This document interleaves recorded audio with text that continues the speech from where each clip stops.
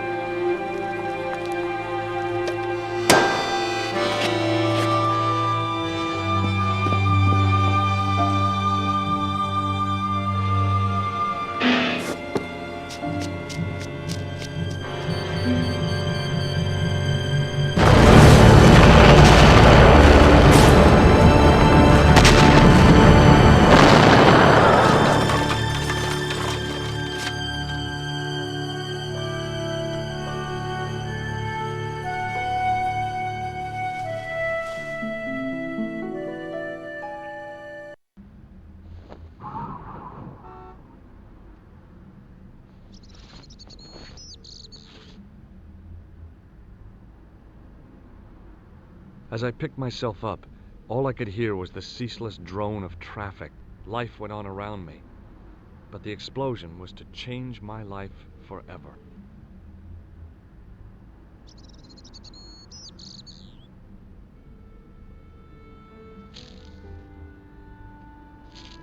The leading article referred to the visit of a Nobel Prize winner from some unpronounceable Eastern European state. That was the only news story. The rest was rumor, gossip, and sensationalism. Then I noticed the writing at the foot of the page. It read Salah ad-Din, 1345.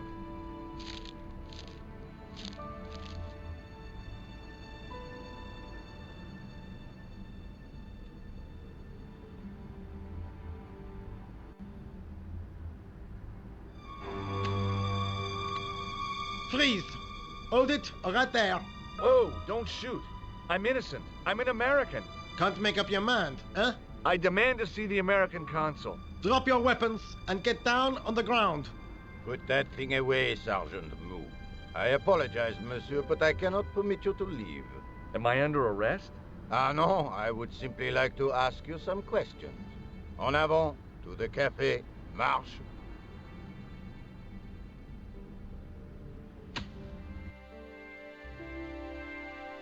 What a mess.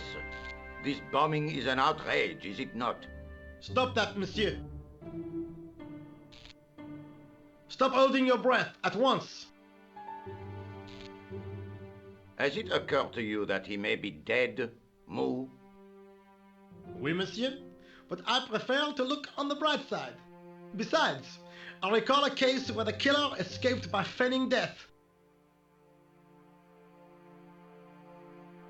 However, in this case, the man is quite dead. Clearly, the killer knew of his presence and... How many times have I warned you about premature extrapolation? All we know is that he is dead. It seemed reasonable to assume... A great detective assumes nothing. Take Maigret, for instance. But he was a fictitious character, monsieur. Why, he was no more real than Poirot or Tintin. That's different, Moo. They were comedy Belgians. Anyway, it is unlikely that even you will learn much from talking to the dead. Examine the girl and take her statement, if you can.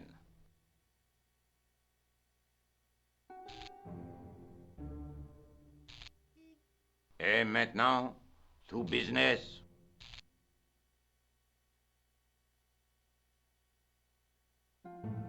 Your name, please?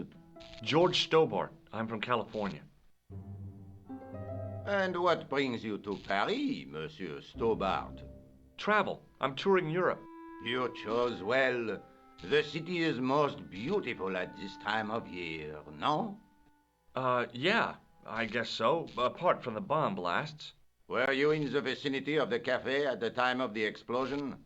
Yeah, I was sitting out on the sidewalk. I was lucky I wasn't killed. The inspector passed over my remark with no reaction. Did you see the deceased enter the cafe?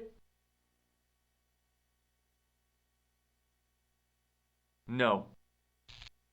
Did you see anyone else in the cafe? Yeah, there was a guy dressed as a clown. He was carrying an accordion. An accordion?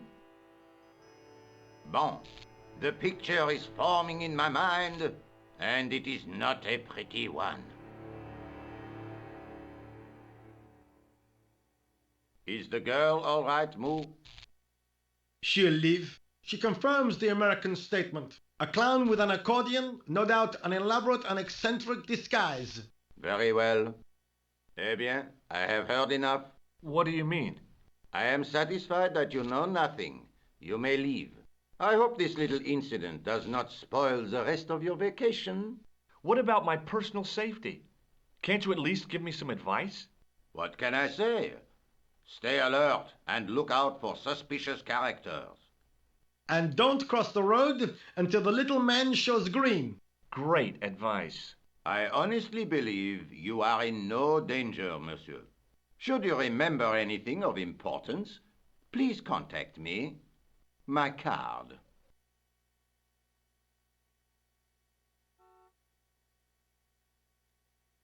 Thanks. That is all. You may go. There's not much to go on, monsieur. On the surface, no. But what lurks inside the subconscious? If the door can only be opened. Are you serious, monsieur? I thought your interest in psychic detection was purely academic. Academic? You are about to witness a scientific breakthrough.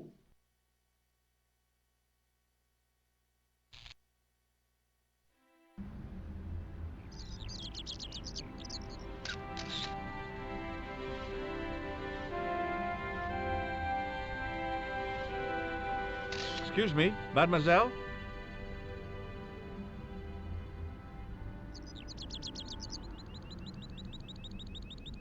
Hi, my name's George Stobbart. Oh, an American by the sound of it. Yeah, that's right, on holiday in Paris. Some holiday, huh? You were here when the bomb went off? Sure was. Sat right out front of the cafe. Did you notice a middle-aged man, maybe 60, with an hat and overcoat? I couldn't believe it. She hadn't even asked how I was feeling. Yeah, he went inside just before the bomb exploded. You weren't related to him, were you? Oh no, nothing like that. I am Nicole Collard from La Liberté. What's that, some kind of nightclub? No, it is a newspaper. You're a reporter? I'm a freelance photojournalist. Say, you can interview me about the bombing. You know, an eyewitness account. Minutes after the outrage that shook the whole of Paris. You know, real-life drama, human interest, that kind of stuff. I'll just stick to the facts, thank you. Did you see who planted the bomb? I know it sounds crazy, but he was dressed like a clown. Oh, God. It's him again.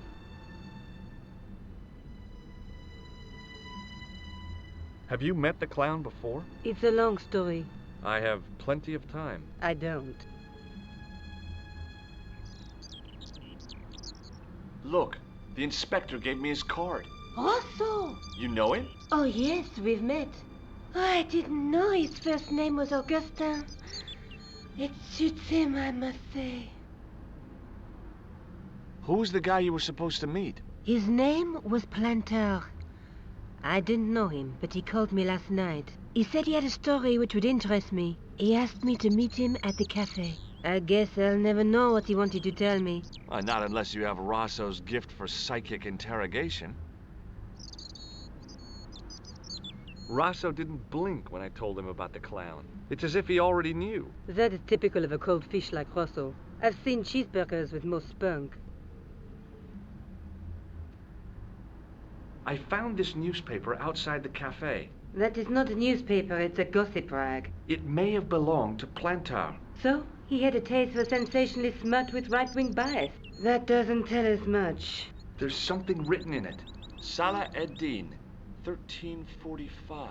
It sounds like a betting tip. The name of the horse and the time of the race.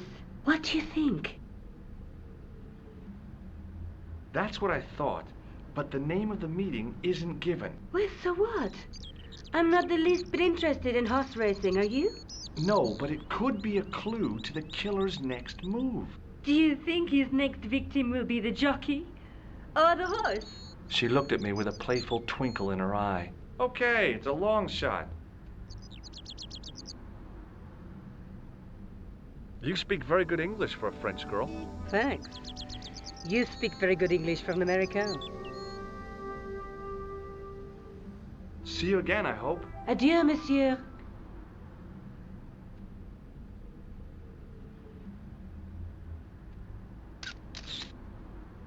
Hey, Nico! What is it? How did Plantar get your name? Through the newspaper La Liberté. I'd written an article linking two unsolved murders. One in Italy, the other in Japan. The cases were remarkably similar. A wealthy victim, no apparent motive, and a costumed killer. Plantar said he could supply me with more information. Why won't you tell me about this clown? Why do you want to get involved? Because he almost killed me. Isn't that reason enough? I guess so. Listen, I'll give you my phone number. You help me with my story and I'll let you in on what I know. And let's get one thing straight right now. This is strictly business. Okay, it's a deal. I have to go develop these pictures. Bientôt, monsieur. Fine, I'll, see you soon.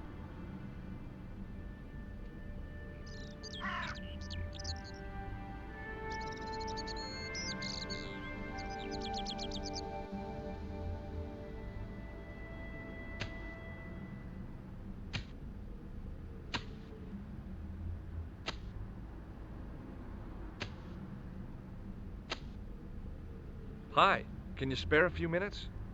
I thought you'd been arrested. No, it was a misunderstanding. When he pulled that gun, gah! I thought that was it. Those automatics pack quite a punch, you know? He made a mistake. He thought I was a terrorist. You? A terrorist? Ha! He was only doing his duty, I guess. Would you like to read my newspaper? I haven't got time to read that. Can't you see I'm busy? You could read it on your lunch break. 10 minutes is all I get. And if my boss had his way, I wouldn't get that. He'd have me on a drip, so I didn't have to stop to eat. Oh, take the newspaper and quit complaining.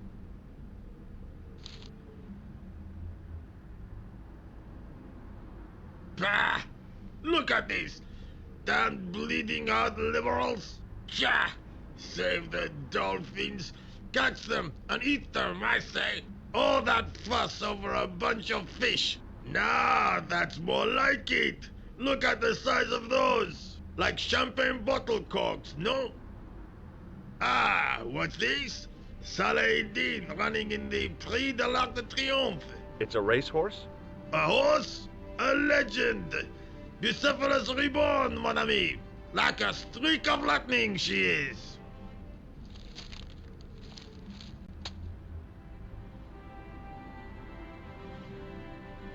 Do me a favor, won't you?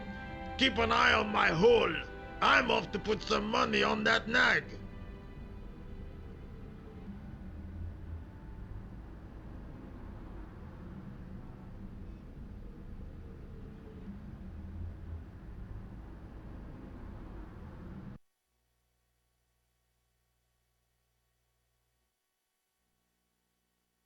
Bonjour, Kula. Oh, hi. It's George Stobbart, the American at the cafe. Ah, oui. You said to call if I could help. Have you any news for me? Well, I haven't had a lot of luck. You found nothing. No. Look, I'm very busy right now. Call me if you have any news, okay? Oh. Yeah, I guess. Adieu, monsieur. Yeah, see ya.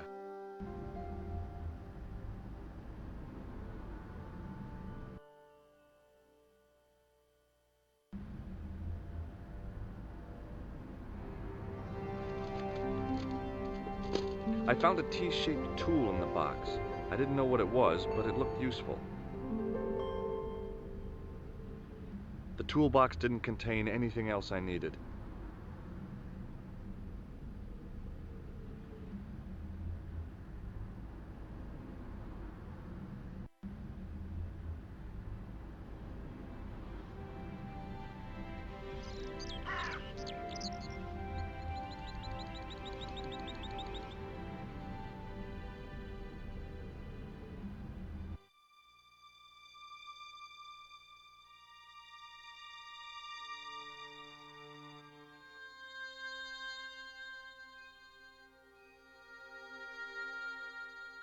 I tried to lift the cover with my fingers, but couldn't gain any leverage.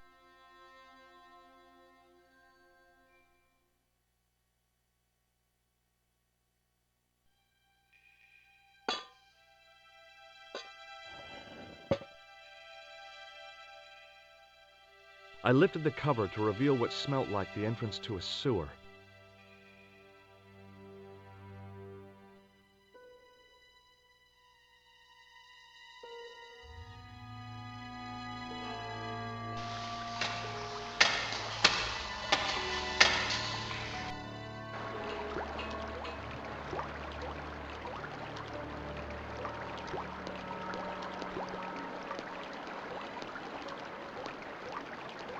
As I picked up the plastic ball, I realized it was intended to be worn. It was the clown's red nose.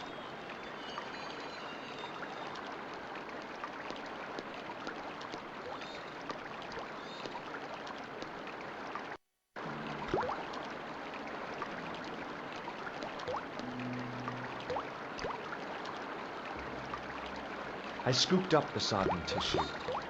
It was cold and greasy, like breakfast leftovers.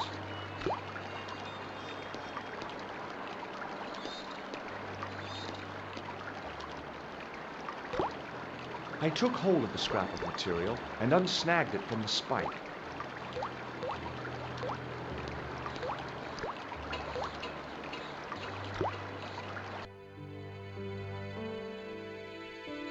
Hi there. Hold it right there, you sewer rat. I knew you'd come back. And now I've got you. What are you talking about? You're trespassing. Come out of there, immediately. That's what I'm trying to do. Give me your hand. Ha! You won't catch me with tricks like that. Keep your distance, monsieur. Okay, okay. Now, what were you looking for?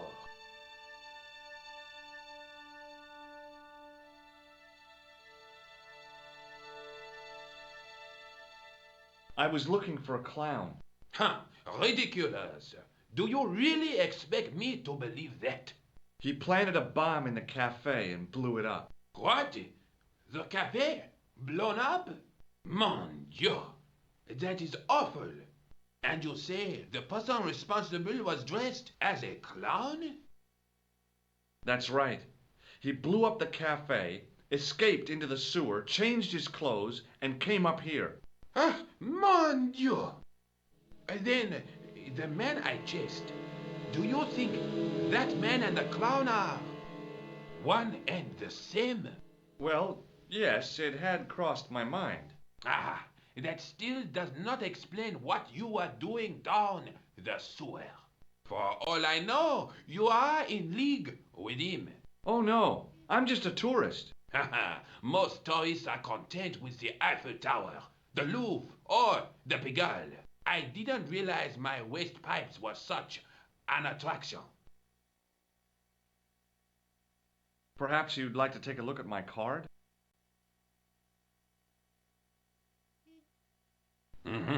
What is this?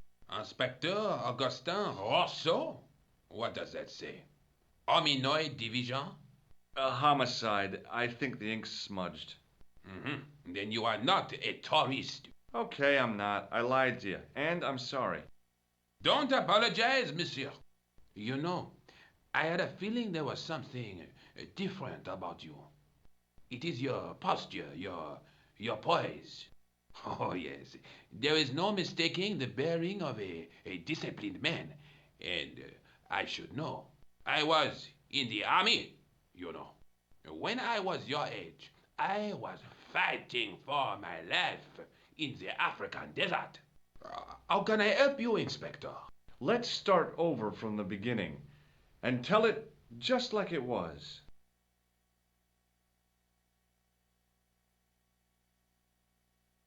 Does this piece of material mean anything to you? Ah, that is the same cloth as the jacket I found. I'd recognize that pattern anywhere. This is the material from the jacket you found, right? Yes, monsieur, without a doubt.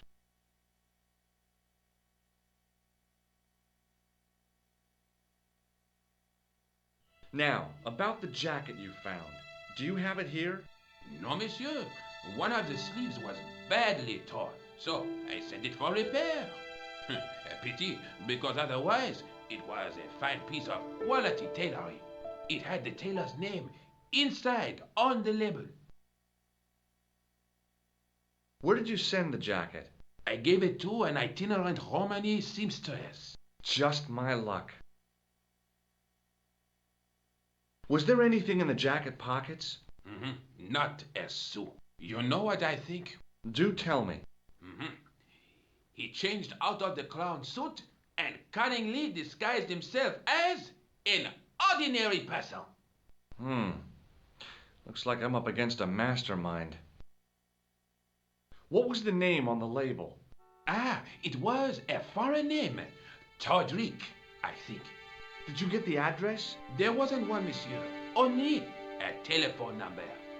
Well, I don't expect you to remember a phone number you've only seen once. 74 98 08 59. You're kidding. That's his phone number? Yes, that's it. A little trick with numbers that I learned in the desert. I was taught the technique by a Tuareg shaman. That's incredible. It comes in handy at the supermarket checkout. Do I get a reward? Honesty, monsieur, is its own reward. Then I'm glad I do not rely on honesty to pay the bills. I have to be going. Thanks to your help, the citizens of Paris can sleep a little easier tonight. Vraiment? I was only doing my duty, monsieur. Good luck, Inspector. I hope you catch that killer soon. I'll let you out.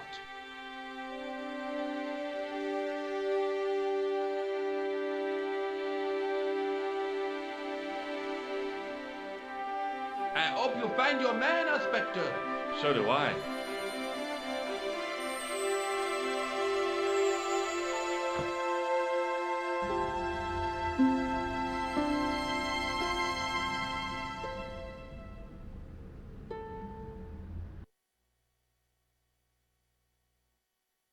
Bonjour, Coulard. It's me again, George Stobbart. Hi, Georges. Any news? You bet. I met a witness who spoke to the clown. And I know where the killer gets his suits. No kidding. Hey, I'm impressed. You are? Well, it wasn't easy. Look, why don't you come here to my apartment? Fine. Where do you live? 361 Rue Jarry. Okay, I'll come right over.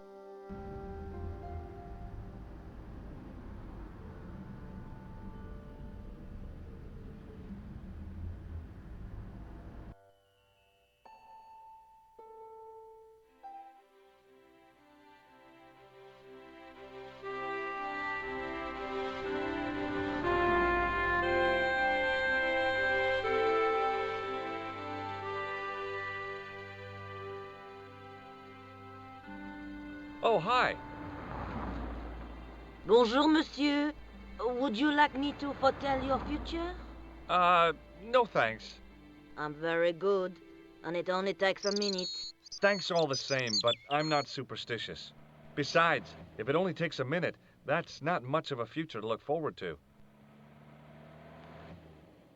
Do you know a young woman called Nicole Collard? Yes, I do. She lives upstairs from me, in the apartment block across the street. The door isn't locked, but you'll need to give it a gentle nudge. It sticks, you see, because of the damp. The landlord said he'd fixed it before winter sets in. He's been saying that for 3 years.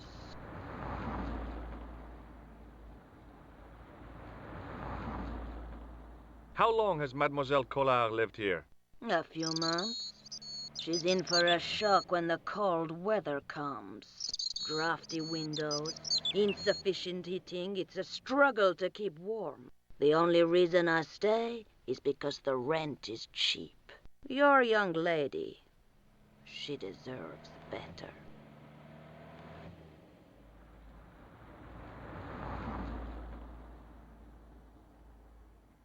See you later. That's right, monsieur. You will.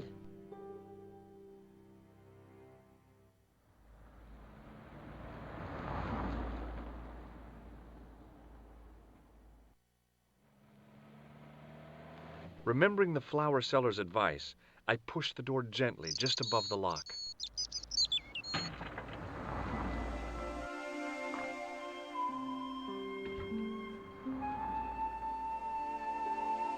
Bonjour. I'm glad you could make it, monsieur. Please, call me George. Fine. I'm Nicole. Take a seat, George.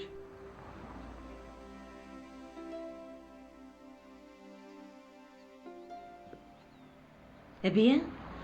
And what have you been up to? I've been exploring the sewers beneath the cafe. I thought I could smell something bad. The clown used the sewer to escape and to change out of his costume. I guess he was in a hurry. He left his jacket behind. And? I got his tailor's phone number. You had better luck than I did. Luck, she said. Luck! Hard work, I'd call it. What happened? I took my photographs to the editor, but he wasn't interested. Can you believe it? He told me to drop the story. But you're not about to do that. Oh, no. I am going to find out what's behind these killings. You know what I think? It's a conspiracy. The police in 3 different countries have kept very quiet about the murders. The press don't connect them at all. They blame them on political, religious, or militant minority extremists. Well, that covers just about everyone.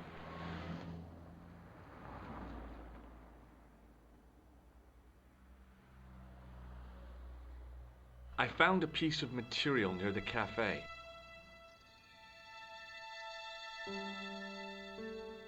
When I showed it to the concierge, he recognized it right away. It's very distinctive, all right. Just wait until you see this. I developed the film I shot at the cafe. Here, George, it's an enlargement I made. Look what that guy's wearing. Checkered pants. The same material as I found in the sewer. That's right. This guy shouldn't be difficult to find. Oh, no? Take a close look at his left cheek. A scar. In the shape of a horseshoe. Oh, a crescent moon.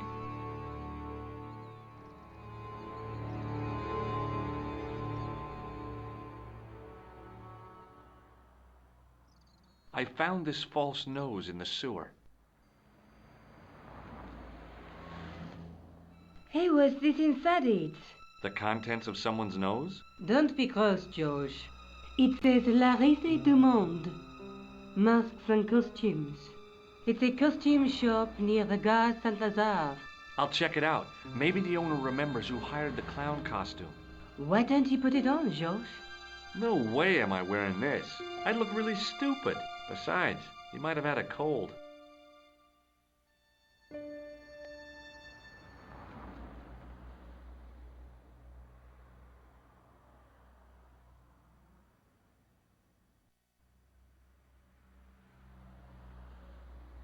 I'm going back out to search for that clown. Where? Well, I guess I could visit the costume shop. Good idea.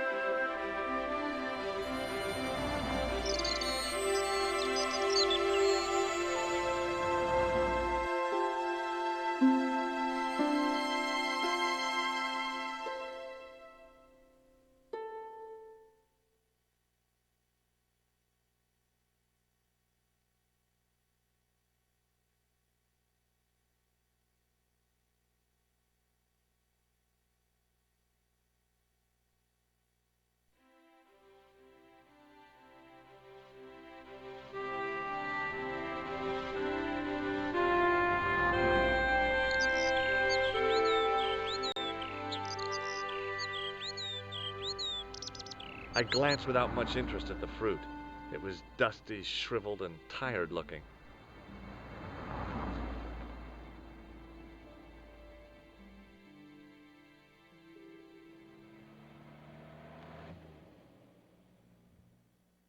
Oh, hi. Hello, my handsome friend.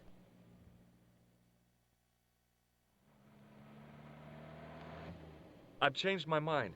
Will you tell my fortune? You're going on a long journey. My, oh my. What a surprise. Can you tell me anything I don't already know? 10 francs, please, my dear. 10 francs? That's a ripoff. Please yourself. See you later. That's right, monsieur. You will.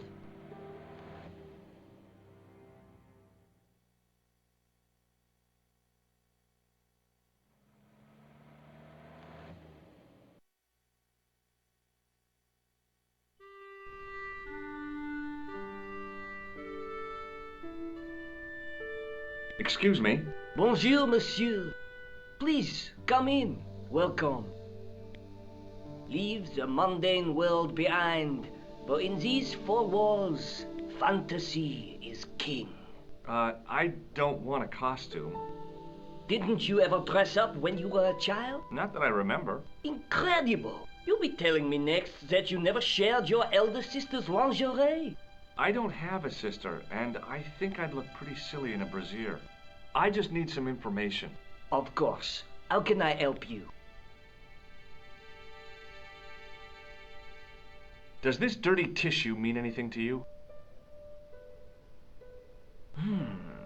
Let me smell that.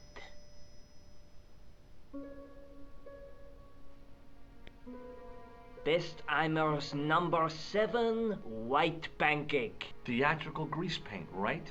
Oui, monsieur. La crème de la crème of Thespian accoutrement. Have you sold any of it recently? Yes, 2 cans. Do you recognize this man? Oui, monsieur. That is the man to whom I sold the grease paint. I remember the scar on his face. He chose 2 costumes, Bozo the clown and Seamus the pixie. A pixie?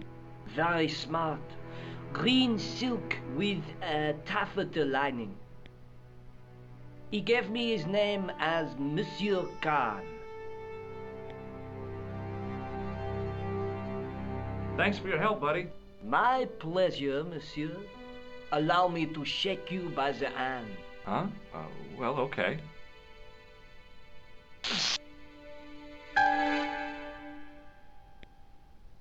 What are you trying to do, kill me? You did not find it amusing? I never saw the funny side of electroshock therapy. Eh bien, it is yours to keep. A gift? Do I need a license? No, but I give you a word of warning, monsieur. What?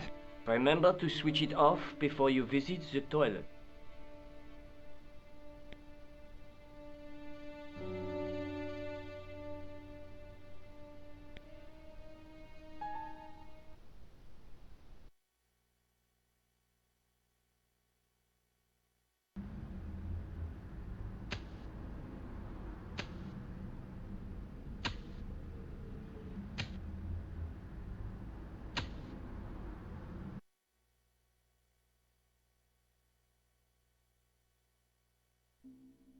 Hello?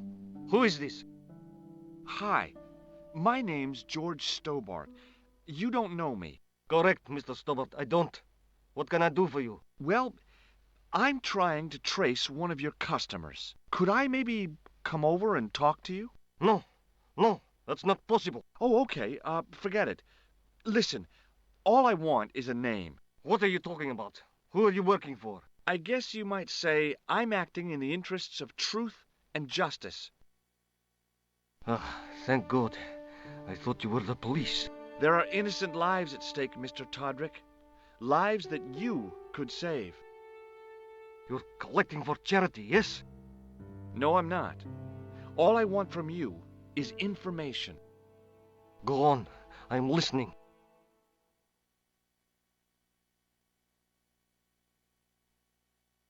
The man I'm looking for is called Khan. He bought a suit from you, remember? Mr. Khan. Yes, I remember him. Yes, I delivered the suit to his hotel. The Hotel Ubu. I don't remember the room number. It was upstairs. The second room on the right-hand side of the corridor. Thanks, Todrick. That's all I wanted to know. Now I've got you, Mr. Clown.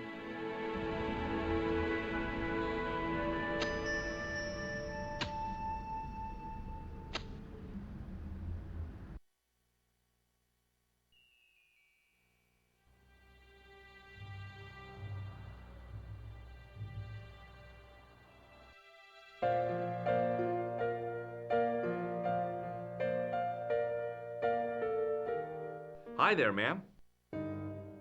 Well, hello. What can I do for you? I'm looking for a man. You disappoint me, my dear. For one foolish moment I thought... But never mind. Aren't you going to tell me your name? George. George Stobbart, ma'am. How sweet! I once had a stable boy called George. I am Lady Piermont. The common reaction is to kneel and stutter, but it's not obligatory. A real lady? I mean, you're an honest-to-God aristocrat? Oh, I don't know about that. Few of my ancestors are honest, not even to God. I can trace my family back to the Normans, but don't let that intimidate you, George. Beneath that impressive pedigree, I'm just flesh and blood. The blood may be blue, but the flesh is the plump beef of old England, so to speak. You appear distracted, George. Is there any way I can help you?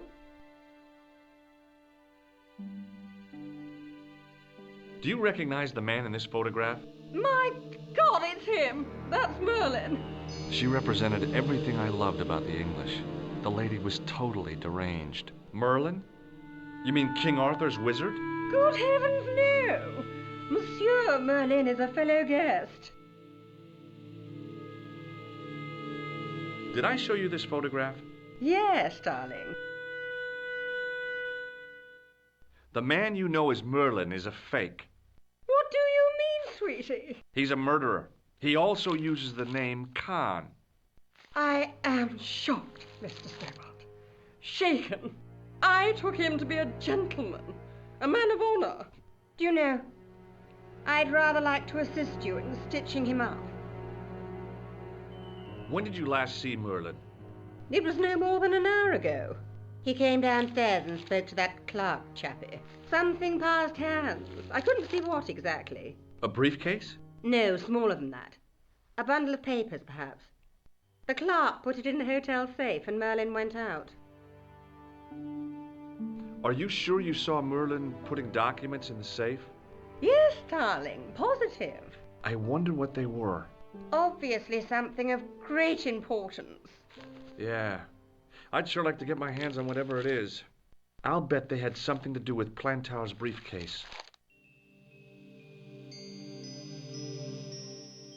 Has Merlin returned to the hotel? No, he hasn't. Are you going to search his room? If I could get in there, I would. I have to go, ma'am.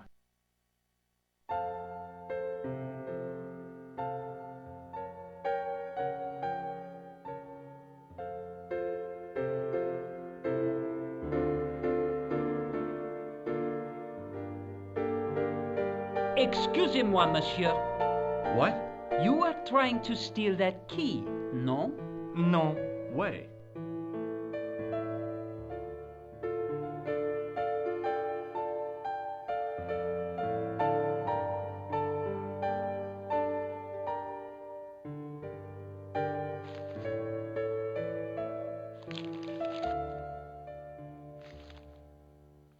Hi, ma'am. Hello, George. What can I do for you now? Would you distract the clerk while I borrow a key? Are you asking me to aid you in a criminal act, darling? I guess I am. Good heavens, I must be dreaming. I don't think so, ma'am. Now tell me, why do you want to get into that room? I'm hoping it's the key to Merlin's room. Well, how can I refuse? I shouldn't think my feminine charms would be much use in this case, but a good dose of English arrogance might do the trick.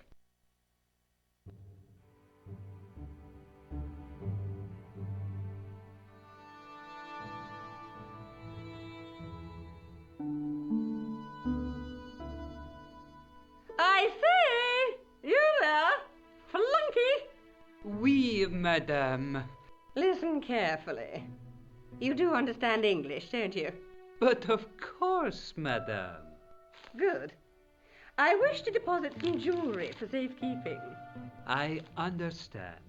Are you quite certain? Oh, bien sûr, madame. Over to you, my dear.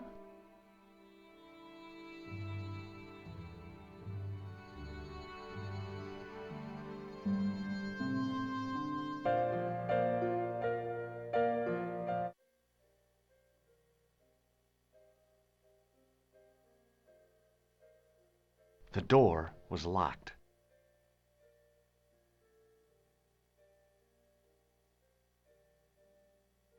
Maybe it wasn't the right room, but this was the right key.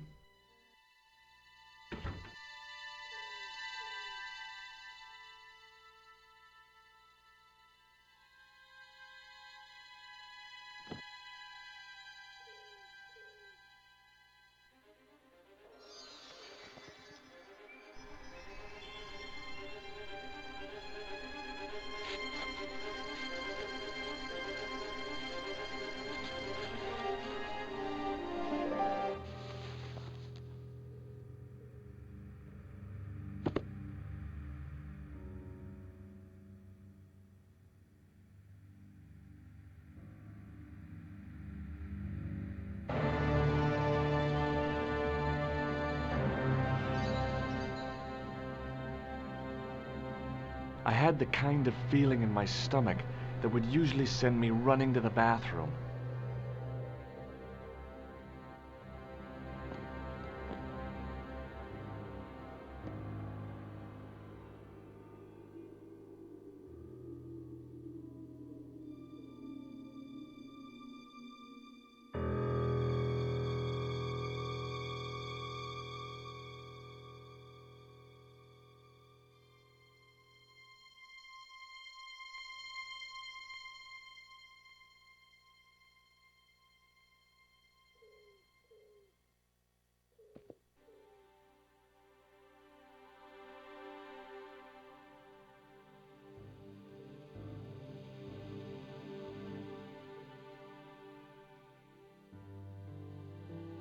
I couldn't believe my luck when I found 2 items in the pockets of the pants.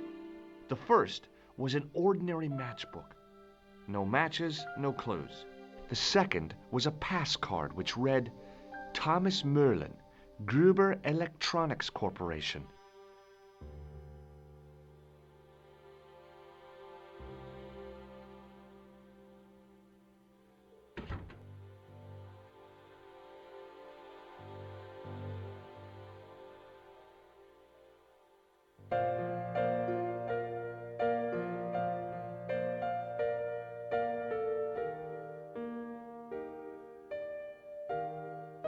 There was no one registered under the name of Khan.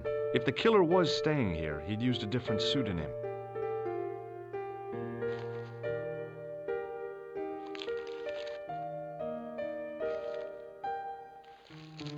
I want some information. Who are you? The police? I'm conducting a private investigation. Ah, I know only too well what you mean. That is one of the drawbacks of the catering business. When people book into an hotel, they leave their morals at home, no?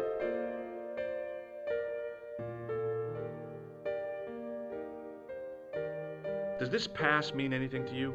That is Monsieur Merlin's property. That's right. Merlin the murderer. I want to see what he's left in your safe. Impossible. I cannot betray his confidence, no matter what you say he's done. You're making a big mistake. Maybe. I can live with that. I'd like to retrieve something from your safe.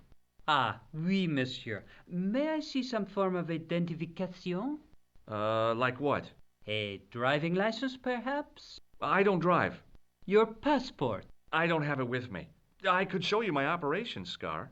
I'm sorry, monsieur. I must have some form of unique ID. You won't find a more unique ID than my scar. I'm sorry. I must insist on a more traditional identification. Rats. Thanks for your help, buddy.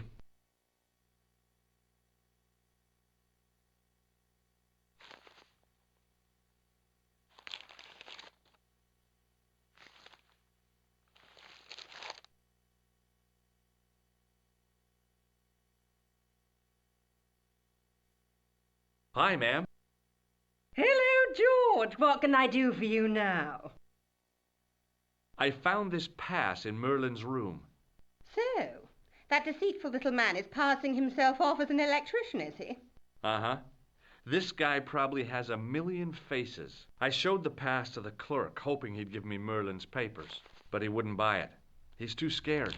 I'll give him something to be scared of. Follow me, George!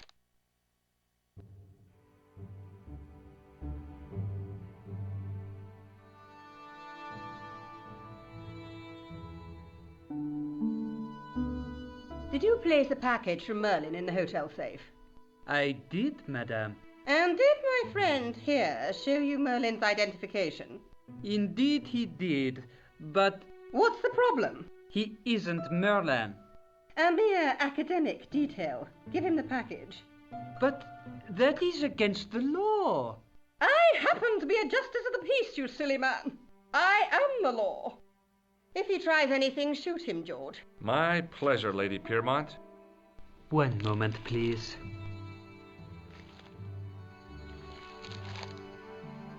You know, I haven't enjoyed myself this much since Greenham Common. I don't know what I would have done without you, Lady Piermont. Voilà, monsieur. Le manuscrit de Monsieur Merlin. Thanks. How satisfying. An Anglo-American alliance that actually worked. The clerk had given me a tightly rolled sheet of parchment. I decided not to unroll it until I was safely back in Nico's apartment.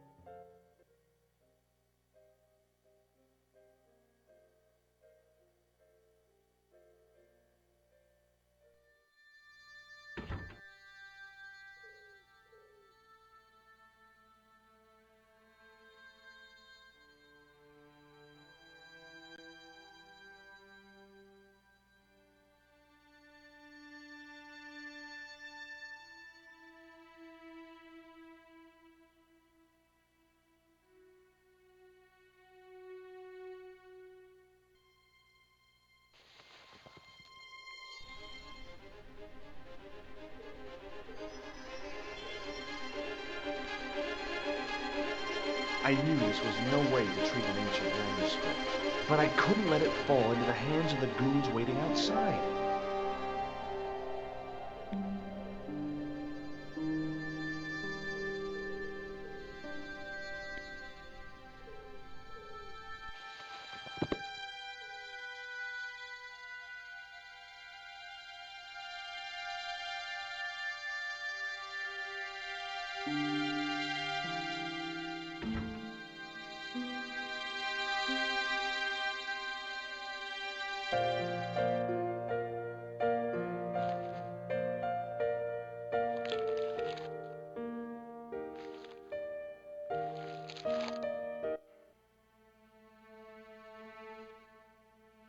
Just a minute, monsieur.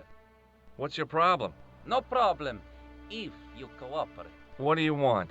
Just a routine security check. Nothing to worry yourself about. Oh, well, all right. Search him, Flap. You bet. Hey, knock it off. Get off, you big ape. Nothing, Guido. Zilch. Our apologies, monsieur. What? I had to report you to the authorities. Round here, we are the authorities. You want I should break his arms? No. Let him go, Flap.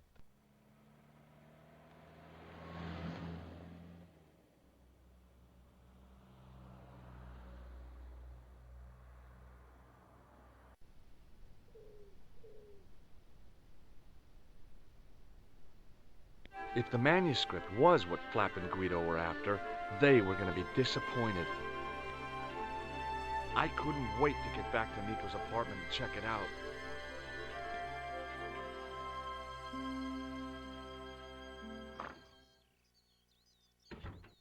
You're just not going to believe what I've found.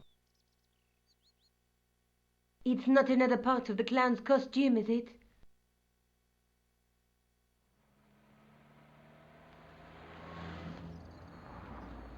It's a medieval manuscript. Khan left it in the safe at the U-boot. It's incredible. Is this what he took from Plantark? It could be, which means it's worth enough to kill for. Look there, 2 guys on the same horse. Oh, yeah. Maybe they couldn't afford one each. What of it? Have you ever heard of the Knights Templar? Their official seal was an image of 2 knights sharing a horse. Whatever this manuscript means, it's connected with the Templars. How come you know about these knights? I learned about them while writing an article on the Crusades.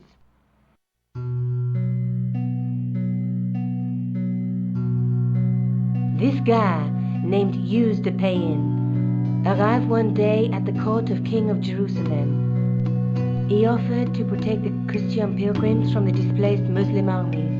The king would be able to guarantee safe transit to Christians in the Holy Land. Safer journeys meant more pilgrims, and pilgrims meant trade and wealth. The Templars proved invaluable to the king as a mercenary army. It was said that they never asked how many the enemy numbered, just where they were. And as the years went by, the Templars grew in wealth and numbers. They were so rich, even kings came to them for loans. But at the height of their power, they fell foul of the King of France. He rounded them up and turned them over to the Inquisition. Thousands of Templars were subject to torture and confessed to heresy. Of course, at the hands of the Inquisition, there wasn't much they wouldn't confess to. The last Grand Master Jacques de Molay was burned alive. But the treasure of the Knights Templar was never found.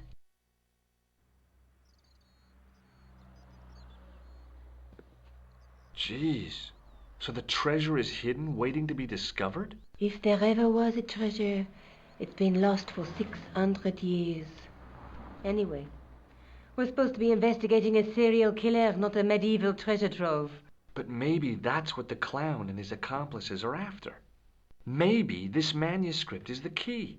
You'd better leave it here for safekeeping. Think about it, George. One guy's already died for it, as you said yourself. Besides, that parchment is fragile. Okay, I'm convinced. You keep hold of it.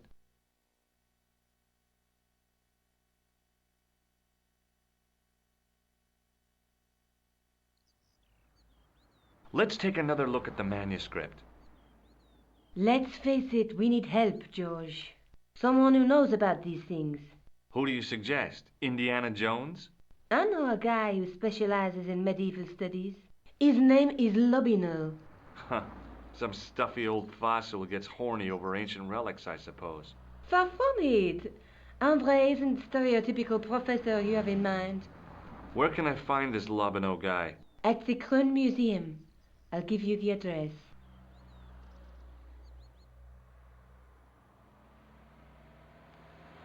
Maybe I'll check out the Kroon Museum. I'm sure you'll find it useful, George.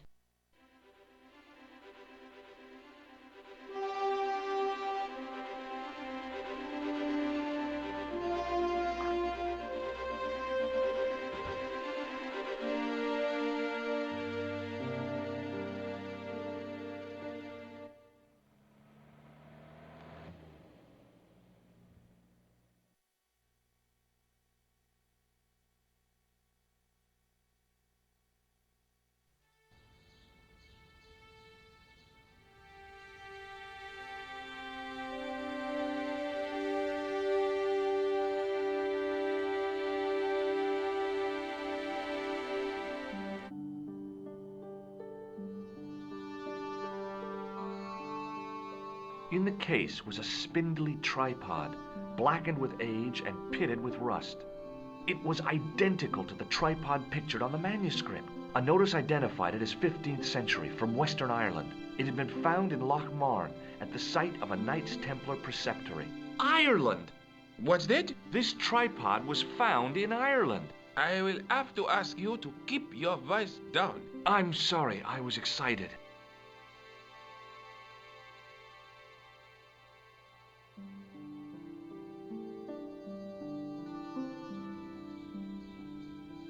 The tripod was definitely the one on the manuscript. The Templar connection confirmed it. I was tempted to go to Ireland to check it out.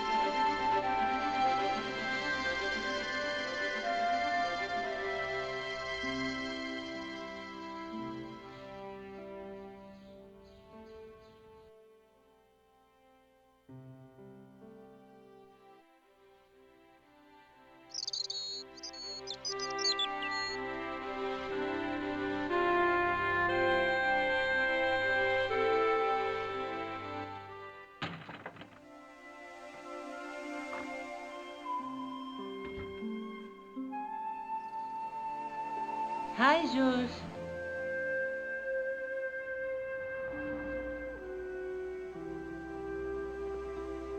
I found the tripod. Where? In the museum. It belonged to the Templars. It was dug up in Ireland at a place called Loch Marne. I have heard of Loch Marne. I read an article about the castle. Take a look for yourself.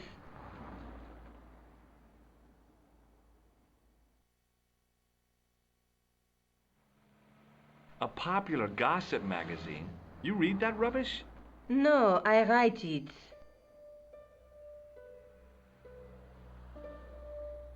Professor Nigel Pegram, excavating the medieval castle at Loch Marne. That's strange.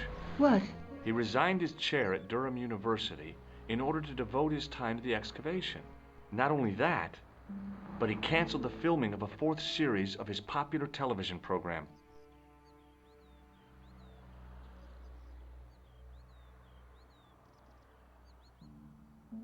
This site at Loch Marne must be awful important to him. He's a professor of history. They're all cuckoo. All the same, I'd like to talk to this Professor Pegram. How do you feel about a trip to Ireland? Disappointed. Huh? That I won't be going. I want to follow up the Bellotta case. If you really think Pegram's dam is important, why don't you visit Loch Marne? On my own? I'm not so sure about that. Where is Ireland exactly?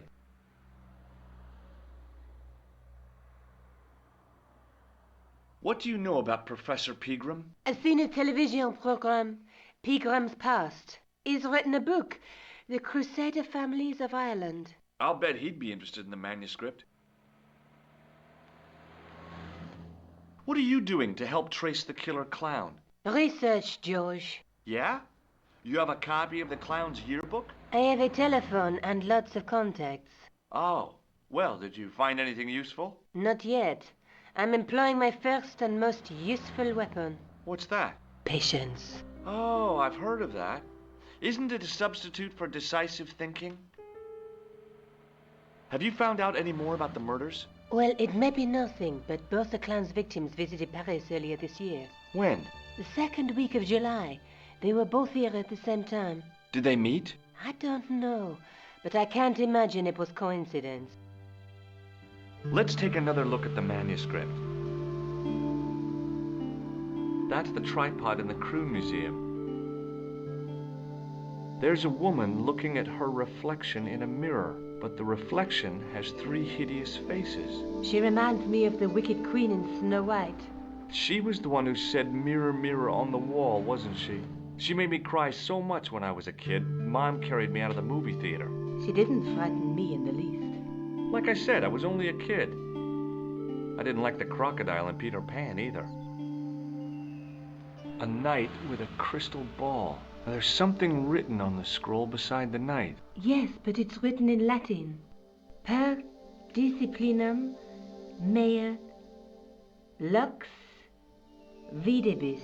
By my teachings, you will see the light. You speak Latin? Where did you learn a trick like that? A trick? I studied law, okay? I can read Latin. Ma, you're touchy. Tell me that again. Through my teachings, you will be enlightened. There's a guy working on a loom. He's weaving a carpet or a tapestry. Or a duvet cover. It's a clue to a place, I reckon. Somewhere famed for weaving and ships. Where folk live in barrels? It beats copper boxes. There's a guy with a sword and a bull. The only mythological bull I know of is the Minotaur, but he was only half bull. I don't think I'd like to be half a bull, even if it was the bottom half.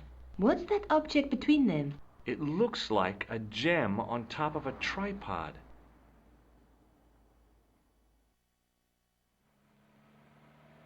I'll see you later. Okay.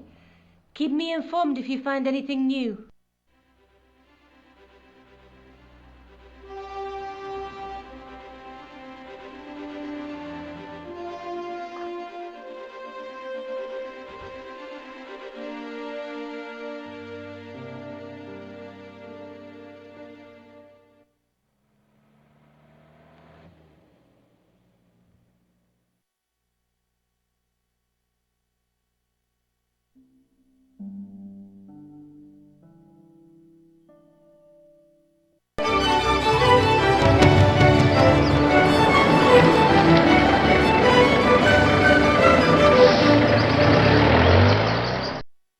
Several hours later, I arrived in Ireland, the Emerald Isle. I'd been lucky to get a bus from Dublin to the tiny village of Lochmarn. On the way out, the driver told me there was only one service a day.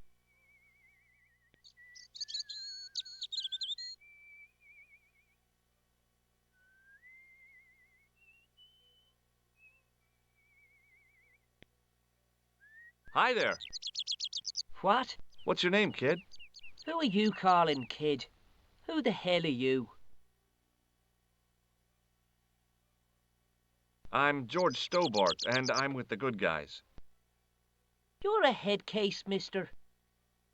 A few sandwiches short of a picnic. Cut the crap and tell me your name. Liam McGuire. What are you doing hanging around the bar, McGuire?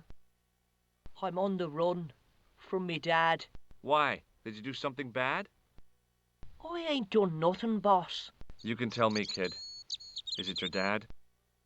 Oh, sir.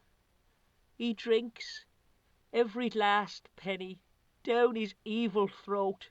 And there's me poor old mother, bedridden and dying of presumption. I tried to buy her medicine. Chopped firewood for Father Mahoney till me fingers bled. The old skinflint cheated me too. But I took the pennies he gave me back home.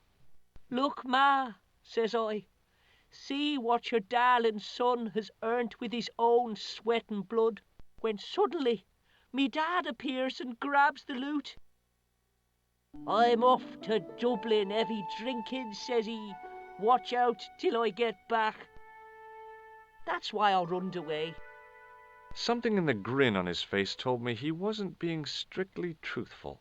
Compared to him, Huckleberry Finn was a candidate for Altar Boy of the Year. Do you know a man called Pegram? Can you describe him like on the telly in the cop shows? He's an English archaeologist.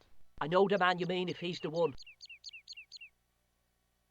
Can you tell me where I'd find Pegram? No, I can't, 'cause he's not here now, but if I sees him, I'll ask him.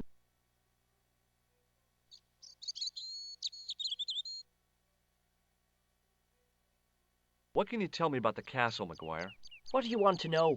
Well, can I get inside? No, it's locked up. Does anyone live there? No, only... What? Oh, nothing. You know something about the castle you're not telling me, don't you? No. What is it you're covering up? Is it something you're scared of? I ain't scared of nothing. I'll give you one last chance to tell me about the castle. Oh, yeah? And what if I don't? Then I'm taking you back to school. Oh. There's a ghost. It's called the Phantom of Lochmarn. Have you seen a guy dressed as a clown? Here in Lochmarn, they all dress like clowns. The man I'm looking for is a dangerous psychotic. Jesus. It's just like that film I saw. There's this clown, see, and he's after this kid who saw him kill a guy. He tries to warn the sheriff, only no one believes him. Then, while he's in the tub, the clown cuts him up with a chainsaw. My God, that doesn't sound suitable for a kid like you. Who are you calling a kid? I'm 25. Yeah, right. You're not a day over 14. Oh no, it's 25 that I am. Married with a car and 3 kids. 10 kids if you count the wives. Do you know what Pegram was doing in the castle? Digging for buried treasure. Jewels and gold and skeletons, like in the films. Do you know anything about Pegram's dig? He wouldn't let me anywhere near it. I offered to help, but he chased me off. I didn't want to see his smelly old hole anyhow. Did anyone from the village work at the dig? Pegram brought some students and bums with him. He reckoned no one in Lochmarn would know what to look for. The only local guy who worked for him was Sean Fitzgerald. What does this Fitzgerald guy look like? Big head, big ears, and face irons. What? You know, spectacles, glasses. He's blind as a bat without him. You're not telling me you believe in ghosts, are you? Mister, I seen it with me very own eyes. Last Tuesday night, I went up to see what that dig was about. I just reached the top of the wall when I hears this awful noise. What sort of noise? A horrible snuffling and snorting, like O'Brien's pig, only worst. It was coming from inside the castle. Did you find out what was making the noise in the castle? No fear. I just sat there on the wall like Humpty Dumpty. The moon was cracked and greasy like an old dinner plate. The yard was full of shadows that could have been hiding anything. I would have gone home, but me legs had lost their stuffing. Did you get to see the ghost? Indeed I did. And a fearsome sight it is too. I sat on my arse, waited while the moon went down. Then out it comes from the shadows, all grey and tattered and hunched over like an old bent willow. Then I hears this spluttering and splashing and horrible laughter in the dark. I was so scared. Why, I fell off the bloody wall. I'm sure there's a rational explanation for what you saw at the castle. There is. The bloody place is haunted. See you later, kid. Okay, mister.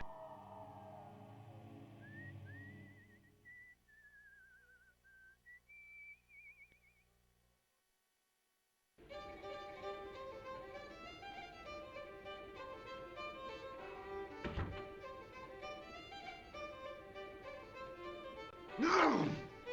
The man's arm lay across the towel, preventing me from moving it. No! Careful!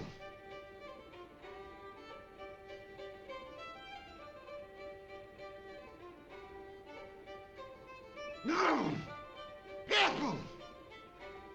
Hi, my name's Stobbart, George Stobbart. No! Hello there, mister. Careful! What can I do for you? Can you tell me anything about the castle on the hill? Oh, I don't know much about anything. You should ask Mr. O'Brien here. He does joint up writing. Would you be one of them history fellas yourself? That's right, Professor Stobbart, Miskatonic University. You're an archaeologist, and you're asking us about the castle. Excuse me, Mr. O'Brien. The gentleman was talking to me. How come you didn't leave with the others? I didn't know they'd gone. Oh, yes. Packed their spades and shovels and away they went. Seems I missed all the excitement. What excitement? Professor Pegram's discovery. Haven't you heard? No! Careful! Do you know anything about Pegram's excavation? Only that he didn't have the right tools for the job. What he needed was shovels and a JCB. Pegram was digging for historical remains, not coal. Is that a fact? What the hell for? It's the science of archaeology, Pat. Understanding how people used to live by what they've left behind. One day archaeologists might be digging up our remains. Imagine that, Mr. O'Brien. I wonder what they'll find. Well, it won't be arrowheads and beakers. Fast food cartons and flavored condoms, more likely. Bye for now.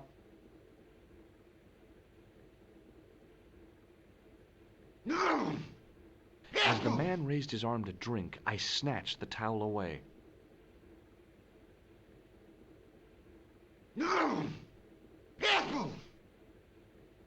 Hi there, old-timer.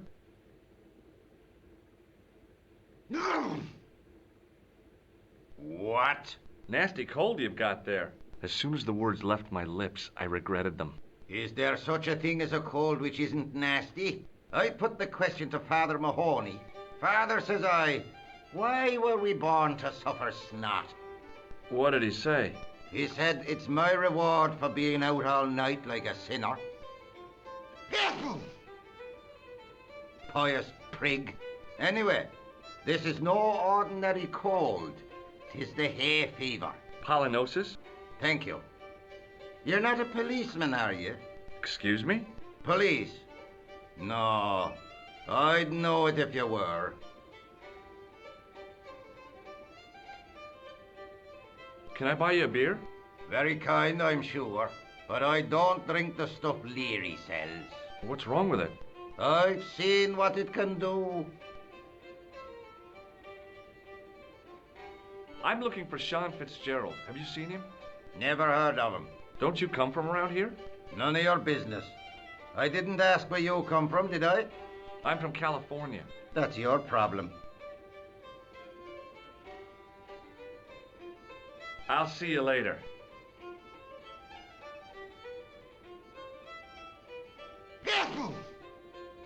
Hello again.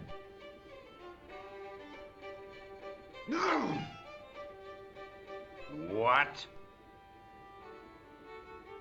What's that you're making? It's a necklace, me bucko. Oh, sure. Made out of steel wire? That's right. A necklace for my pretty one. When my little lover feels it round her slender neck, she'll be mine. All mine. If I was a woman, I wouldn't think much of a wire necklace. It's not made for a woman. I've got my sights on tastier dishes than women. Flesh as smooth and tender as a maiden's. Bones as soft and white as a newborn babe's. Rabbit, lad. That's what gets my juices flowing.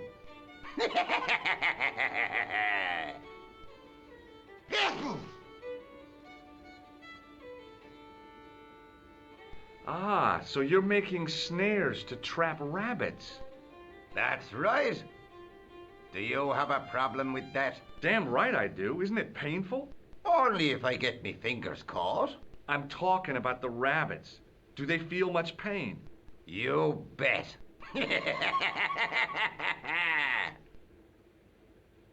I'll see you later.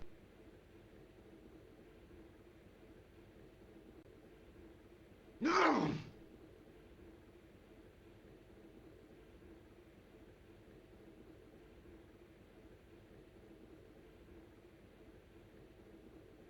No! As soon as the old guy looked away, I grabbed his piece of wire.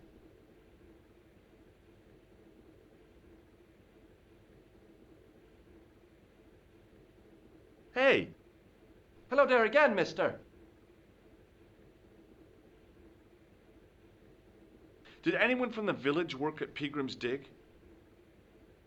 I tried it myself, but that high and mighty history man called me incontinent. No! What a nerve. Hadn't I dug more holes than the rest of them put together? Is it true that Pegram found a valuable gem? What? First I heard of it. Where have you been, Pat? That gem is the talk of every town from Lochmahon to Ballydoon. Nobody told me. The lucky sod. So that's why he scampered.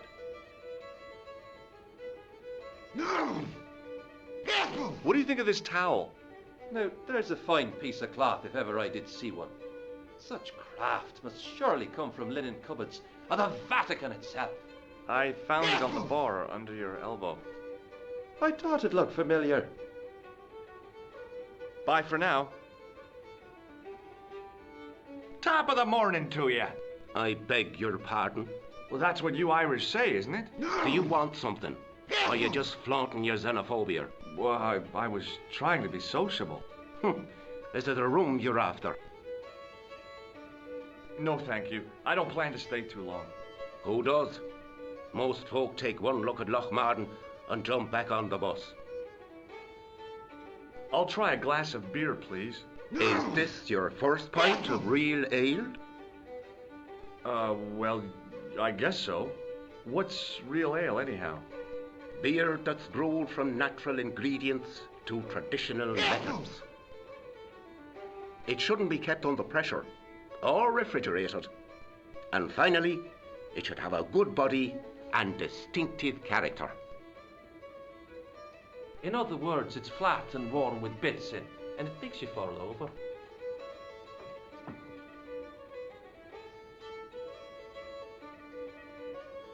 Thanks.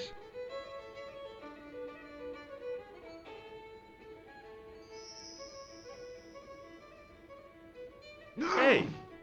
Hello there again, mister. Oh, nothing really. Hello there. My name's George Stobbart. Pleased to meet you, I'm sure. I'm O'Brien. Can I help you? Do you know Sean Fitzgerald? Yes, I do. What do you want with him? I want to talk to him about working at the dig. What makes you think he did? The boy outside told me. I can't imagine anyone employing Sean Fitzgerald on a dig. He wouldn't know a post hole from his elbow. Goodbye for now. Hey! Hello there again, mister.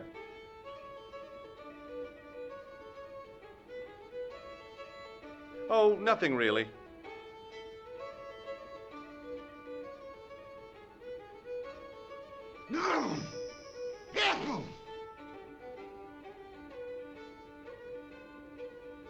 I was about to reach for the pump when I came to my senses. A rash move like that in a strange country with strange customs could be my last.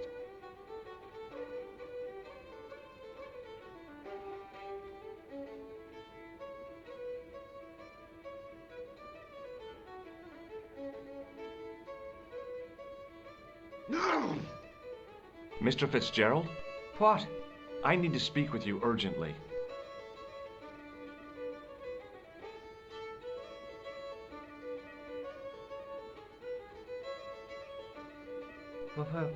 What's the problem? Do you know Professor Pegram?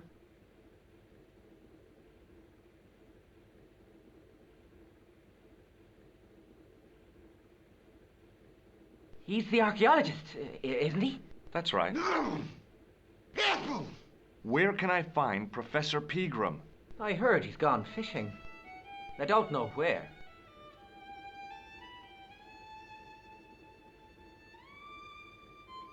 Did you work at Professor Pegram's dig? What gave you that idea? McGuire says you did. You don't believe that damned hooligan, do you? Why not? His probation officer could tell you a tale or two. Have you heard about the gem which Pegram found? I heard a rumor, but you can't believe everything you hear or see, can you? Can I get you another drink? Oh, no, thank you. I shouldn't be drinking at all. I'm on tablets for my nerves. More than a pint and I'll pass out. What can you tell me about the castle? There's nothing there. Just an old ruin. How old? I really couldn't tell you. Have you ever explored the castle yourself? I used to play there sometimes. when I was a kid. Then one of the little uns fell off the wall, broke his head and died. We didn't go there anymore. You haven't been up there recently? No.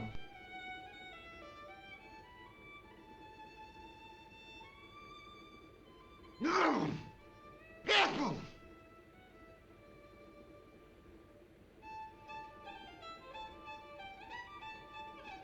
See you later. Careful!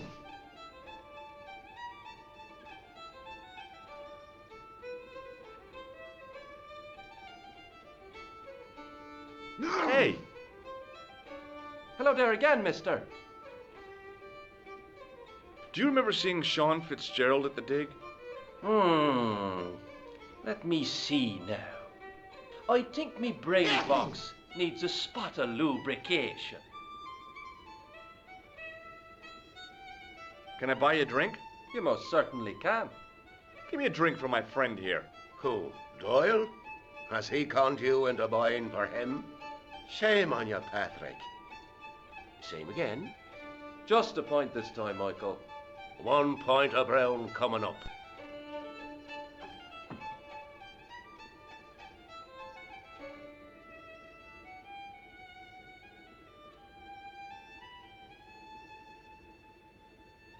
Do you remember Sean Fitzgerald now? I can picture the scene as if it was only last week. Come to think of it, it was only last week. Fitzgerald was there all right. Him and a bunch of students. He was speaking with the boss man. No! Bye for now. Careful!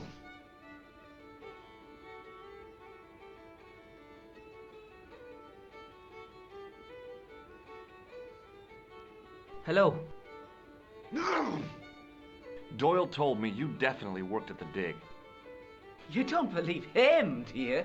Patrick Doyle is a moron and a scoundrel. Even so, he saw you talking to Pegram. You can't prove that, mister. See you later.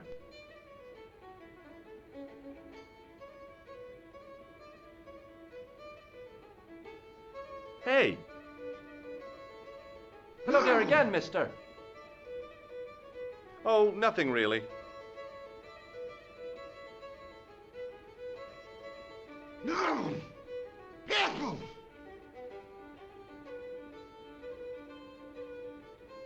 Hello. Sorry to bother you. No!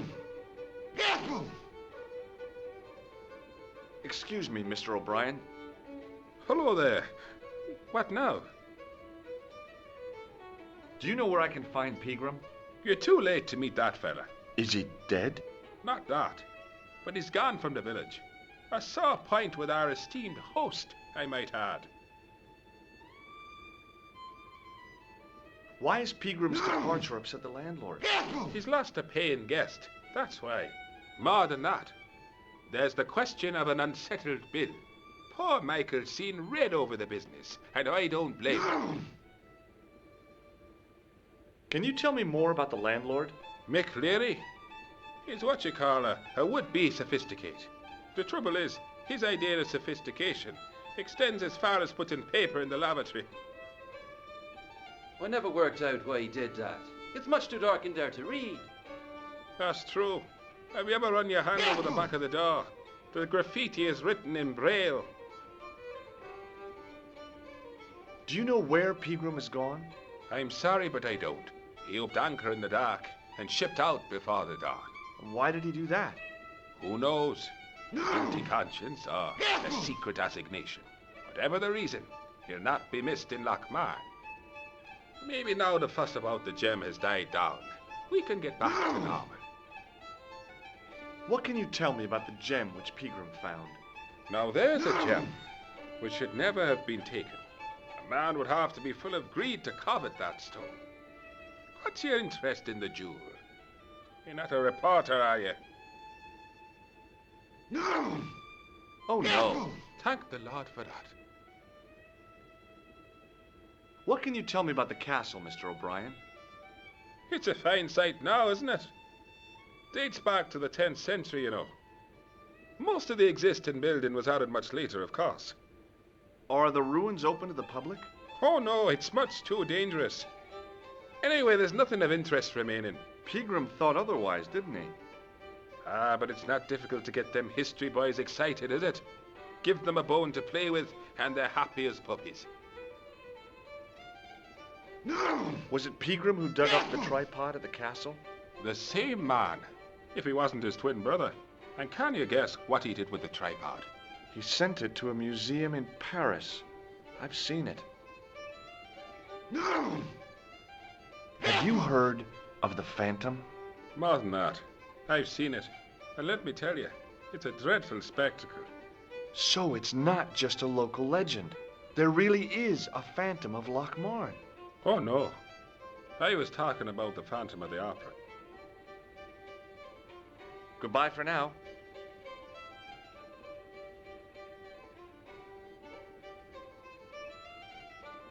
Hello. Sorry to bother you.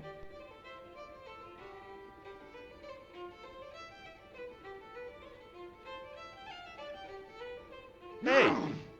Hello there again, mister. Oh, nothing really. Excuse me. Yes, sir? Do you know Sean Fitzgerald very well? I know him enough not to sell him more than 2 pints. He's like a kid when he gets a few beers inside him. I'm not surprised. He's on medication for his nerves. There's nothing wrong with his nerves. He's just screwy. Thanks.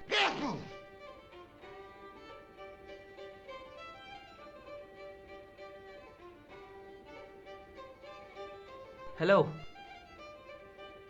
Sorry to bother you.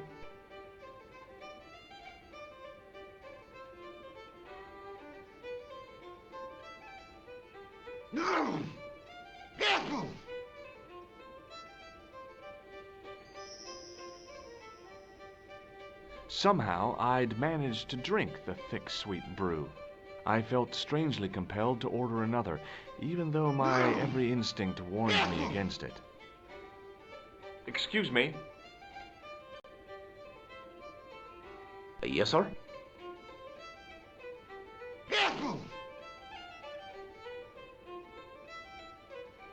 Do you know a man called Pegram? Indeed I do. Are you a friend of his, by any chance?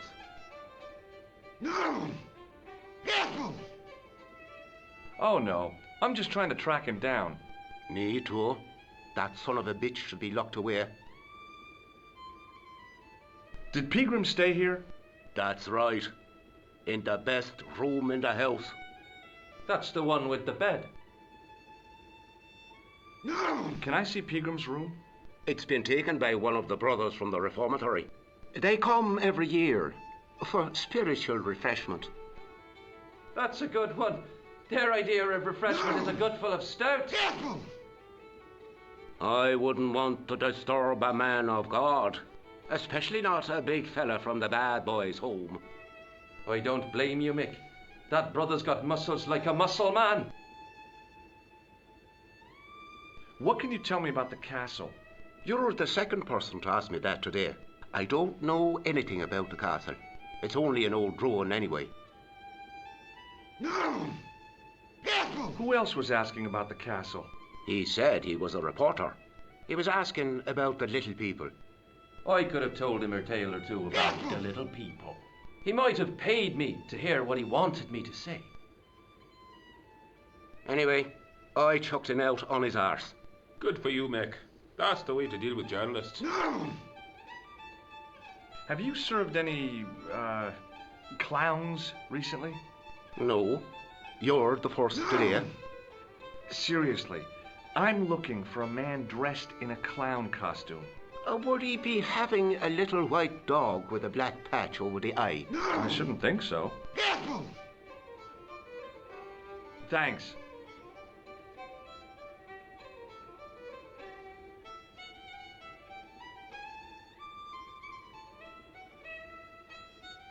Hello.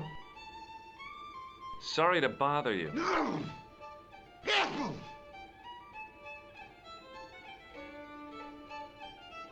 Hey! Hello there again, mister. Oh, nothing really. Excuse me, Mr. O'Brien. Hello there. What now? Oh, nothing.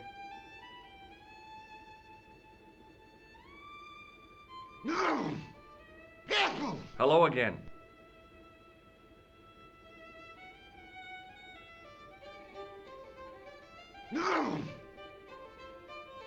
What? Did you ever see Fitzgerald at Peagram's dig? I never heard of either of them. Do you know Peagram, the archaeologist? That's the scrawny fellow who was poking around at the castle, isn't it?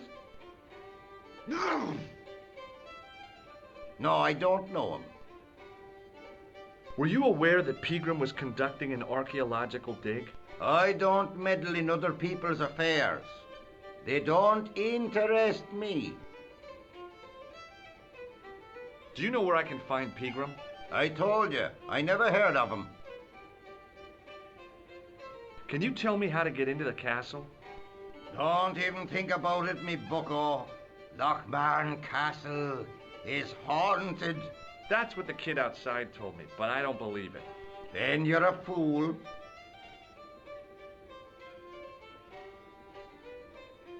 Ghosts don't bother me. I still want to visit that castle. You can't. It's not open to the public. There's no one around to stop me, is there? That's right. Nothing human, anyhow. Have you ever seen the ghost? To be sure. With me very own eyes. Can you describe the ghost? It was horrible. A wee stunted beast, long beak, straggly, flappy wings. Are you sure it wasn't a wild animal? A rabbit or a skunk or something? Skunk? In Lochmarn? That'll be the day. No, that was a ghost, to be sure. I think I know what you saw on the castle wall. I know what I saw. I don't think so. It was the kid, McGuire. What? He was up on the wall last Tuesday night. He thought you were the Phantom of Lochmarn. Oh! I'll see you later.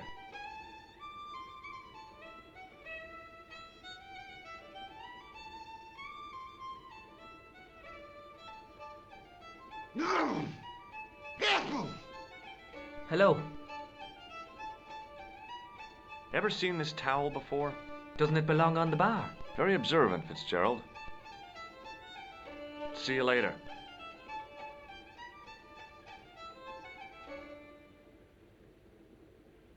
Somehow, I'd managed to drink the thick, sweet brew. I felt strangely compelled to order another, even though my every instinct warned me against it.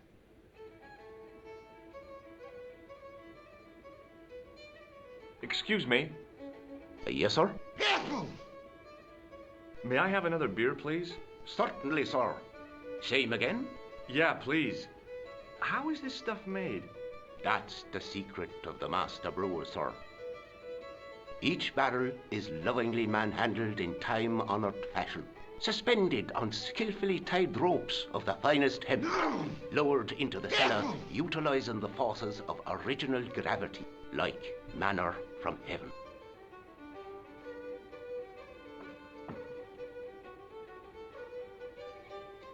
Thanks.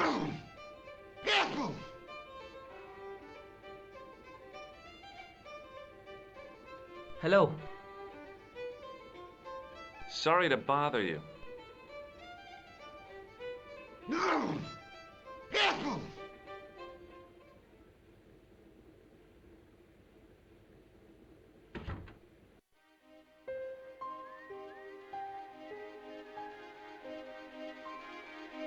I tugged at the plastic cover, but it didn't move.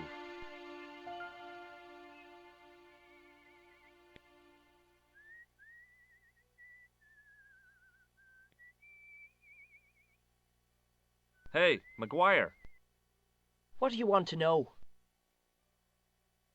Are you sure Fitzgerald worked at the dig? Oh, yes. It was him, all right. Would I tell a lie? Well, he denies it.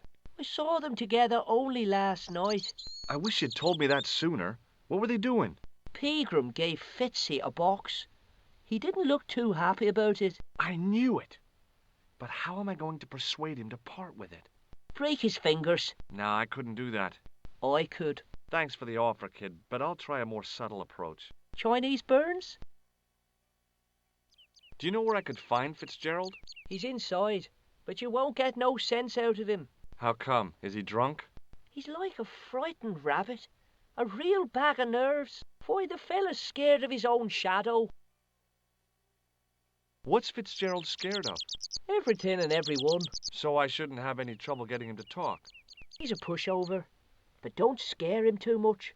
Try the soft touch. Butter him up a bit. See you later, kid. Okay, mister.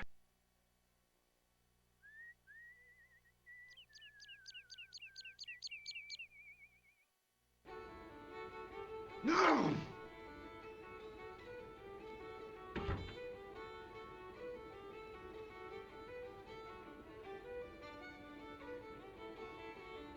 Hello. McGuire says he saw you working at the dig. What's more, he saw you talking with Pegram. No! Careful!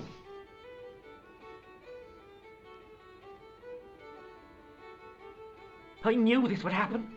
I knew I'd get caught. Just my luck. Grasped up by a delinquent and a dimwit.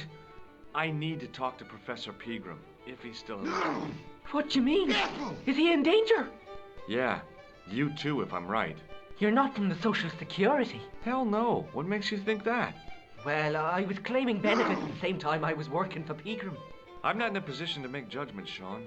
That's between you and your conscience. All I want is to talk to Pegram about the gem. But he's not here. I know that. No! But he left that package with you, didn't he? So where did Pegram go? I don't know. I swear it. He came to see me early this morning. Said he was leaving. No! Careful! He asked me to give this package to a guy called Marquet. Show me what's in the package, Sean. I can't do that. Why not? I promised the professor. So what? You didn't have any qualms about your benefit scam. So where's the harm in taking a peek inside Pegram's package? You don't know these people. I can't. I don't dare. This is your last chance to show me the package, Fitzgerald. I've been patient with you, but now it's time to kick ass. But he'll kill me. Who will? The man from Paris. Jack Marquet. Pegram told me if I gave him the package unopened, I'd hear no more about it. But if I double-crossed Marquet, I'd be dead. I'll deal with Jacques Marquet. No! Careful! Give the package to me. No. Why should I trust you? I don't know who to trust anymore. I wish I'd never even heard of the Lochmarn gem.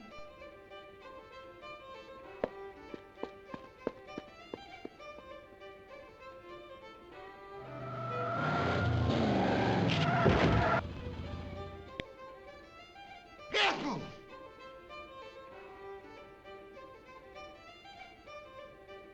Hey, I just seen a big red. Get out of here, McGuire. Come back when you're old enough. What's the lad howling about? A big red sports car. Sean Fitzgerald's been runned over. Get out! Noisy little tyke. Maybe you should send out some medicinal brandy, Michael. Oh, yes? And who's going to pay for it? Not me. Me too, neither.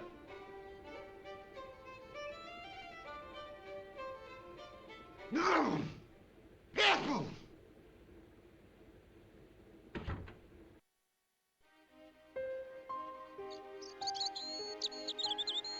I was telling the truth about Fitzy, mister.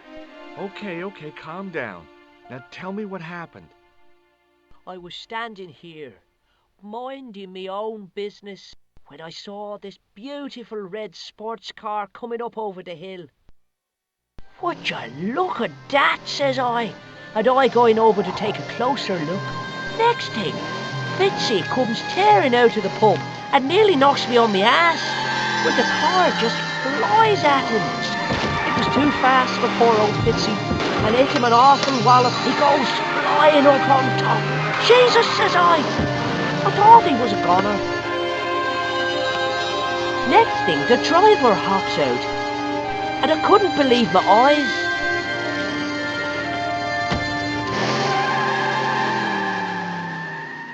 He was dressed like a bloody pixie. Did this pixie have a scar on his cheek? I couldn't see. He was wearing a stupid mask. Are you a special agent? Sorry to disappoint you, kid, but I'm not. Did Fitzgerald drop anything when he was hit? I didn't see. It all happened so fast. See you later, kid. Okay, mister.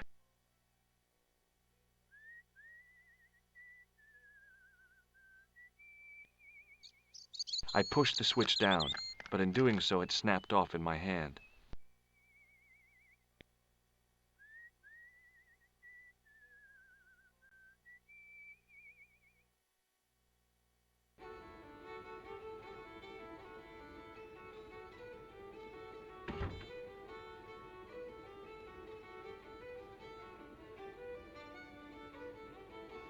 Excuse me.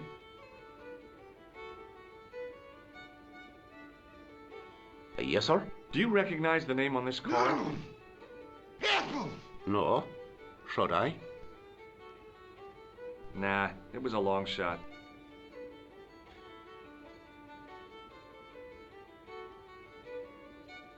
Excuse me. Yes, sir?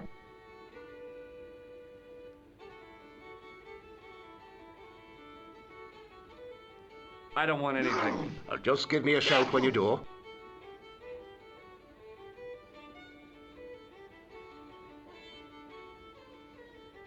Excuse me. Yes, sir?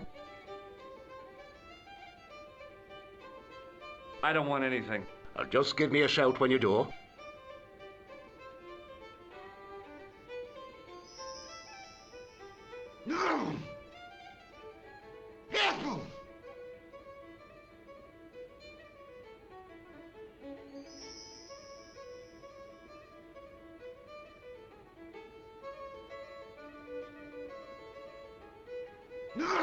Somehow, I'd managed to drink the thick, sweet brew.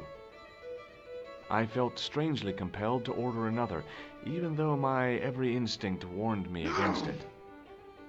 Excuse me. Yes, sir? Hey, how about another drink? Same again? Do you serve cocktails? I'll serve anyone with manners and money. No, I'm serious. Have you considered turning McDevitt's into a cocktail bar? Cocktails are chic, cool, and popular with younger drinkers. What? Kids in the bar? Can you imagine it? Pinball, pimpers, and puke. Right, I get the picture. I'll settle for a glass of stout.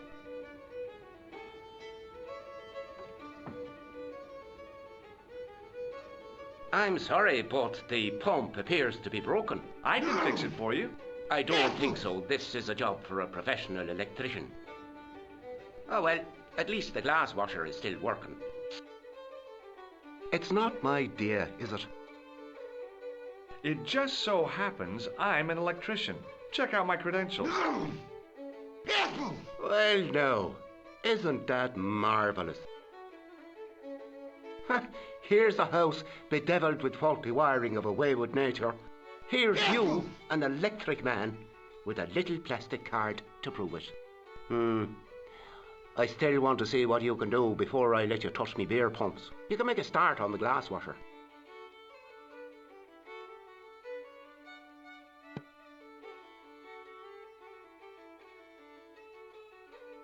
And when you've finished that, will you take a look at the pumps?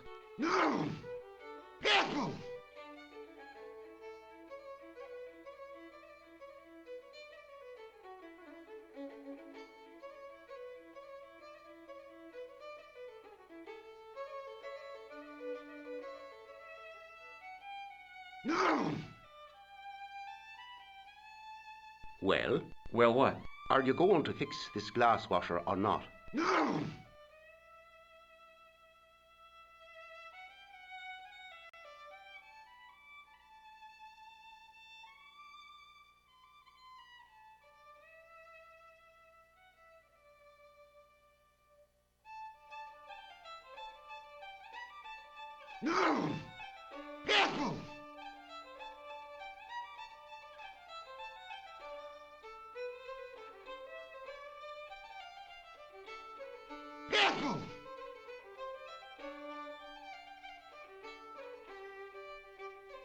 I replaced the fuse with a piece of wire.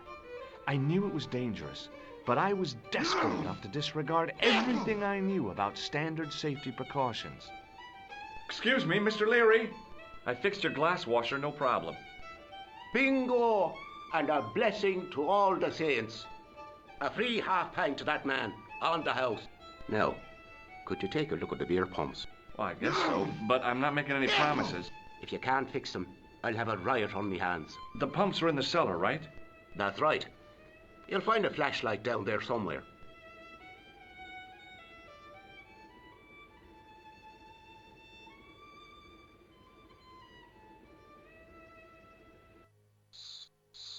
What a dumb place to store a flashlight. A dark cellar. The only way I was going to find anything down there was to feel around.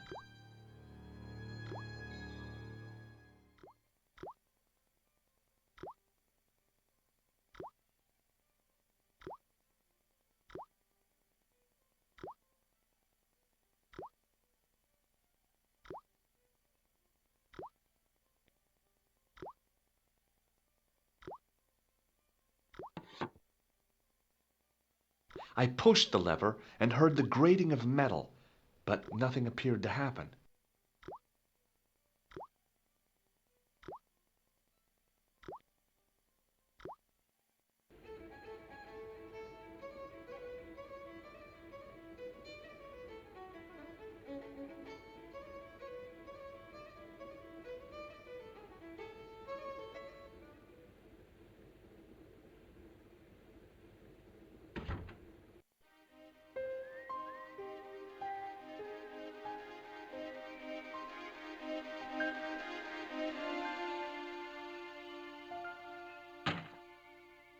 I lifted the trap door, and an overpowering smell of stale beer rose from the cellar below.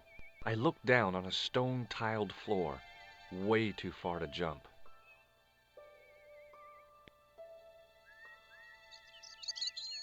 Excuse me. There was a nasty feeling in my guts I usually associated with light opera. It was Khan. What's the problem? Did you see what happened here a few minutes ago? What was that? A man was involved in an unfortunate accident. I didn't see anything. What about the boy? He doesn't know anything either. The kid, well, you know how it is in these rural communities. Not enough genes to go round. I prayed McGuire had the sense to keep his mouth shut. Was the guy hurt bad? He's been taken care of, but he thinks he dropped a small parcel. You didn't happen to find it, did you? If I had, I would have taken it to the police. Of course. Thank you.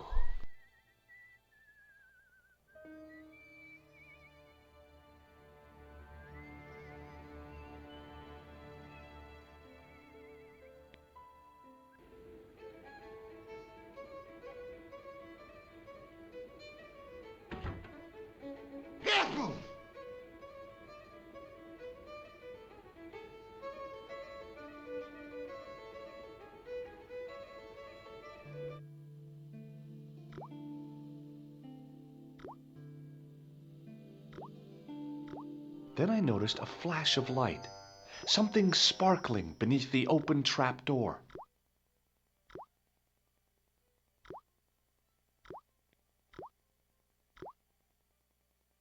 It was Peagram's gem, all right. A large, uncut blue stone. As I held it aloft, I realized the fascination it could command. I guess I was already under its spell. Did you find it? What? Whatever you was looking for. Yeah. Listen, McGuire. I want you to keep this to yourself. No problemo. Just chuck us up a crate of lager. No way, you're not old enough. We can sell it and make some cash. Forget it, kid. I couldn't betray Mr. Leary's trust. I could, for sure. That old misery guts deserves it. If you want to do me a favor, keep a lookout for that guy in the suit. Okay. But it'll cost you a packet of chips. Oh, and shout if you see that Ferrari.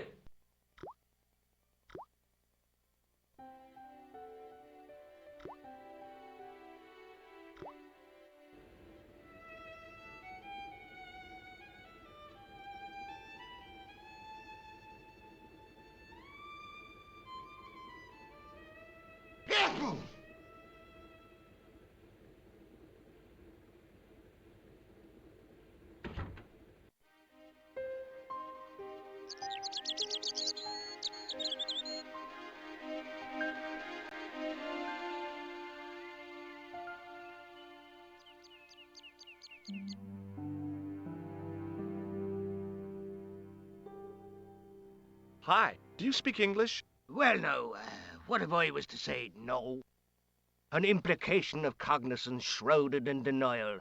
A pretty poser of a paradox indeed. I gave him the look I'd perfected when I was 12 and was going to be the greatest hypnotist of all time. It was a killer. Are you attempting to hypnotize me, or is it the constipation you're suffering? I was a little out of practice.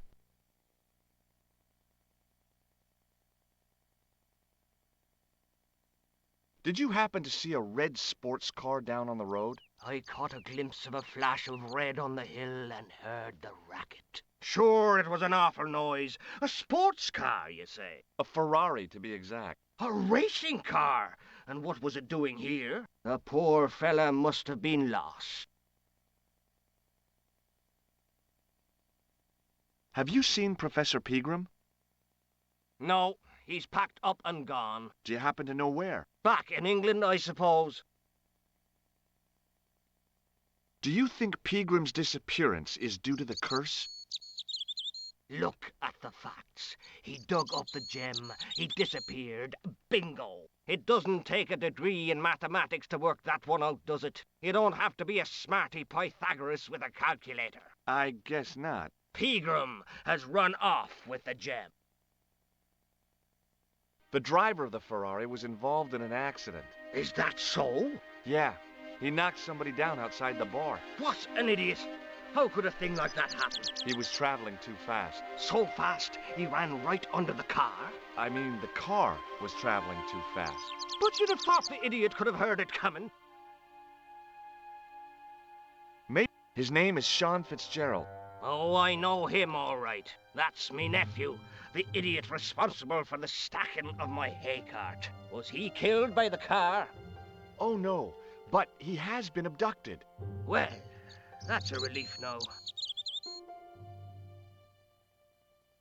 Aren't you going to look for your nephew? What for? From what you say, it's too late. Well, you could report the matter to the police. Better not. Besides, what could they do? Well, they could mount a search. They have only the one bicycle between them. In a question of superior acceleration, I put me money on the Ferrari. I think you ought to know exactly what Sean has gotten himself into.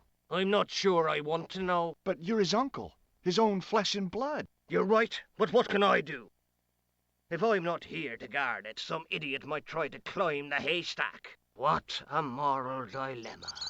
Stay here and guard this potentially lethal agricultural construction, or to go off in search of the prodigal nephew, the very man responsible for said hazard? It'll need some thinking about. Why, there's no problem. You're right.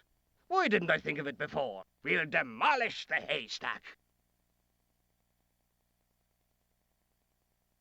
You don't have to demolish the haystack to go look for Sean. I'll stay here in your place and warn anyone who's silly enough to climb it. Marvelous! I think I should start me inquiries in the bar.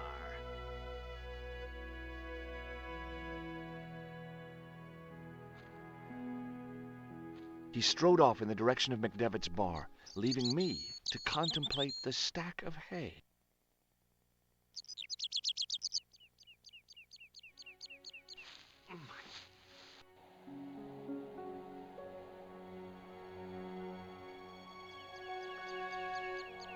The stack of hay stopped, short of the top of the wall. Even if I stretched as far as I could, the wall was out of reach. What I needed was a slice or two of Alice's Wonderland.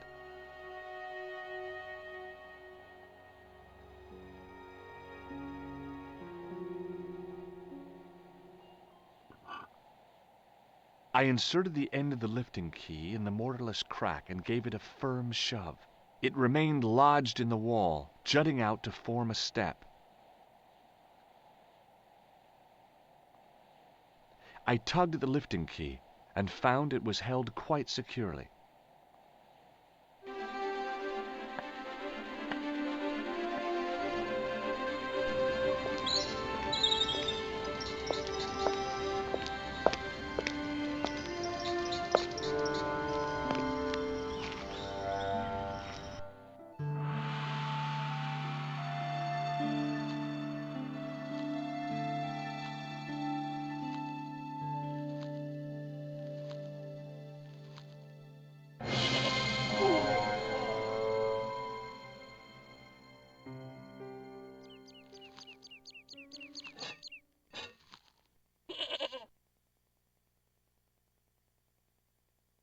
The rope by which the goat was tethered had become tangled on the old plowshare.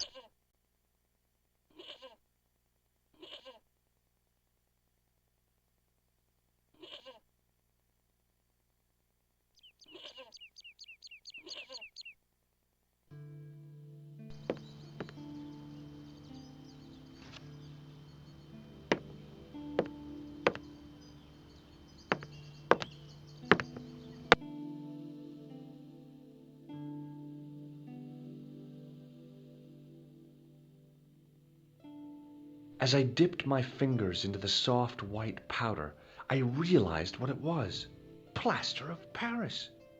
I'd used it in kindergarten to make casts of animal paw prints.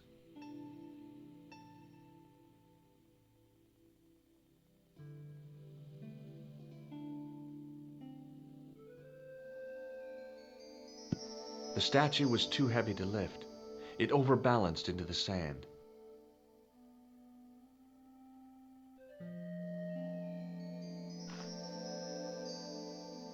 As I swung the stone upright, I noticed it had left a pattern of holes in the sand.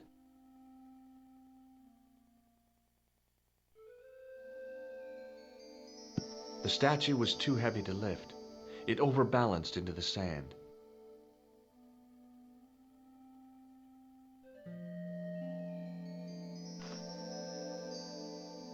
I swung the stone back to its original position.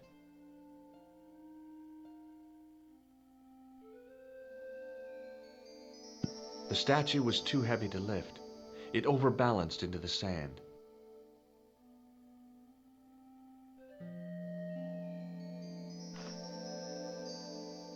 I swung the stone back to its original position.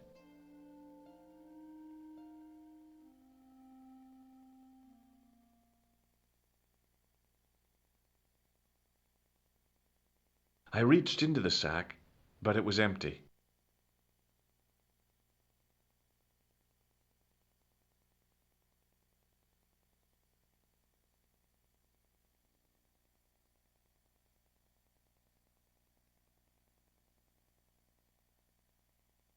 I sprinkled the plaster on the sand until the holes were filled.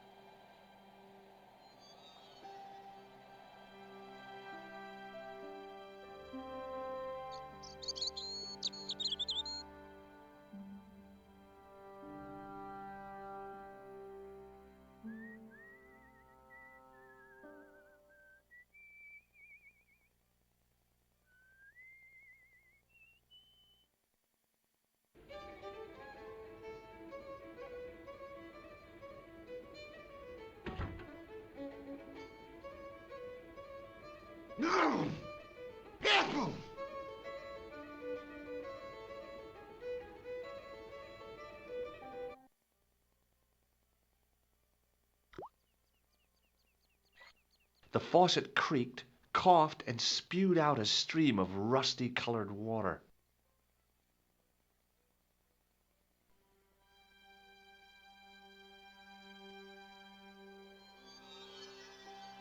I held the towel under the faucet and soaked it with water.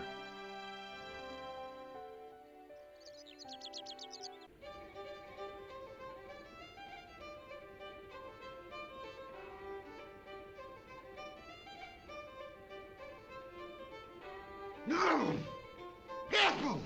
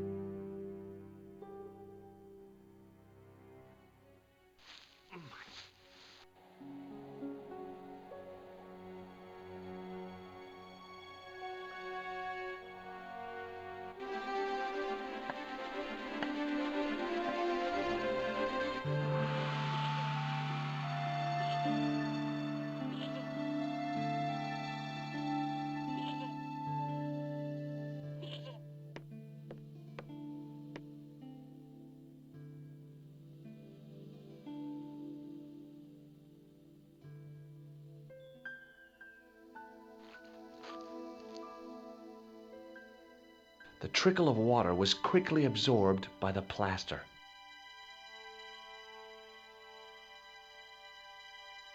I eased the solid piece of plaster from the sand. Underneath, it had formed a perfect copy of the statue.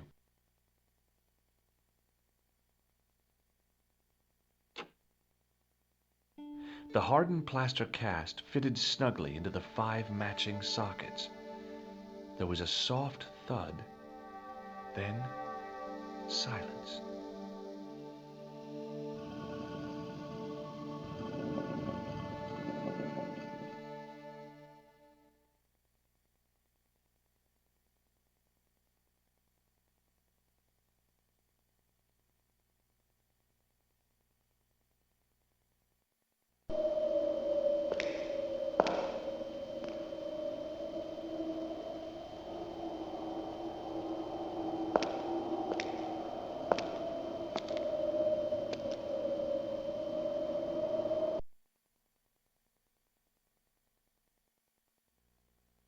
So, where did you stay last night? At McDevitt's. I got to drinking with Doyle and a couple of the guys. That explains why you look so ill today. Did you get any sleep at all? Not much. I had to share the room with another guy. Did he snore? Hardly. He was dead. Then Leary woke me in the middle of the night to help bail out the cellar. The cellar was flooded? Yeah, some idiot had left the faucet running. And you say Pegram has disappeared? Without a trace. But my visit wasn't a complete waste of time. Pegram's gem? The Templars' gem. Whoever Jacques Marquet is, he's in for a disappointment. Jacques Marquet? He's the guy who should have collected the gem from Fitzgerald. What are your plans? I want to find out who, what, or where Montfaucon was. All I've got to go by is the name and a picture of a hanged man.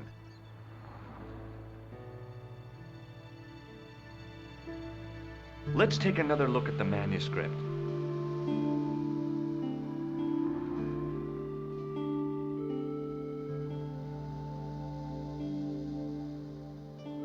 That's the gem that Pegram found in Lochmarn.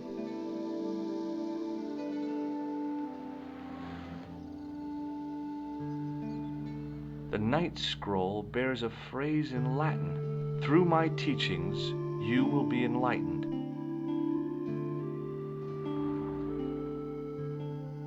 I can't sit here all day, much as I'd like to. Okay. Don't forget to look for Lobineau at the Kron Museum. And why don't you see if Rousseau has heard anything? Okay. Anything else I can do for you while I'm out? Shopping, a trip to the laundromat? Just take care of yourself.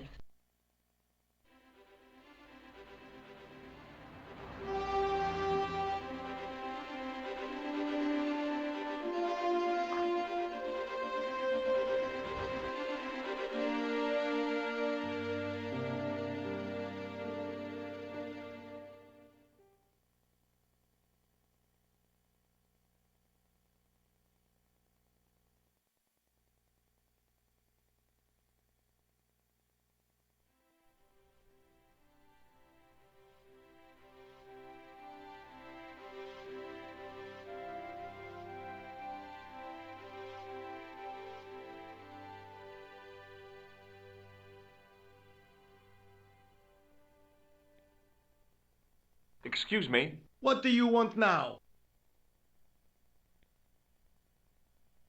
Have you heard of a man called Marquet? Yes.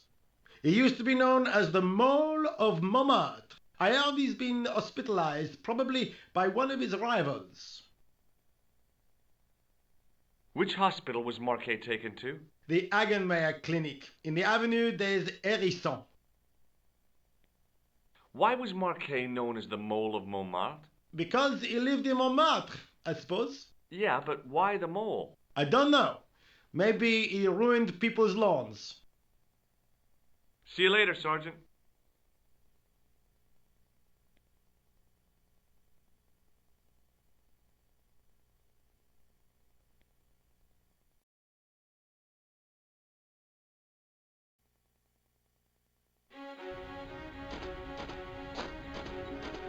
The old building managed to retain some of its original grandeur, but the modern additions look like a baseball cap on a statue of a medieval saint.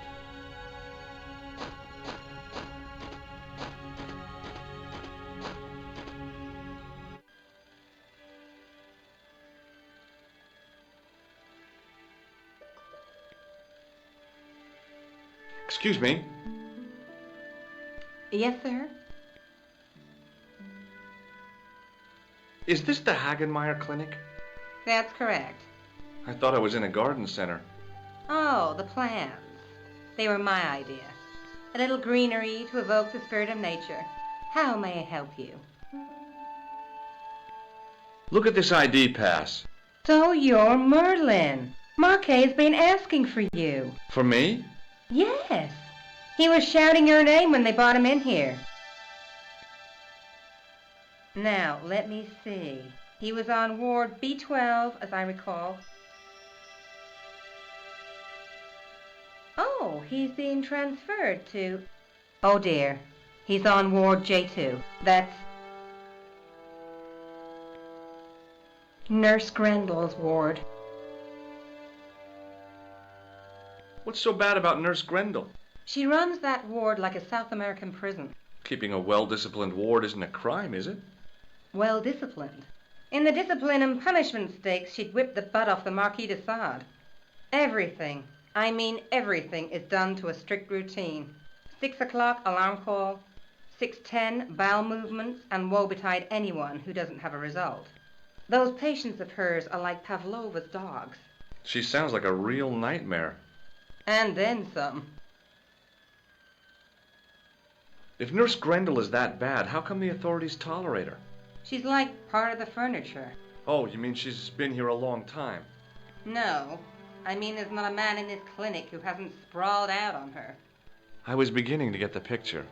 This woman was jealous, with a big green capital J. How do I find Nurse Grendel's ward? Down the corridor on the left, turn right at the senior consultant's washroom. Right again at the executive coffee lounge.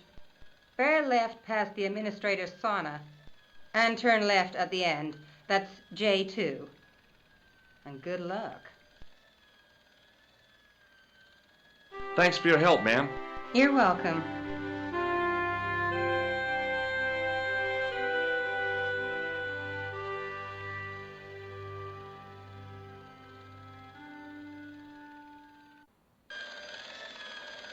As I turned the corner, I saw the source of the hellish noise which echoed through the corridors. It was an industrial polishing machine with an odd-looking guy in tow.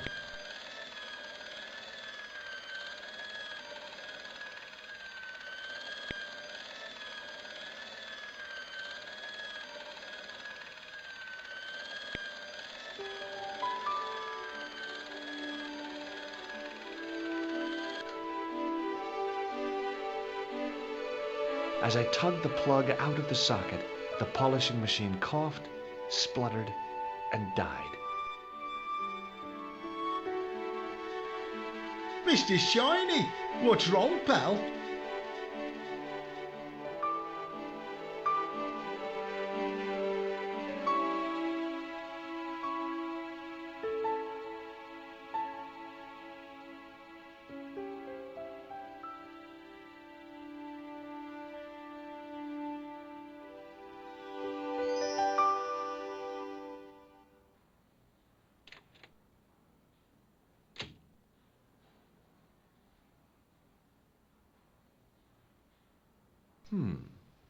Dr. Stobbart at your service.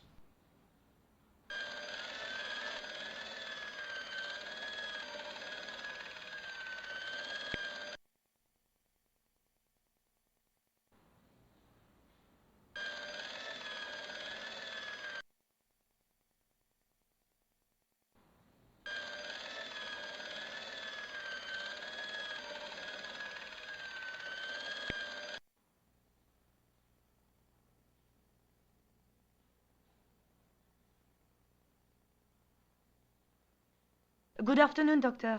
Oh, hi. Is this Ward J2? Yes, sir. The patients are ready for your inspection, Doctor. Thank you, nurse. Well, who's first? Monsieur Croquet in bed 2. What's his problem? He's been complaining of loss of consciousness. You'll need this, Doctor. She gave me a long, narrow metal box and a stunning smile. Thanks.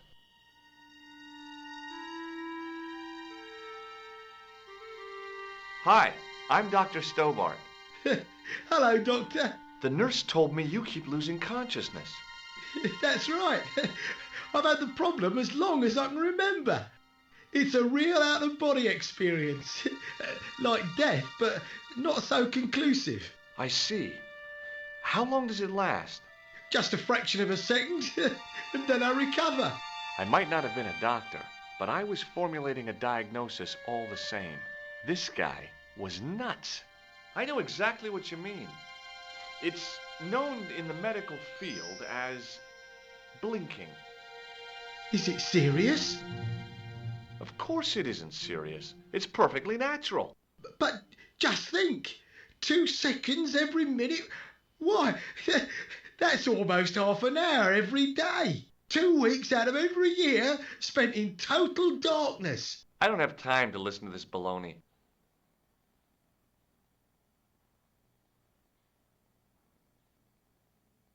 Well, goodbye and good luck.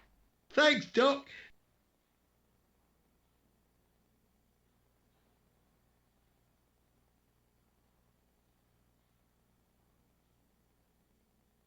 Doctor! What is it? You haven't taken my blood pressure.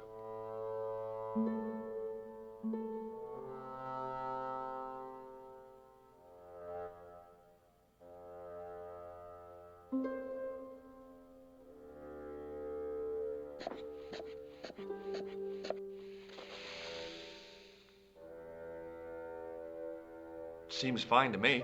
You're not doing it right. Of course I am. No, you're not. Dr. Monroe never did it like that. I can't take a satisfactory reading while you're excited like this. I'll come back later.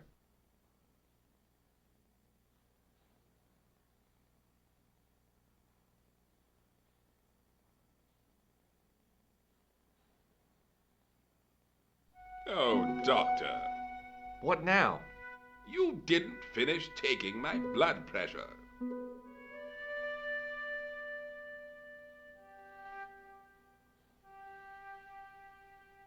Okay, let's try again.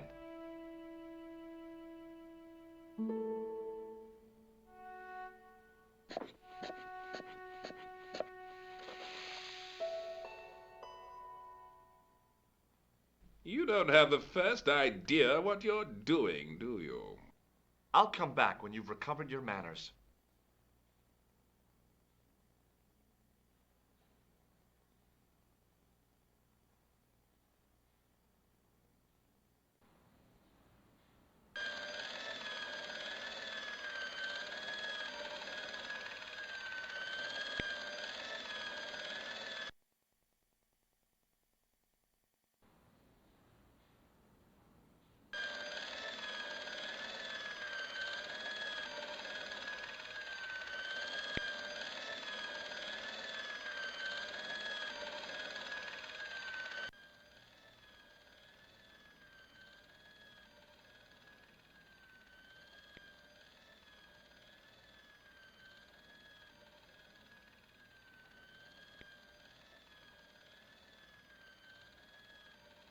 Hi, my name's George Stobbart. Aha! Just the man. You must be the new boy. Yeah, I must be. Well, stop wandering about and make yourself useful. Donnie, come here, boy. This is Benoit, my nephew. Can I trust you to look after him? Do your own babysitting, Gramps. Who do you think you are, anyhow? I am Felix Hagenmeyer.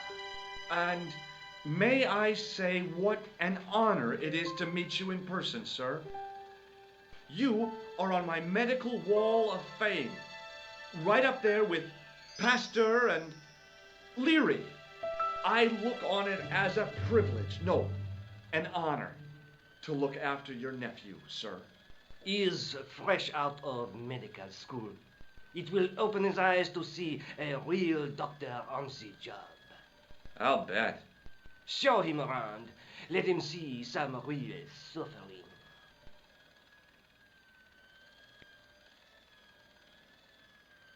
So long, Hagenmeyer.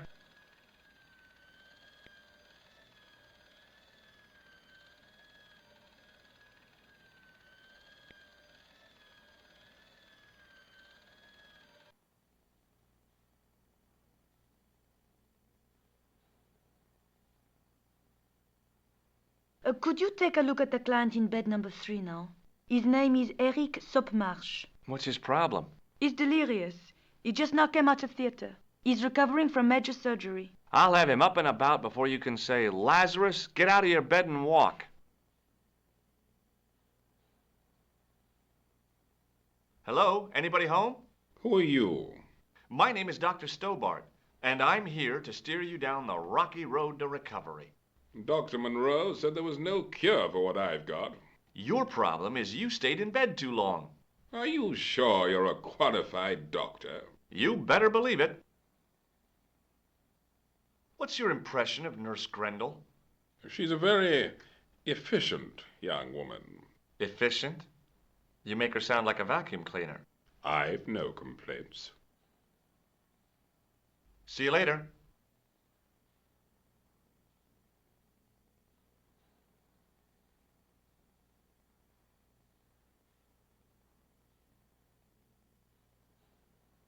You haven't finished taking my blood pressure.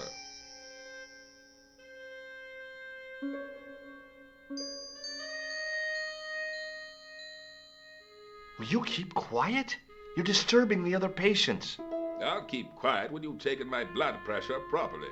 I have to see Jacques Marquet first. How come he gets preferential treatment? It's because he's got money, isn't it? It's not like that. I'll come back when you've dealt with that chip on your shoulder.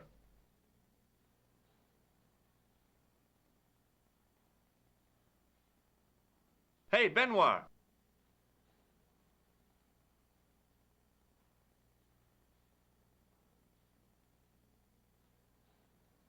There's no need to shout. What do you want?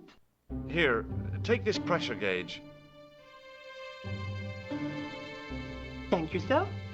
What do you want me to do with it? Well, keep it safe until I think of something. Hey, Benoit. Yes, sir. Are you ready with that pressure gauge? Primed and ready to pump, sir. What do you want me to do with it? Use it on Eric Sopmarsh. Okay.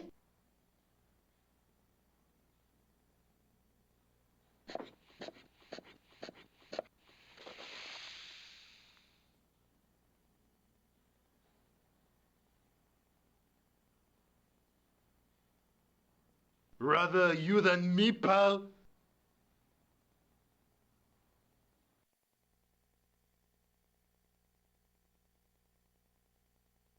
Marquet? Yes, I am Marquet. I've been expecting you. You have? Well, what are you waiting for? Get it over with. I just want to know what I should do with the gem. The Lachmar gem. Yeah, right here in my pocket. I thought you were one of the Assassin. Not me. I never inhaled. So, you were sent in my place? Yeah. You could hardly make the trip to Ireland in your condition. What should I do with the gem? Deliver it to the Grandmaster quickly. Tell him that I have found the tripod right here in Paris. You have it? Not yet, but it's being taken care of. I hired a couple of stooges with a flair for petty crime. Would that be Flap and Guido by any chance? You know them? We've met. What about the Hashashin? Is more likely to have followed Klausner. He'll stop at nothing to prevent the reforging of the sword. And that's bad, is it? As for Klausner, he has gone off to Syria on a wild goose chase. They have geese in Syria? He has a theory about the location of the... That's enough excitement for one day, Monsieur Marquet. What are you doing here? Talking to this patient, of course. Monsieur Marquet is my patient. If Herr Hagenmeier was to hear that... Okay, I'm going. I'd learned all I could from Marquet anyhow.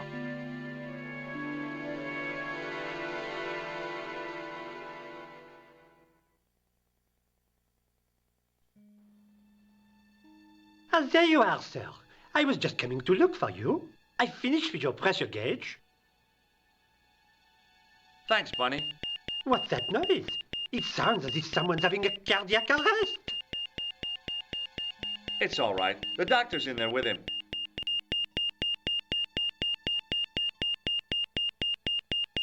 Are you sure he was a doctor?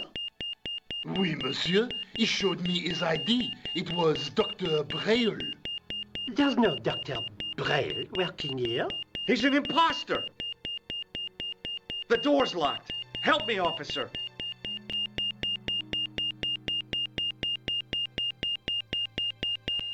Stand back, monsieur.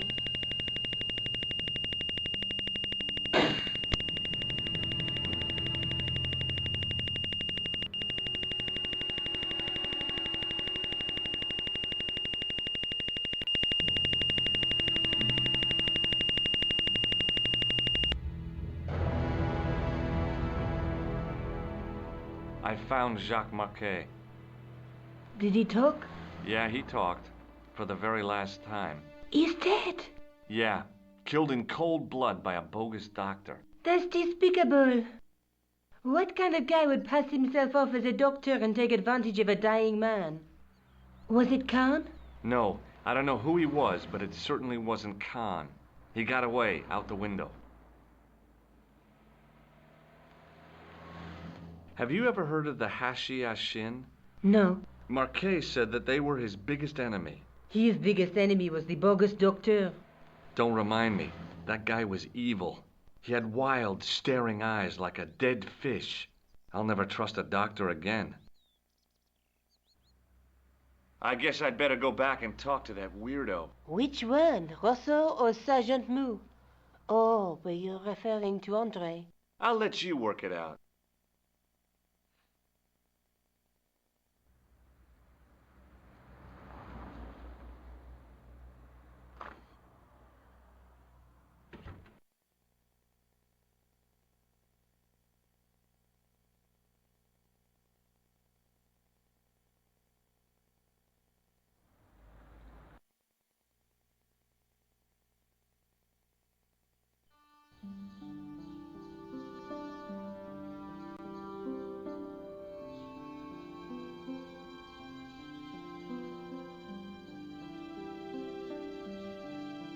You have left it very late, monsieur. Late for what? Anything.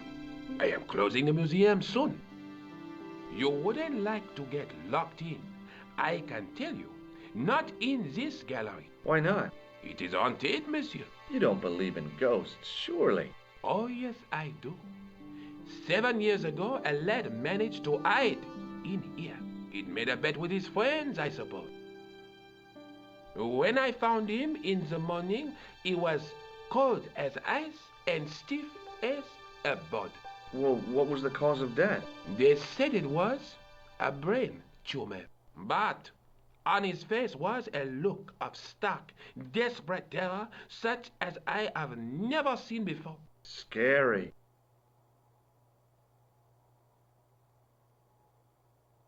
Forget it.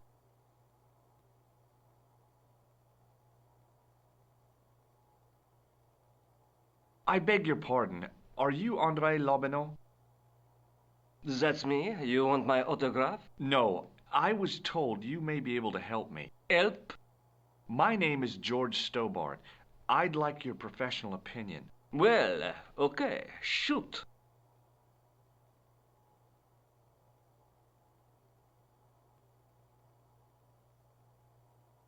Have you ever heard of the Hashashin? Why, yes, it was a radical Muslim sect whose name became synonymous with murder.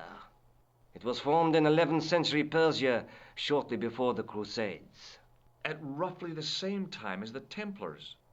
Yes, they gave a new word to our language, assassini, the assassins.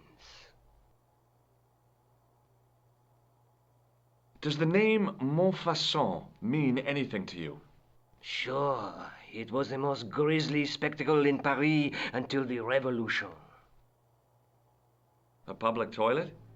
Montfaucon was the place of execution for many thousands.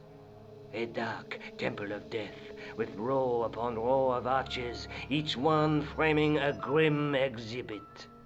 Scores of rotting corpses swung on creaking rope, while the crows devoured their flesh. That explains the image of the hanged man. I found a reference to Montfaucon in Ireland, in a village called Lochmarn. Lochmarn? That's where Pegram was digging. That's right. He'd left the excavation before I arrived. Where was the site of Montfaucon?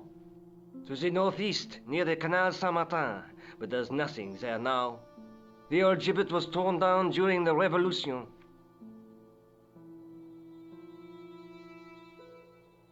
Thanks for your help, André. You're welcome.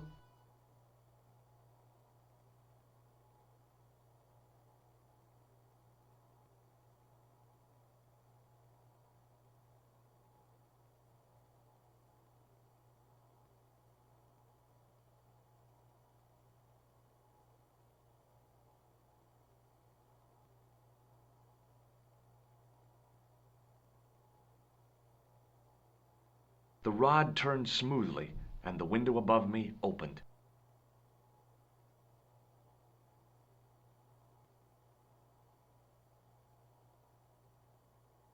Watch out! You'll have that done on top of us!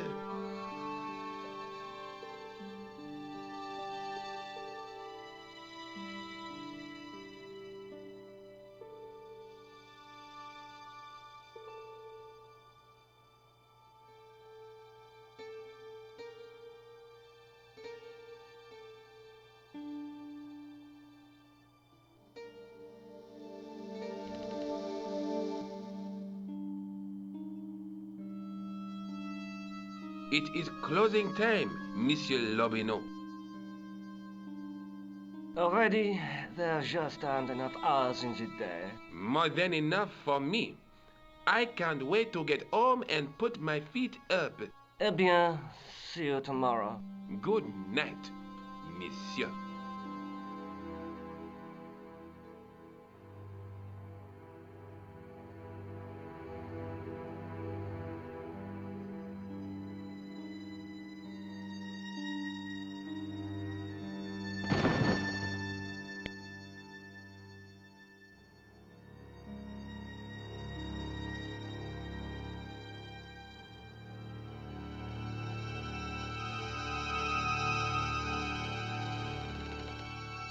Hey, Guido! Look at this! Quit fooling around, you moron! Get your ass over here and bring that flashlight.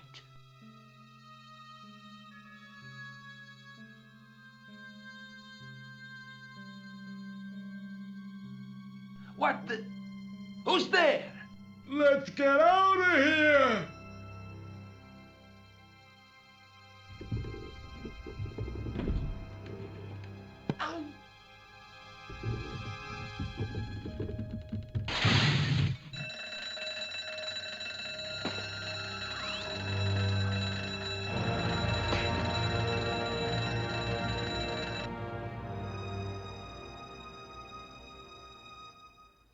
And when I woke up, I was at the police station. Luckily, I managed to persuade Rosso I was innocent. Poor Georges. What a mess. I bungled the whole thing. I don't think so. You made a pretty good job of distracting those two crooks. Yeah, but the killer got away with the tripod. No, he didn't. He's not the only one who can dress up in costume. You mean... it was you who stole the tripod? Oh, hell, Nico. I could have been shot. Those dogs are more likely to shoot their own feet. I just wish you'd told me your plans. We're supposed to be in this together. And how come you dressed up like a pantomime cat? Don't sulk, Georgie, please. Oh, rats. And don't call me Georgie. Oh, I really thought you'd be pleased. After all, we've got the tripod. Aren't you going to try putting the gem on the tripod? I guess so.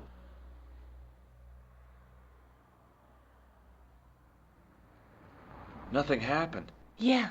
The gem fits perfectly, but what does that prove?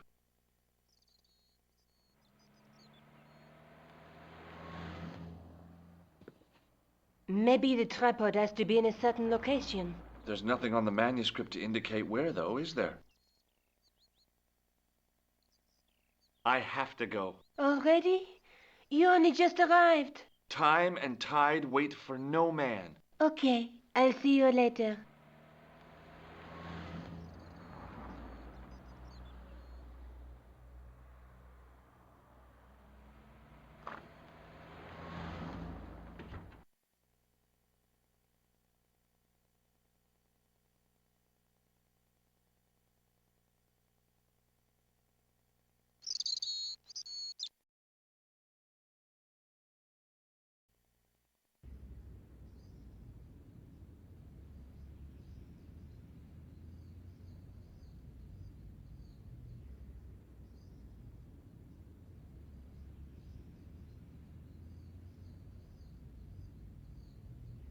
Hey, you with the balls. Oui? How did you learn to be a juggler? Juggler? What is this juggler?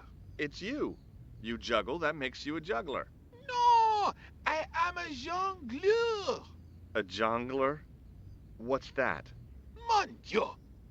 A jongleur is an artist, a master of the contragravitic aeroballetic mysteries.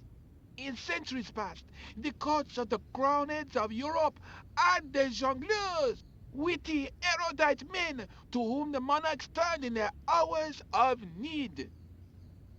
Wait a minute, wait. Let me get this straight. Our enemies are at the borders, plague ravages the land, and the peasants are revolting.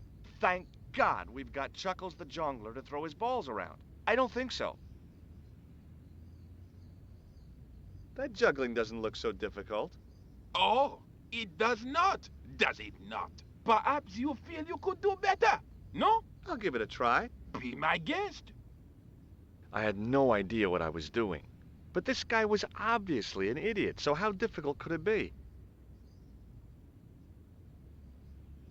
A lot more difficult than I thought. That's how difficult. Still, it was my big chance to be derided by complete strangers.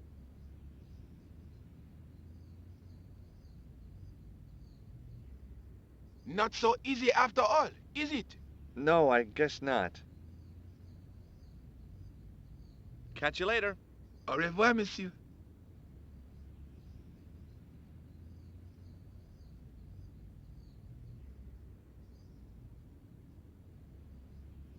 Excuse me, officer. And how may I help you? What do you think of the juggler? Ah, he is excellent, most watchable.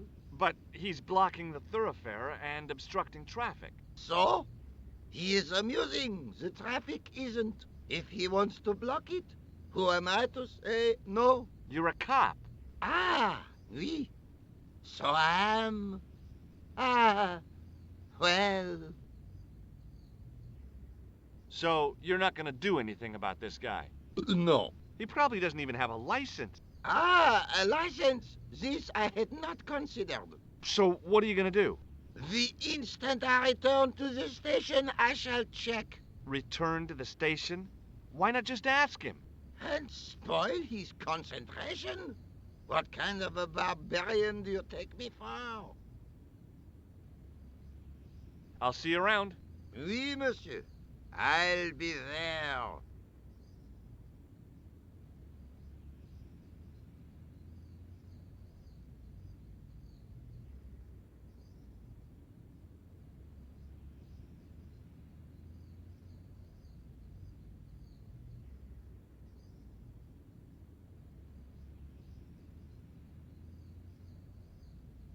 Hello again, officer. Hello again, monsieur. Does this red nose mean anything to you? Ah, you are a clown. Do I look like a clown? No, although you juggle like one. Now, if I'd known you were a clown, it would have been amusing, and not a humiliation for you. What do you mean? Who ever heard of a plainclothes clown? He had a point. So you're saying that if I juggle badly with a red nose, I'd be the king of comedy. But if I juggle badly without it... You look like a pathetic loon. Oui, monsieur, you have it.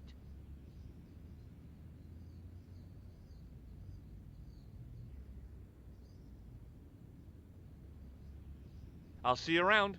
Oui, monsieur. I'll be there.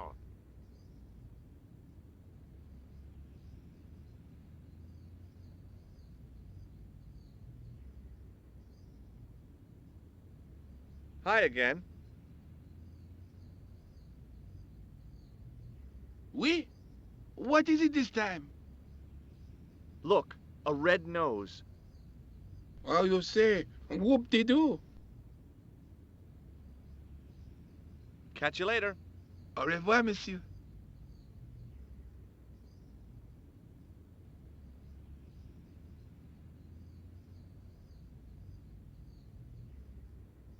Hi again. Oui? What is it this time? Look, a red nose. Oh, you say, whoop-de-doo.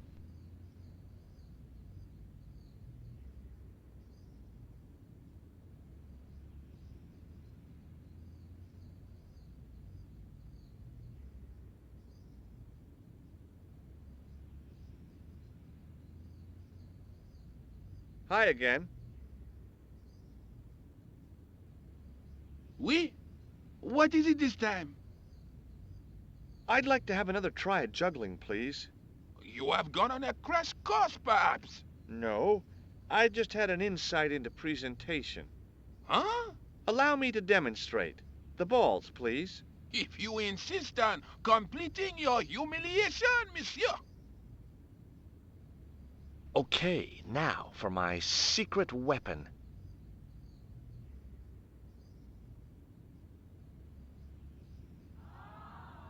The juggler was speechless with rage. You could have mistaken him for a mime. And without a word, he collected his balls and left in a fury. Hey! You forgot one of your balls! Hey! But he didn't hear. Better still, deprived of his entertainment, the gendarme decided maybe he ought to do some policing for a change.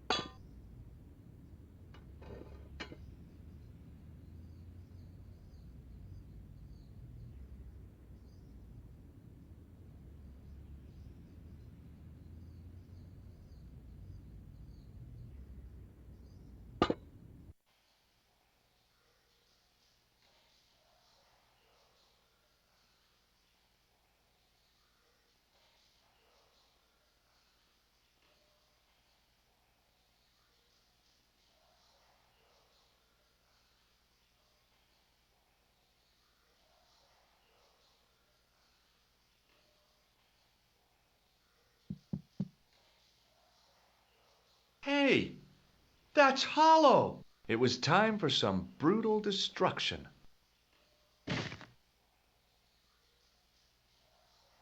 Close up, I could see the plaster was thinner where I'd broken through, and behind it were some cogs and a lever.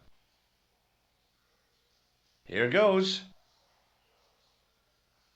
Hey, cool.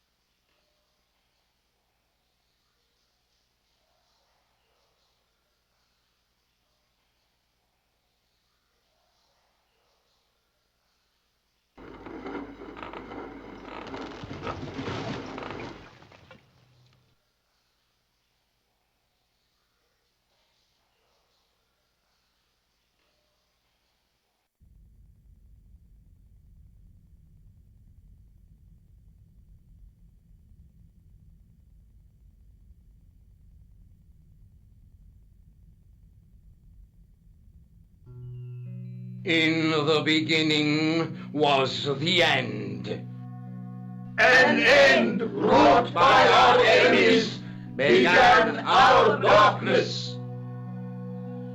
In the end will be a beginning. An end to our enemies heralds our new day. Report. The military establishments are in flux. The end of the Cold War has left them with no clear goal and as obvious targets for budgetary cuts. We have successfully promoted a sense of betrayal in the upper echelons. They feel that the politicians have cast them adrift. The pattern is emerging. Our time is now. Good. Mademoiselle? Governments are giving the corporations more respect than their own citizens. A groundswell of dissatisfaction and dissidence is growing. The corporations are becoming too large and complex for their own executives to control them.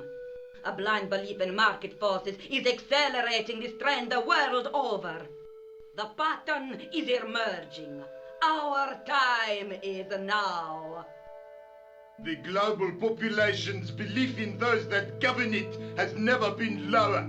We have inculcated a sense of immediacy and action over forethought and planning in all the major governments. They are acting on hasty decisions that cannot be completed or revoked without appearing foolish.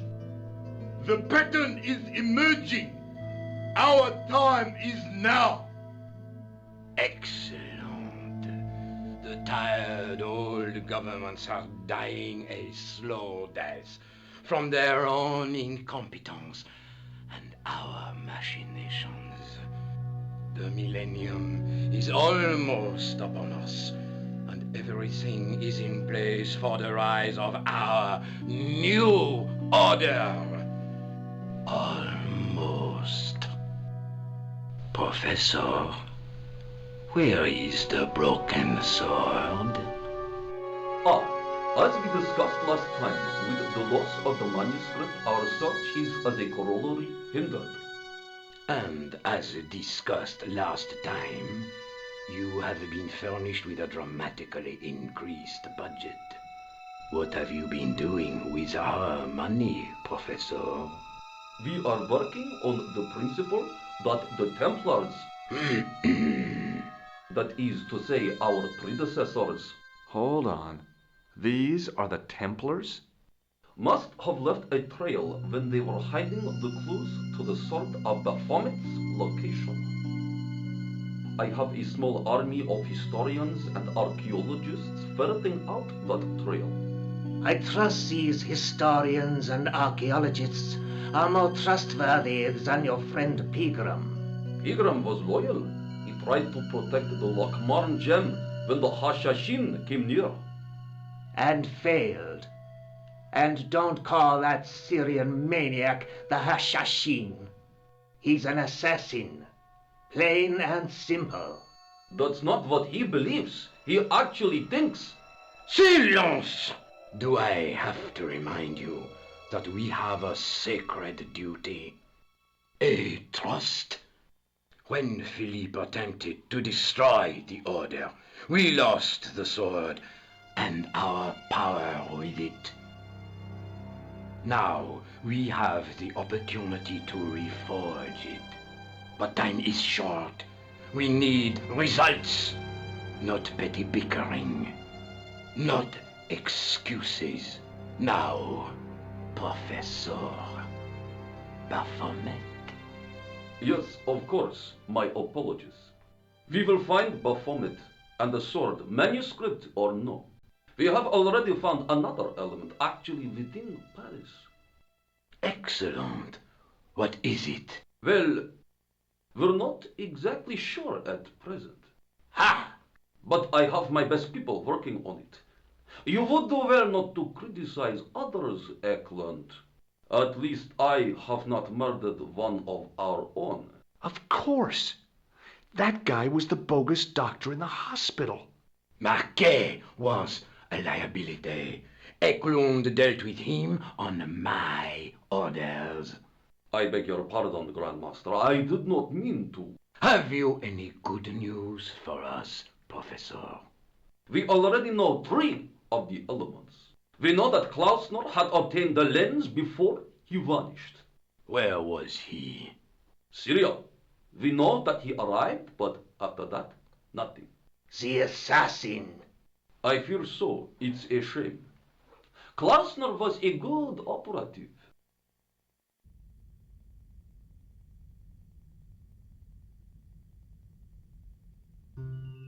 This will be our last meeting in person until we locate the sword of Baphomet. I hope that I don't need to emphasize the importance of finding it. Without it, our endeavors come to nothing. With the sword reforged, we will have the power to sweep the stage of all opposition. The new millennium will belong to us. The next time that we meet, it will be to become the princes of this world!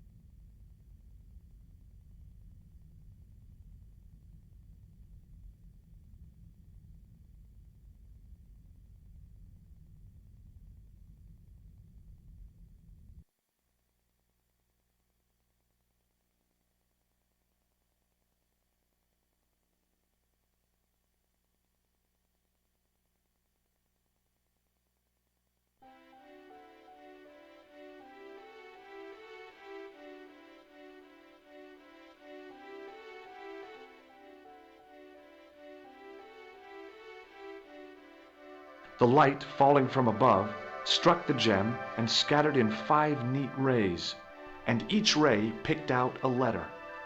Starting from the seal, I could read M-A-R-I-B,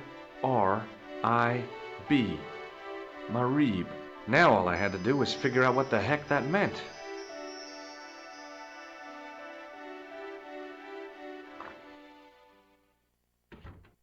Nico, I've seen them. Who? The Templars. I spied on their meeting in the catacombs. And you saw the Knights Templar? I saw a bunch of guys masquerading as Templars.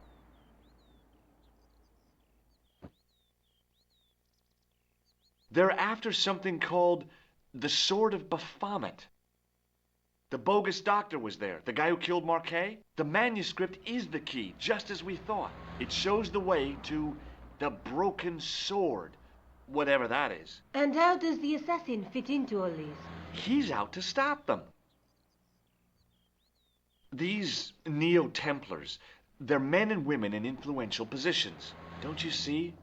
Plantar was one of them. The assassin killed him for the manuscript, to stop them finding the sword. But now we have got the manuscript. Yes. So, how do they hope to find the sword? I don't know. They said something about a lens and a guy called Klausner who's gone to Syria, but they didn't seem to realize the significance of the very site of their meeting. You see, after they'd gone, I discovered a stone pedestal and a carved inscription.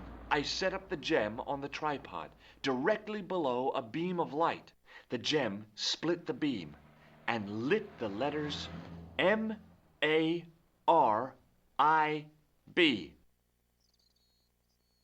Marib is a village in Syria. Then the Neo-Templars are ahead of us. Klausner beat me to it. You're not thinking of going there yourself, are you? Why not? These guys are crazy and dangerous. That reminds me, you should leave the gem here. Okay. What about the tripod? I'll send it back to André, anonymously. Do you think I should go to Marib? Syria is a long way, Georges.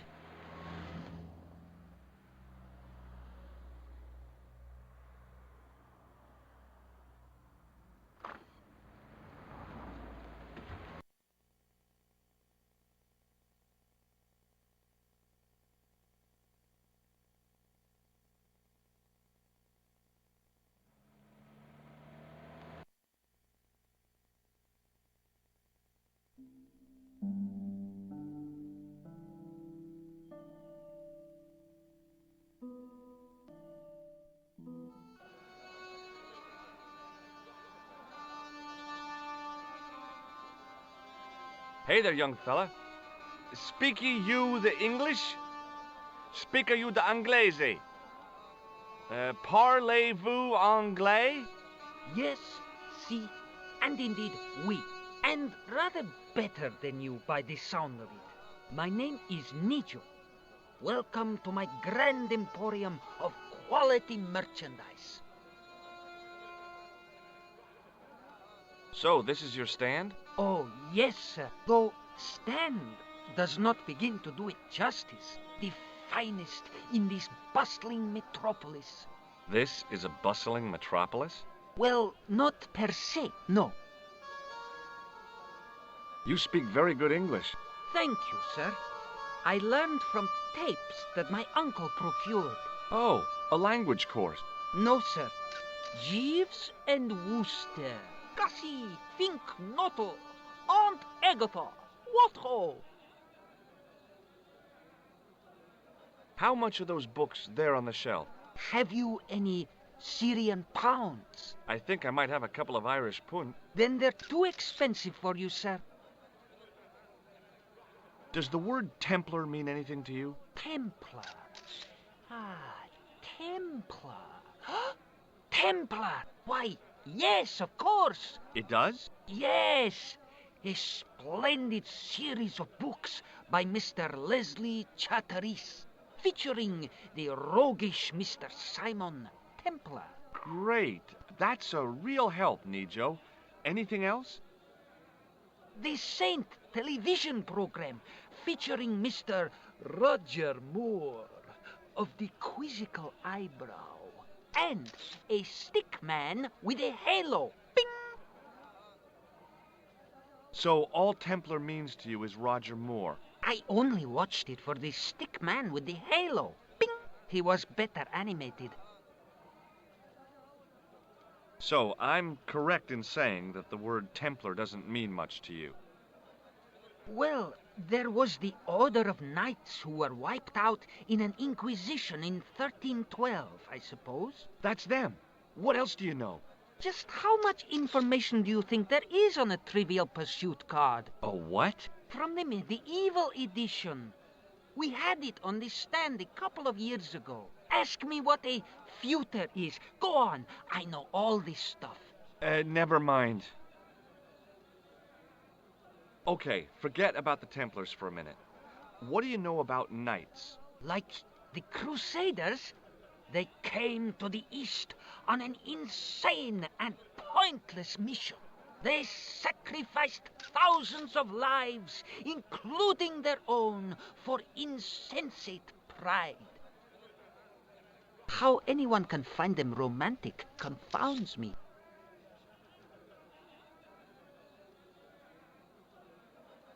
So long, Nijo. Toodle peep, sir.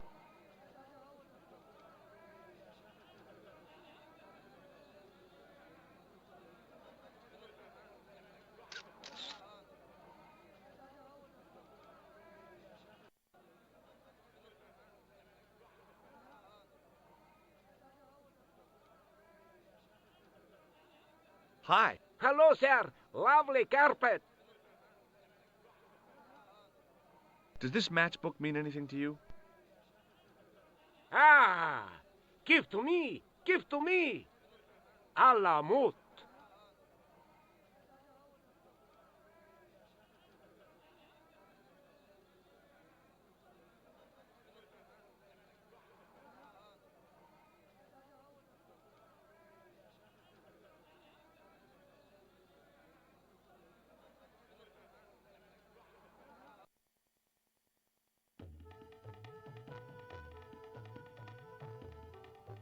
Many beneficent greetings, my most fortunate possible friend. Huh? Do I know you, mister? No, no, and again I say, no. But, my friend, do you not see our mutual good fortune in this meeting? How frank do you want me to be? You are a traveler, yes? Boy, you must be the world's greatest detective. No, I am told that is Sherlock Holmes of the big forehead and slipper full of shag. I, as contrast, am world's greatest luxury taxi driver. I can see where this is going. I am Ultar, taxi driver and luxury guide per excellent. Yes.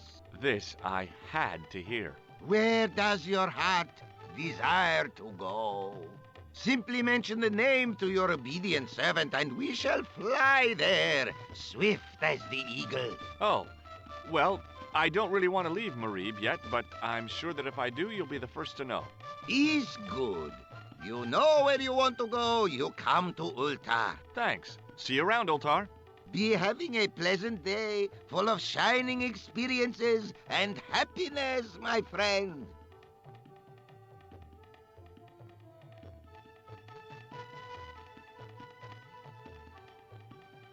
Damn, the door's locked. I'm sorry? Did you say something? He say you not to go in toilet. Read sign, matey. Matey? It lose something in translation.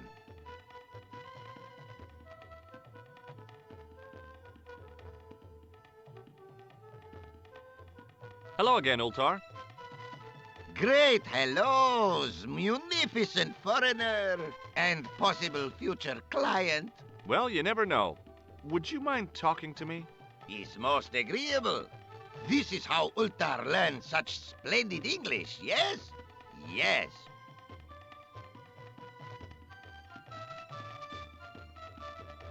Have you seen this man before? Oh, most certainly. Was here only yesterday. Here? Yesterday?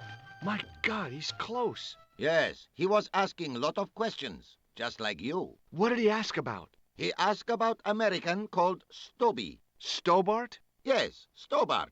You know him? The killer knew my name. What else did he ask about? He asked about German man called Klobner. I tried to remember the name of the man the conspiracy had lost in Syria. Was his name Klausner? Sure, that is what Ultar said. Klausner. I told this man in the picture, Klausner wanted to go up to Bull's Head. Hold on, he wanted to go where? Bull's Head. Big hill, 10 miles out of town. Maybe 60. When was that? Oh, maybe a week ago. What can you tell me about this Bull's Head Hill? It's most magnificent. Lovely views. Worth visiting. Yes, by indeedity. How do I get there? No. Let me guess. You need fine luxury guide to take you there in air-conditioned taxi. Woe is me. Where can I find such a guide? And Ultar is most luxurious guide for most literally some way, in any direction. Gee willikers, lucky old me. Are you desirous of my pleasant and luxuriant service? All right, let's go. First, I regret the formalities. A trip to the Bull's Head. 50 Yankee dollars, please. $50? I don't have $50. Oh, most unhappy event. Ultar then sorry, but he cannot take you on ride of lifetime. Hold on, Ultar.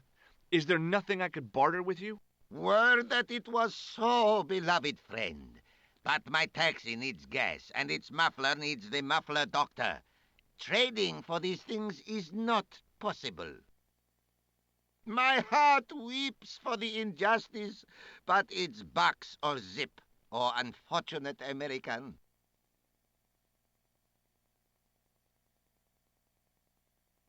About Bull's Head Hill. Are you desirous of seeing this most splendid place? Well, maybe. A terrific bargain. Only 50 of your Yankee bucks. 50, huh? Well, I still don't have any cash on me, American or otherwise. Oh, unfortunate, most extreme. The delights of the Bull's Head Hill then must wait, I fear. This place is certainly hard to find. Oh, yes, it is most exclusive. The membership can be no more than... Kind sir, what would you guess the population of the village to be? Gee, I don't know, a couple of thousand? Then I would estimate the membership to be no more than a couple of thousand. What do you make of that boy in the market, Nejo? Nejo? Ha! Ayub's boy is too big for sandals.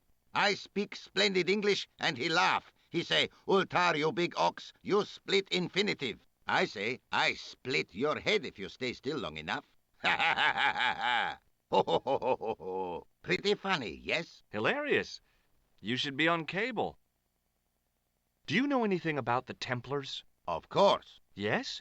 What can you tell me? Great she-bop band of the 60s. No, that's not really... Who put the bop in the bop, bop, bop, bop, bop? Yeah, eternal questions. See you around, Ultar. Fare you most splendid, good sir.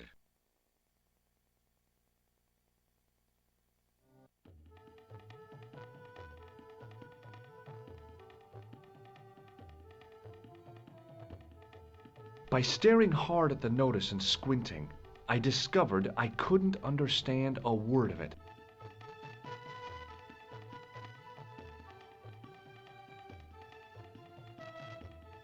Hello again, Ultar. Praise be to Allah. I am blessed with your bountiful presence once more. Could you tell me what that sign means? It's a door stay shut until brush come back. Signed, the management. Oh, well, what does that mean? Manager buy lovely new toilet brush, leaves it by wash basin for 10 minutes. Come back, it been stolen. Not even out of wrapper. He damn cross. Lock up toilet and say, nobody use fine pristine toilet until brush given back. We say, what we do till then, eh? He say, cross legs and use superior willpower. And that's what you've been doing? No, Ultar use bucket. Bye for now, Ultar. May good fortune follow you, mister.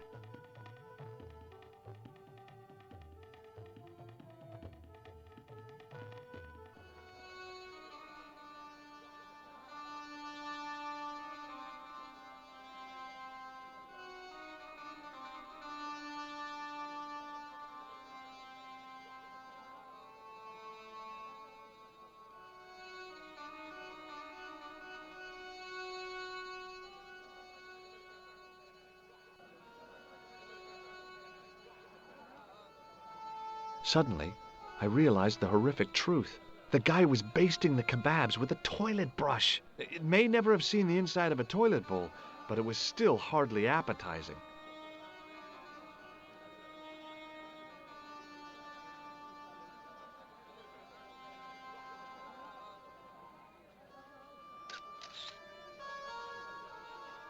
Hi, Nijo.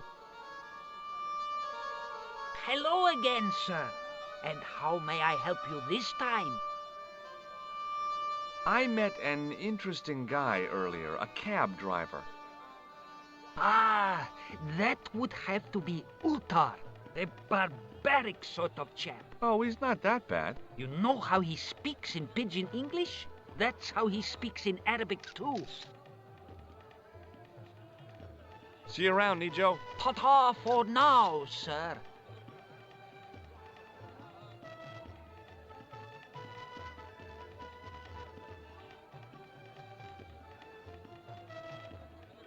Hi, what's your name, sir? Hello, you buy kebab. Most good. Well, goodbye. Have a nice day. Most good.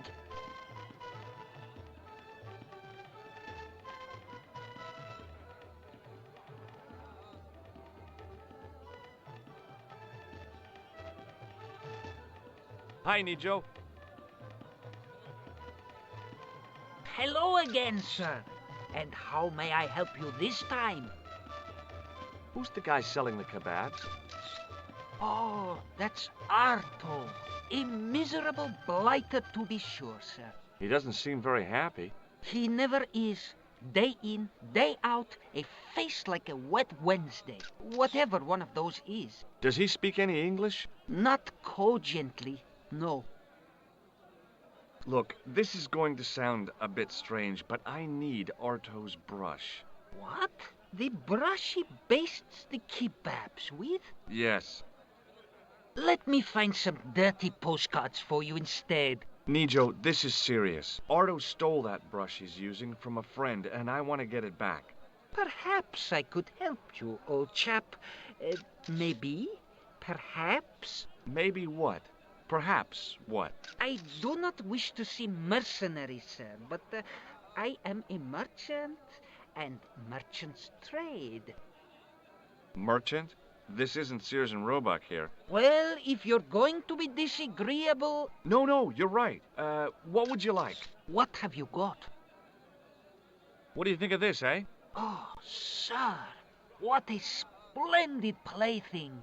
One day, when I am rich, I am going to build a world-renowned collection of brightly colored balls. Are you serious? In deadly earnest. People will come from far and wide to see my... Yes? ...collection. The Rockefellers and the Gettys can keep their hoards of so-called fine art. But answer me this. What good is a Picasso, I ask you, if you cannot bounce it off a wall? You may have a point. Sir, for such a marvelous thing, I would gladly help you. I thought merchants were supposed to be wily and never reveal what they really want.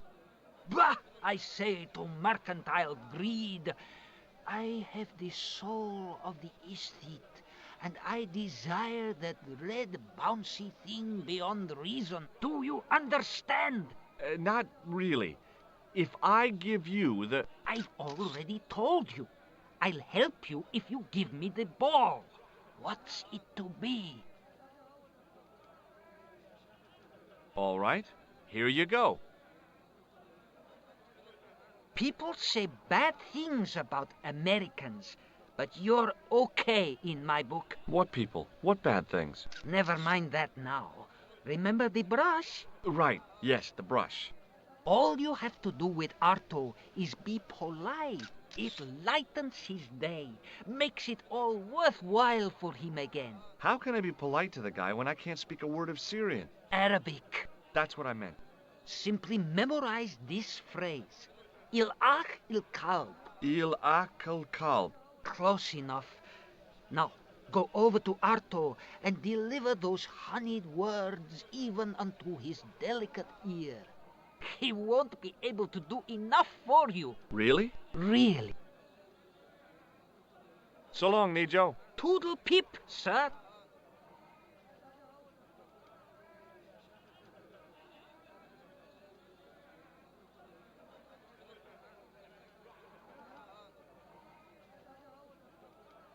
Hello again, sir. Hello. Kebab? Yes? Il-akul kalb? Filthy. Bad. I kill you! Whoa! Calm down. Feet, do your thing.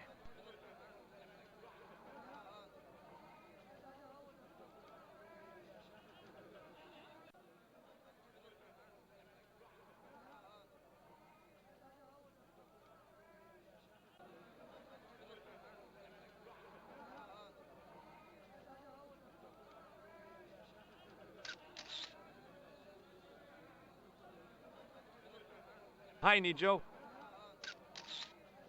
What the heck did you tell me to tell him? Patience, sir. Patience? Patience? I've been chased by a homicidal kebab seller, and you expect me to be patient? But consider, sir, while you were running from the irate Arto, the irate Arto wasn't using the brush. Hold on. Are you telling me that I've been used as a diversionary tactic? Your brush, sir. I can't believe that you put me on that kebab seller's death list for a toilet brush. The ends justified the means, sir. Yeah, but I noticed it wasn't your butt that was on the line, though. They also serve who only stand and wait, sir. Oh, spare me. Oh, it's okay. Nothing.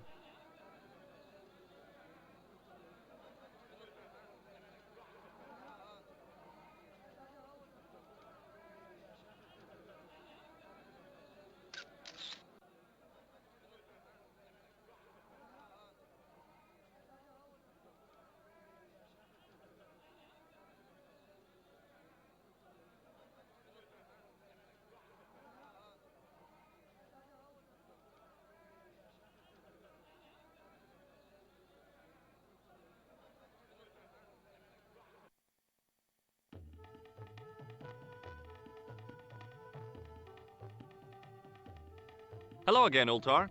Praise be to Allah. I am blessed with your bountiful presence once more. Look, I've got the toilet brush back. You man of action, all righty. Don't just wave at me. Give to manager.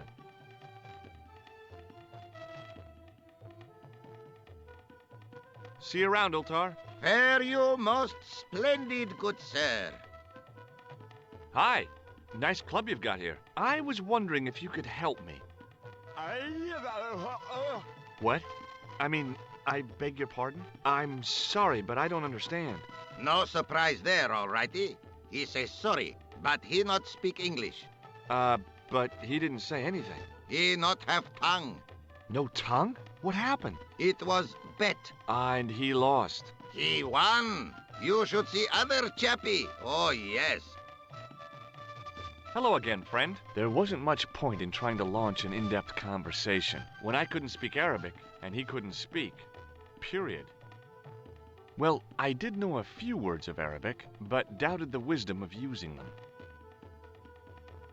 Hello again, Ultar. Praise be to Allah. I am blessed with your bountiful presence once more. Look, I've got the toilet brush back. You man of action, all righty. Don't just wave at me. Give to manager. Look, I've got the toilet brush back. Don't. Bye for now, Ultar. May good fortune follow you, mister. The club manager's bonhomie seemed forced. Looking at the place, I could understand that. This is definitely not what they meant when they said the joint was jumping.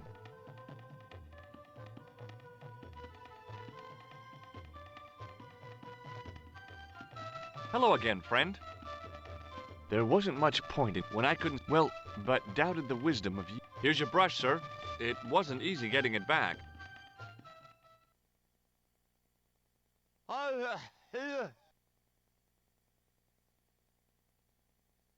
The manager took the brush from me, gave me the toilet keys as my reward, and stomped off.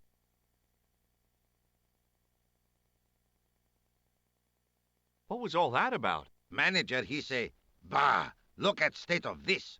Need much cleaning in detergent before go around my, you bend. He said all that? Body language account for much, you know. Oh, yes, indeedy.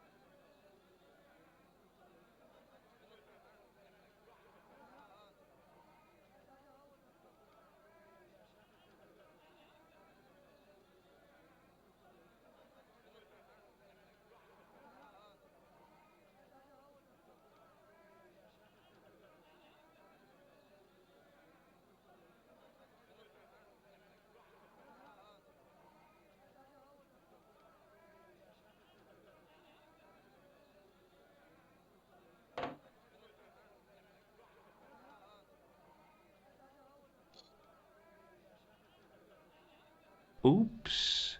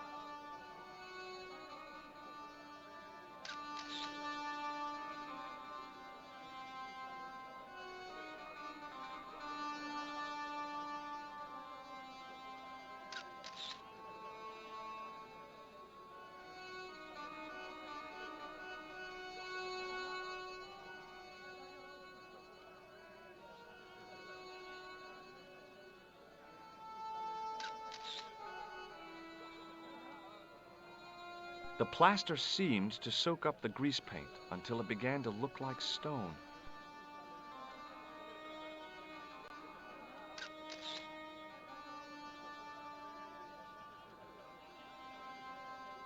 Hi, I was wondering whether you could help me.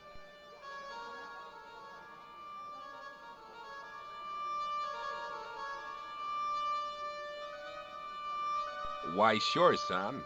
Always got time for a fellow American. The name's Henderson. Dwayne Henderson. Pleased to meet you, Mr. Henderson. Hell, boy, I'm not in the office. Call me Dwayne. Oh, okay. Dwayne?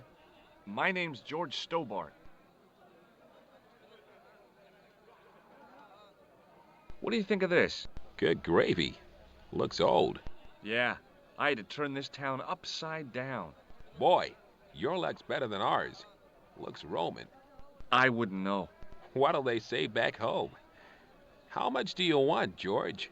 Oh, I couldn't. It's the find of a lifetime. I mean... $50. Take it or leave it. I'll take it. Here you go. And here you go.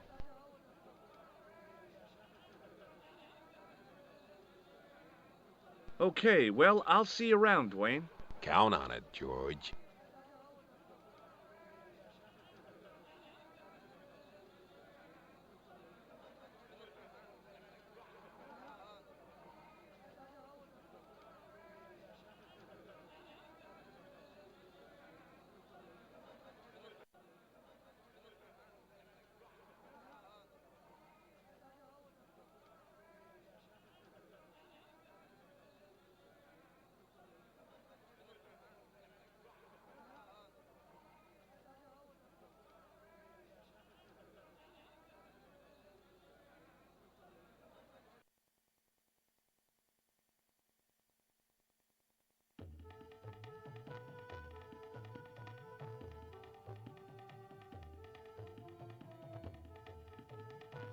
Hello again, Ultar.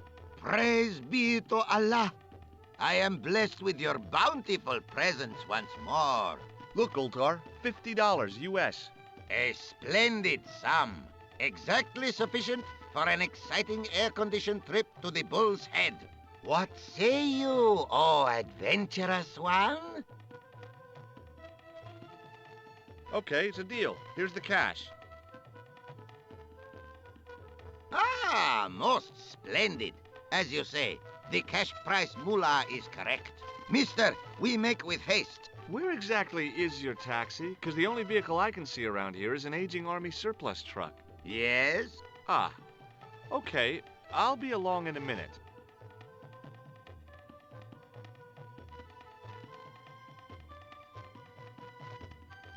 It didn't seem right to take off with the toilet keys, so I left them on the bar.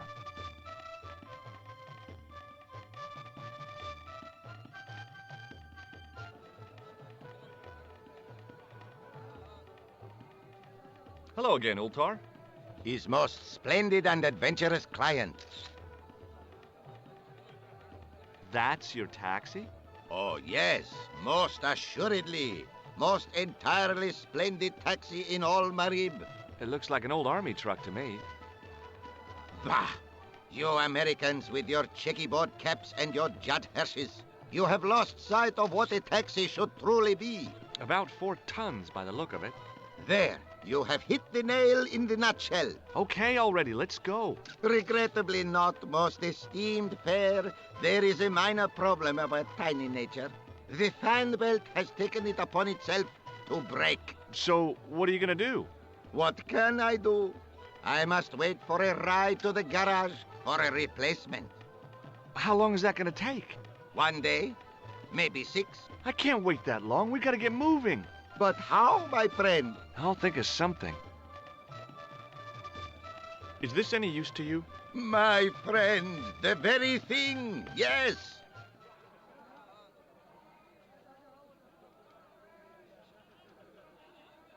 Ultar took the towel from me, cut it in 2 lengthways, and gave me half back. With his half, he did the kind of fan belt replacement that's normally done with stockings. Now, if I knot the ends together, so...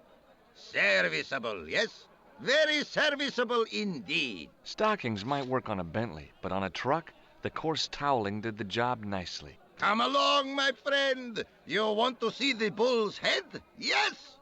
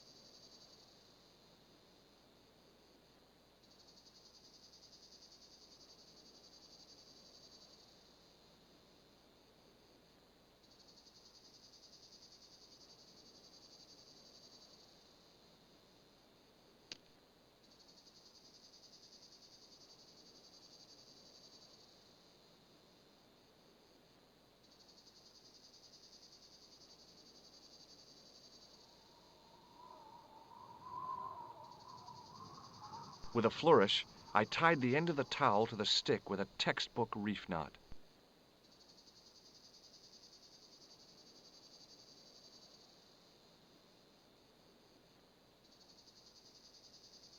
I could see that crack would make a good anchor point.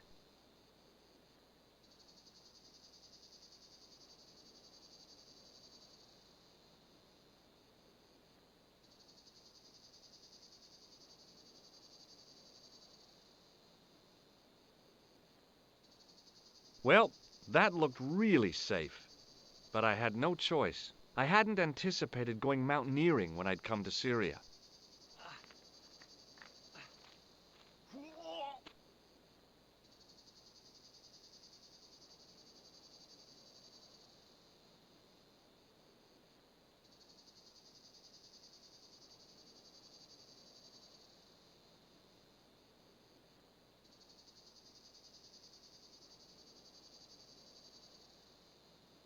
I didn't like the idea of putting my hand in there.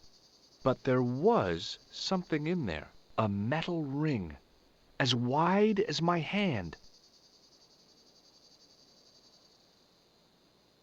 I took a firm hold of the ring. And pulled. Whoa there!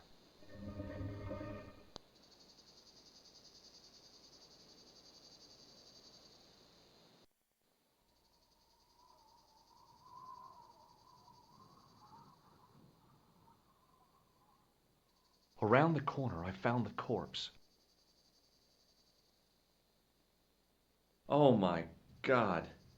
Klausner? Large as life and twice as dead. I'd hardly had time to accept the fact when I heard the door mechanism start up again.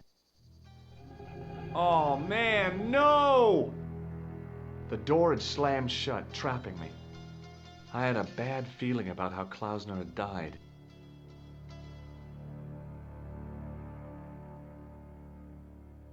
I couldn't think of anything to do with the statue, apart from scaring small children with it.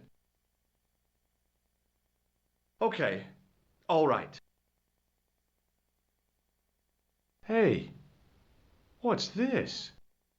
I'd found some kind of lens, a very old lens made from a very hard glass. That settled it. The knight on the manuscript had been holding a lens the whole time, not a crystal ball.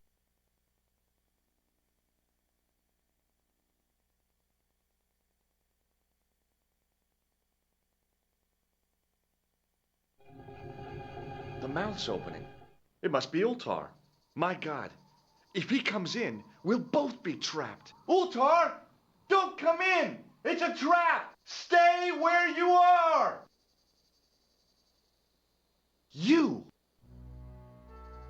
Hello, Mr. Stobbart. We meet in the most unusual places. Please, do not make any sudden moves. I have no desire to maim you. Did you say maim? I did. Dead men tell no tales, as you say. And I want to hear everything that you have to tell me. And what if I don't want to talk? Then I shall, most regrettably, have to kill you. Rest assured, however, that I am an excellent shot you would not suffer. Oh, that's good. Believe me, I'm really assured. It is rather dark in here. I think we should conduct our business outside. Why should I make myself an easier target? If I fire at you, Mr. Stobbart, I shall hit you even in here. But, unfortunately, my marksmanship will suffer. It could be the difference between hitting you in the leg or the groin. Boy, it sure is hot in here. No sudden moves, Mr. Stobbart.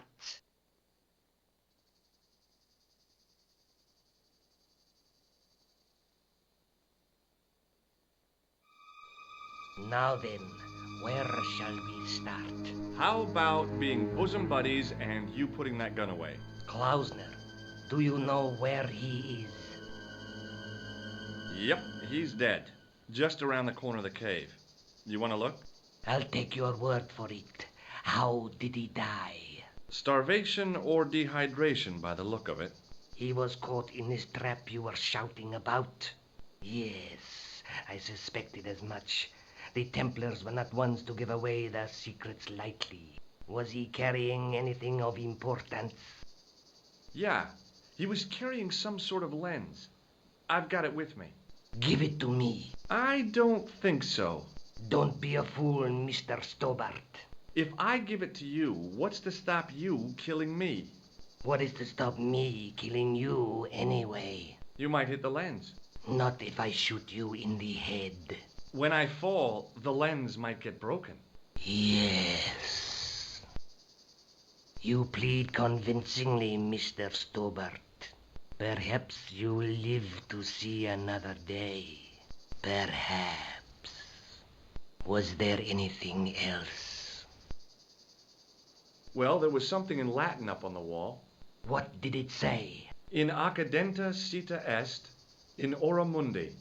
Ah, the words of Caesar. Yes, that makes sense. Well, I know that roughly it means to the west, to the edge of the world. But what the heck is that about?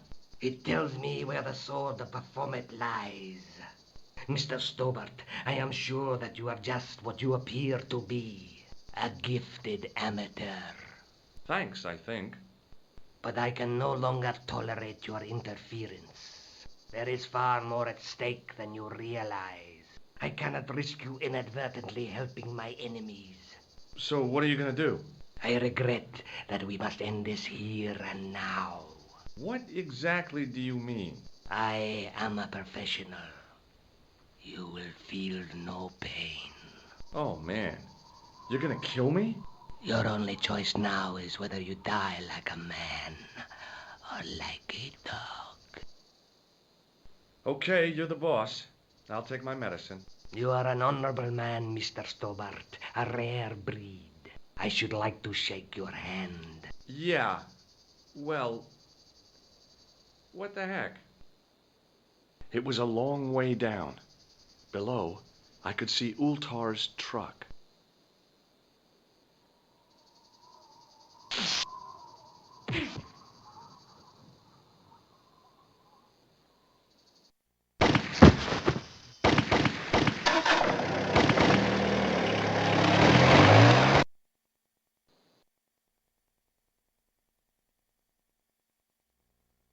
Luckily, the canopy on Ultar's truck broke my fall. Thank goodness for that. The worst part of the experience was Ultar's driving. What about the lens? Is it still in one piece? Oh, yeah. Well, it's good to see you again, Josh. Really? Well, I have to say, I'd have enjoyed Syria a lot more if you'd been there. I wouldn't have been much help. Anyway, you did just fine on your own.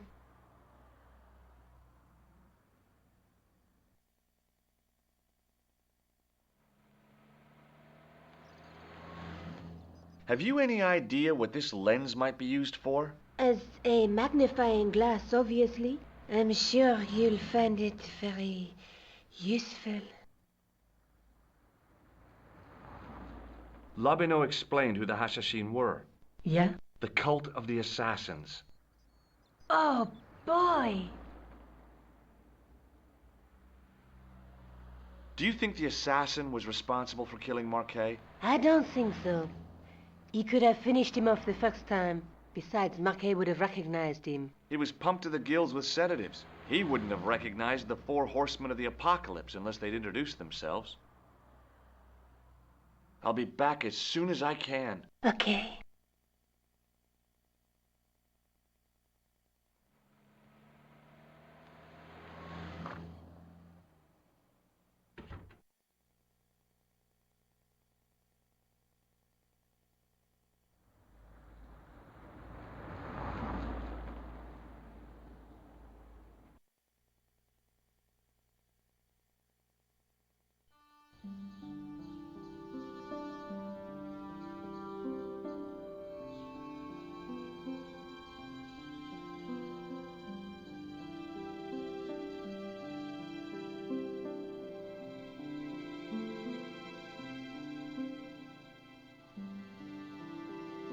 Hi, Andre. Hello, Georgie. What's with the long face? Haven't you heard? The tripod was stolen. No kidding. I just don't get it. So many other treasures, and the thieves choose the tripod. A modern-day alchemist, perhaps? Who knows? There's no shortage of crazies in Paris. Where have you been? Nicole said you were away. I just returned from Syria. Syria? On the trail of the Templars? It's a long story, but I found the bull's head. It was referred to on the manuscript, remember? Yes, what is it? A secret cave built into a high cliff face. In the cave, I discovered a map bearing a phrase in Latin. In occidenta cita est in ora mundi. The island of Britain. Lies at the edge of the world, to the west. Strange. That map seems to contain a series of pointers. Like I said, it's a treasure map. I'd like your opinion on a medieval manuscript. Vraiment? Do you have it with you? No, it's too fragile. And besides, there are certain people who'd stop at nothing to get their hands on it. Intriguing. Do you have a copy of the text? There isn't much. Only a few Latin phrases. I was kind of hoping you'd help decipher the pictures. Without seeing the manuscript, that's a tall order. Just tell me one thing. What does the image of two men riding on the same horse suggest to you? The Knights Templar. Does the Templar seal appear on this manuscript? I'd love to see that for myself. Can you tell me anything about the Knights Templar? I sure can, Georgie. Soldiers, diplomats, mercenaries, monks, bankers, you name it, the Templars fit the bill. The greatest fighting force in Christendom, the militia of Christ. Jeez. The manuscript is being looked after by a friend. In Paris? Yeah. Not far from here, in fact. Well, just give me the address and I'll come round and take a look. I'm not so sure about that. Maybe I should check with her first. A female friend? Yeah, she's a woman. Maybe it was my imagination, but I noticed a predatory look in his eye. Suddenly, this friendly historian had turned into the big bad wolf. This friend, who has the manuscript? Oui, the anonymous girlfriend. She lives at 361 Rue Jarry. Ah, I know it well. I'll drop by. Just as soon as I can. How did the Templars get their name?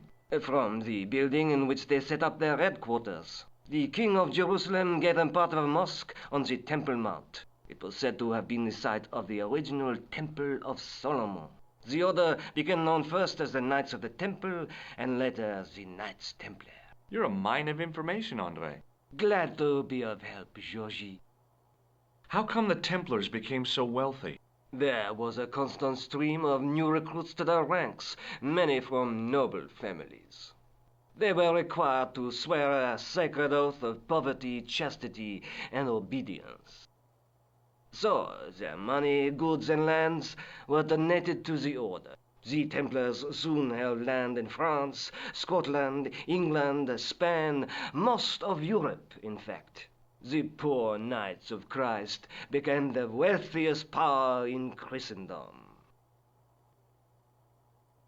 Is it true the treasure of the Knights Templar was never found?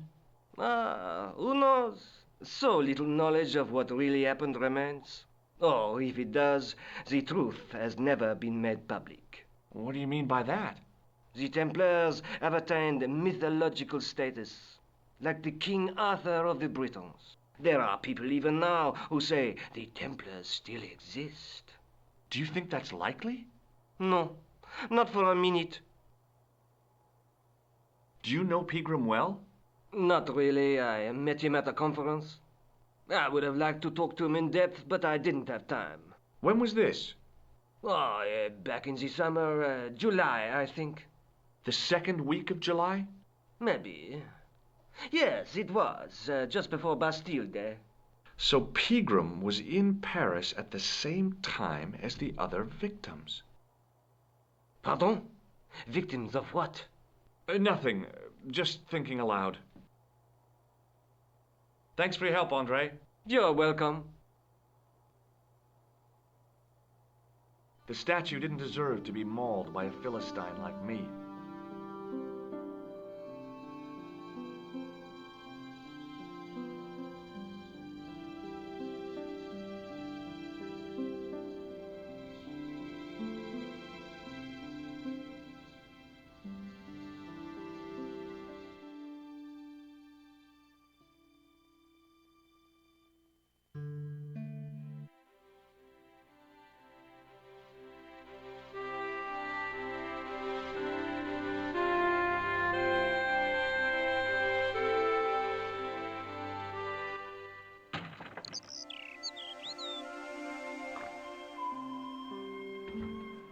Hey, Nico.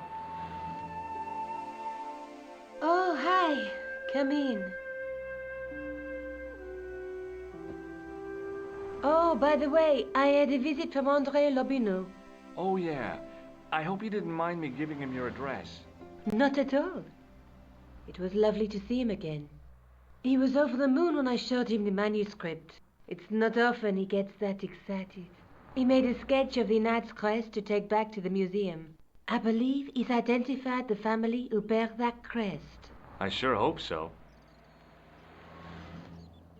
Let's take another look at the manuscript.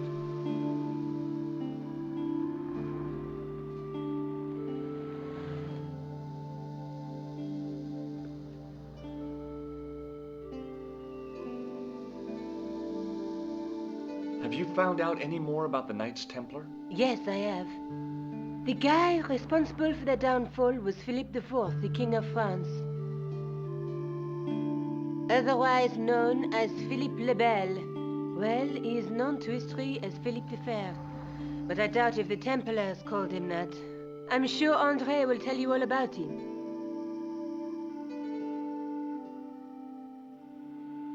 I'll be back as soon as I can. Okay.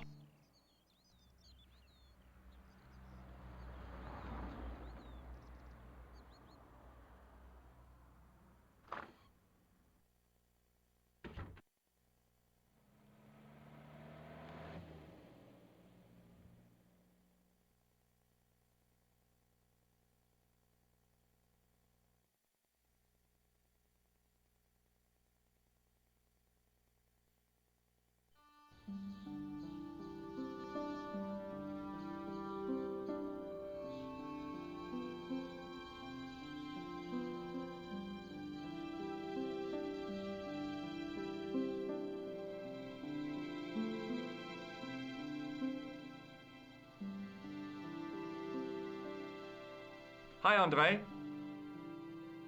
Hello, Georgie. Hey, I visited Nicole's apartment. Yeah, she told me you came by. Ooh, quite a fine Georgie boy. I didn't expect anything quite so sexy. I hope you're referring to the manuscript. Oui, of course. What did you make of the manuscript? It dates from the time of the Crusades. We guessed that from the Templar seal. It's a story and pictures like a modern-day comic book. What story does the manuscript tell? I don't know. It was probably produced for the tourist market. Tourists? Oh, oui, pilgrims in their thousands on their way to Jerusalem. The tourist trade is nothing new, you know. It's been around for centuries. Ever since Joshua made a packet selling souvenir bricks from the walls of Jericho. Have you deciphered any of the images on the manuscript? There's very little I can be sure about. The slang of the bull could be a reference to Mithras. Who's he? A Persian god, almost as popular as Christ at one time. The only thing I can be sure of is the knight. He's Spanish. How can you tell that? The writing on the shield, the reference to AverMedia. No self-respecting knight from Northern Europe would have borne a coat of arms like that. Can you identify the knight's coat of arms? I already did, Georgie. He's a member of the De Vasconcelos family from the Costa Calida.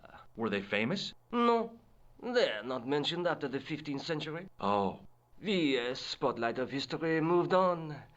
They're probably long dead. Do you think the manuscript could be the map to the Templar treasure? Frankly, no. That's too far-fetched. The manuscript is interesting enough and a rare find, but that's all. Wouldn't it be terrific if it was a map, though? The treasure of the Knights Templar. A romantic notion, Georgie, but extremely improbable. What can you tell me about Philippe le Bel? He was responsible for the extermination of the Knights Templar. I know that, but why was Philip so hot to get rid of them? Mostly because he wanted to get his hands on their treasure. He had an enormous debt and a lifelong war with England to fund. The trouble was, the Templars were a highly respected holy order. If the Templars were so powerful, How did this Philippe dude wipe them out? By underhanded, dishonorable means, of course. The Pope was Clement V, a Frenchman. French, huh? Handy for Philippe. Fate had nothing to do with it. He was Philippe's puppet, planted to further his political ambitions. Philippe wanted the wealth of the Templars and used Clement to get it. So what was Philippe's plan? What happened? Sealed orders were sent out all over France, not to be opened until the appointed day. That day was Friday, July 13th. That's the origin of our superstition regarding that date. At dawn, throughout the whole of France, the Templars were arrested. It was the biggest bust in the history of the world. What happened to the Templars after their arrest? Philippe was out for blood, so he handed the Templars over to the Inquisition. Not surprisingly, they confessed to a sensational and sordid list of blasphemies. Like what? Oh, the sort of things you read about in the gutter press. Devil worship, lewd sexual practices, spitting on the Holy Cross, that kind of thing. Well, that must have given their lawyers some headaches. Whether or not the accusations were true, this was not good publicity. Most of the charges were probably cooked up, but so were the Templars, literally. Hundreds of them were found guilty of heresy and flamed grilled at the stake. They died protesting their innocence. But surely Philippe had no proof of his charges against the Templars. A man will admit anything under torture. The Inquisition fabricated some nonsensical demon called Baphomet, and then suggested to their victims that this was what they worshipped. But they didn't have to agree. The records show a Templar coming to trial with both feet burnt off. Fragments of flesh and charred bone falling from the stumps. What would you not admit to stop such torment? So there was no truth at all in the Baphomet accusations? Not a shred. Almost every victim described the idol differently. No, Baphomet never existed outside the sick minds of the Inquisitors.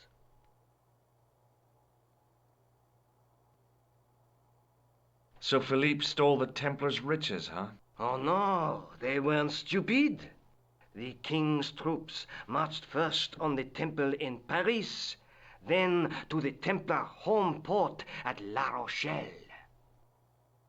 There was no trace of the treasure, and the fleet of the Knights Templar had set sail. Thanks for your help, Andre. You're welcome.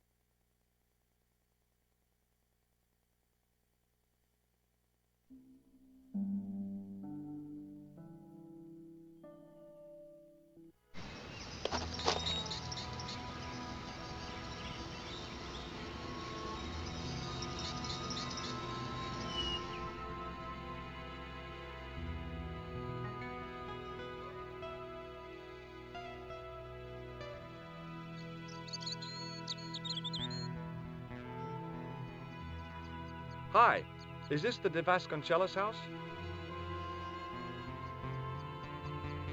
Who wants to know? I could tell the old coot was going to be trouble. My name's George Stobbart. I was wondering whether... The house is not open to the public. This is the De Vasconcellos house. And what business is that of yours, senor? Look, all I want is to speak to the head of the household. There is no household. Only the Countess and myself. Tell me about the Countess de Vasconcellos. She doesn't receive guests. That's all you need to know. You don't even know what I have to talk to her about. She hasn't won the lottery, has she? No, she hasn't won the lottery. A more cunning man might have claimed that she had. Oh, yeah? They might have, might they? And that more cunning man would have been kicked off the premises. The Countess doesn't do the lottery. Okay. Well, I'll see you around. Adios.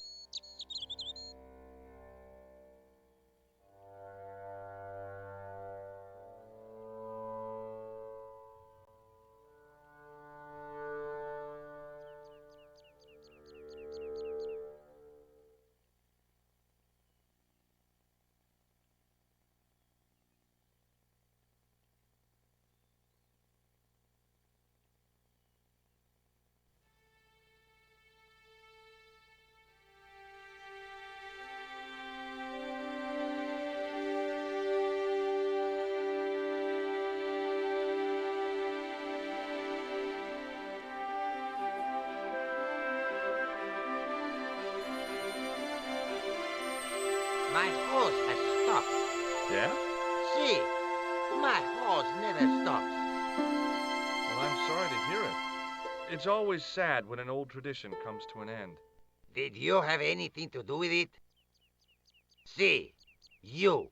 Well, I'm shocked. I'm mortified. How could you think such a thing? Very easily, senor. Very easily. I'm going to find out why my horse has stopped. And that means going into the house. You are not, absolutely not, to go in the house. If you do go in the house, I will set the dogs on you.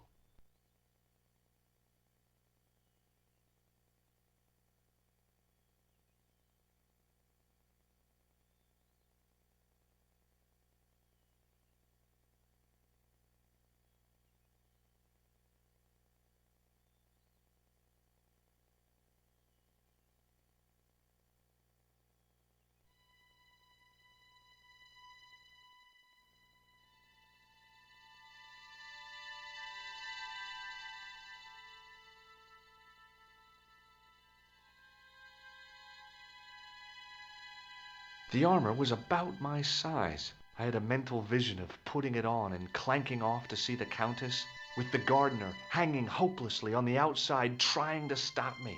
Apart from being stupid and unworkable, it was a great plan.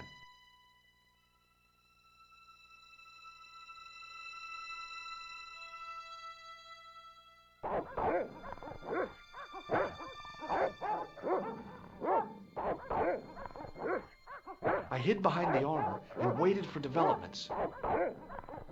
Hey, you. I know you are there, American.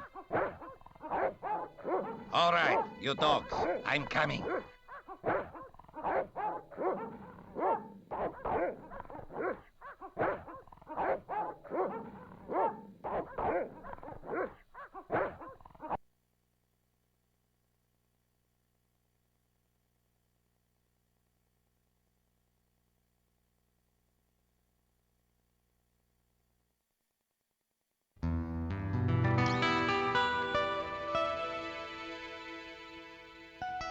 Madre Dios, who are you? My name's George Stobbart.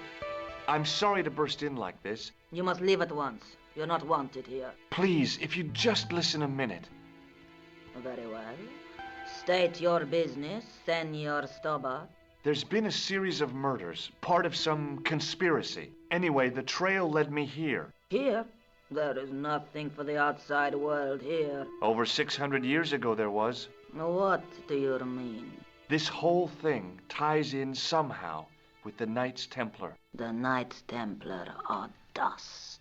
They had a secret that was so important, they went to a lot of trouble to hide it. I do not see what this has to do with my family. Your family had a strong connection with the Templars, right? I believe that they have planted some clues here. Why should I believe a complete stranger who barges into my home? Just let me have a look around. If I find nothing... You'll be spending the night at the police station. Very well. Please, sit down. Thank you.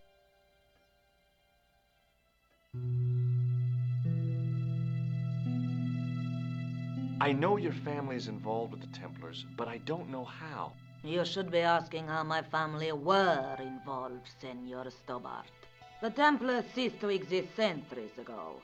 And as for the De Vasconcelos, the line dies with me. I'm sorry. Don't be. Okay, whatever happened almost 700 years ago. So, if the Templars left any clues, they're going to be in stuff that dates back to the early 14th century. Obviously. So, what do you have around here that's early medieval? Early medieval. Let me think. Well, the house is relatively modern, a scant 3 centuries old. Or, of course, the chess set. That chess set is over 600 years old? It must be worth a fortune. Indeed it is. Not that I would part with it, of course. No, I wouldn't either. That's the sort of thing that gets handed down to your children. Sorry. Its value is less than you might think. The set is not complete. One of the pieces is a modern replacement. As to the original, it was lost a long time ago. Nobody has any idea where it is? No. The children had it when they were taken. Children? What children? All in good time, Senor Stobbart. May I examine the chess set? Certainly. But do not move any of the pieces. Okay, thanks. Close up, the modern piece stood out like a sore thumb. There was something else odd about the set. All of the original pieces had irregular bases. My lady, I have to warn you, there's a... You! Why, I'll feed you to the dogs. Lopez, what have I told you about feeding intruders to the dogs? But, my lady... Never without my permission. Senor Stobbart, if I find that you're wasting my time, you will be fed to the dogs. Now, I want to show you something interesting. Follow me.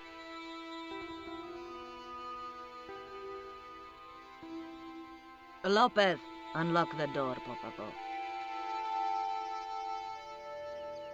This is the only remaining structure on the estate contemporary with the Templars. Nice. What is it, a summer house? A mausoleum, Senor Stobbart. Oh. Come with me. Hey, senor. Yeah? I do not know what you have told my lady to be shown these favors, but I do not trust you. You've got nothing to worry about. Aren't you coming in? No, the dead do not interest me. My garden is a living thing. I will be there.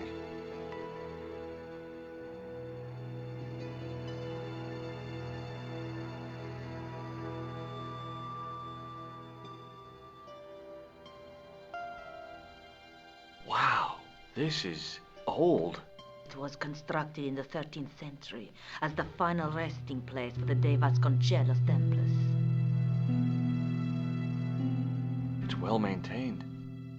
These are my ancestors, and they deserve respect. I come here at least once a week to say a prayer for them. Mind if I have a look around? By all means.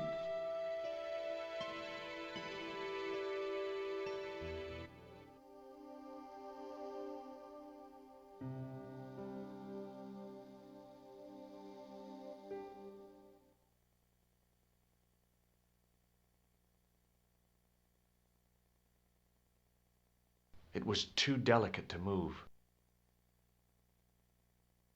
On removing the Bible, I found a pattern on the lectern top. Hey! It's a checkerboard!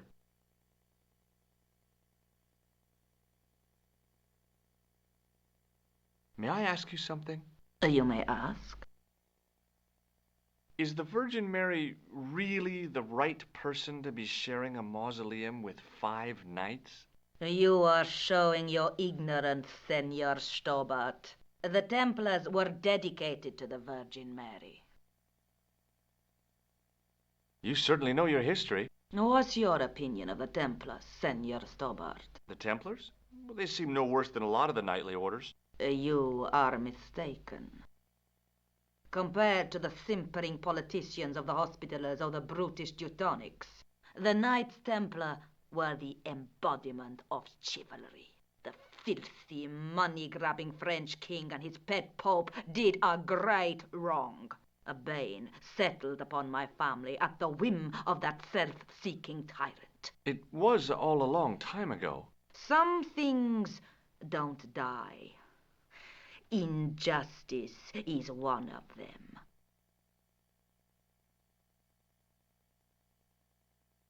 Okay, thanks. Not at all.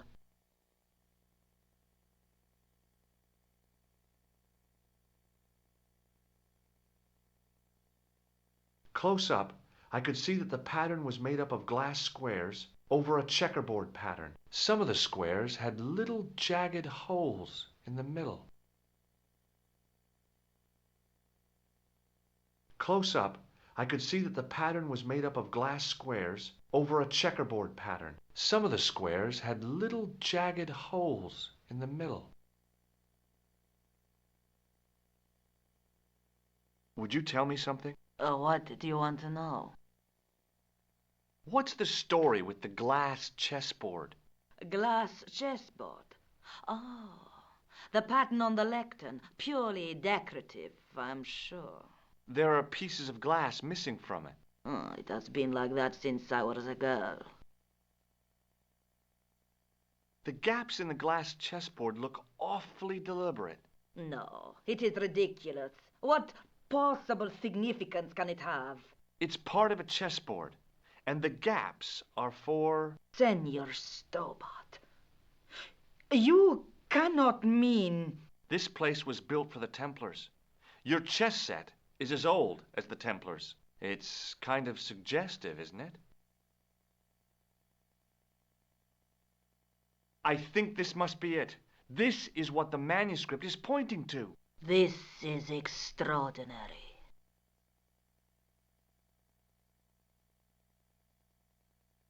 Am I to understand that the Templars left a puzzle here? And in all of this time we failed to realize that there was a puzzle? It was wonderful to watch the Countess change before my eyes. Right. Well, no time for wallowing in self-pity, eh, Senor Stobbart? This mystery has had a good long run, but it ends here and now. All those years of fatalism were falling away from her. Lopez!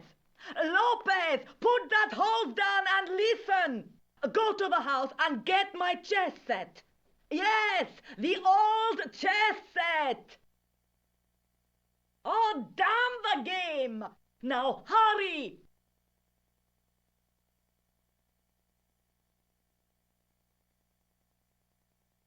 My, this is exciting, is it not? Don't get too excited. This could be a blind alley. Oh, I do not believe that for a moment. It's good to see you happy. Happy? You know, I think I am. While we're waiting, I'd really like to know what happened here. I mean, the curse and everything. It all began at the time of the dissolution of the Templars. Don Carlos had already left their ranks to become a scholar. Don Carlos, is he the guy who went missing? Si, but he had reckoned without the local bishop. Their bishop envied us our lands and determined to use the papal edict as an excuse to destroy us.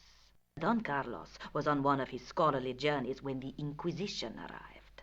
When Don Carlos returned, it was to find his loyal manservant slain and his children gone. They took the kids? But why? Oh, we will never know. The bishop denied all knowledge of the children's disappearance. But witnesses had seen his men kill the servant who had been charged to protect them. What happened to Don Carlos? He swore he'd find his children if he had to go to the edge of the world.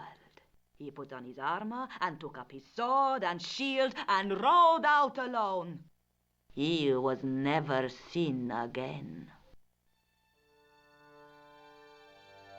Lopez, you have the pieces. Si, my lady, as you asked. Por favor, Senor Stobbart, would you be so kind? My lady. Calm yourself, Lopez. I believe Senor Stobbart's motives are pure. Very well, my lady. My lady seems to trust you. But you don't. No, senor.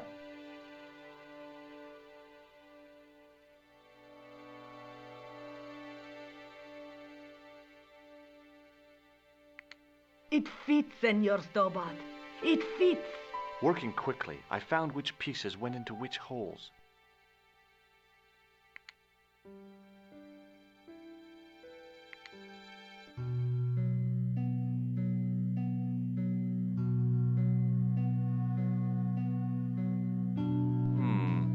Maybe not.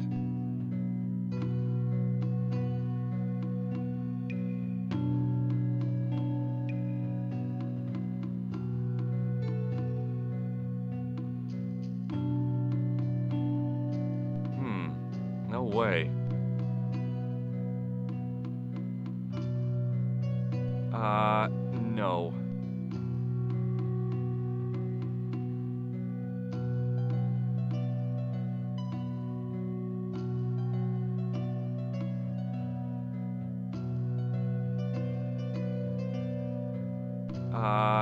No.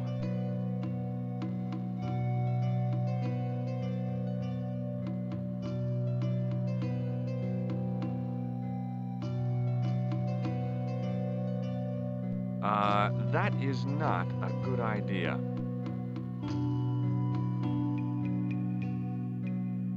No.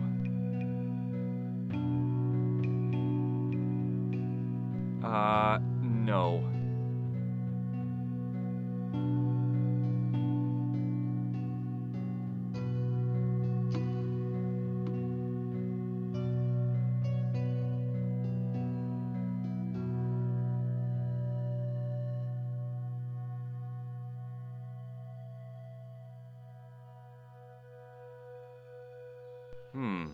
No way.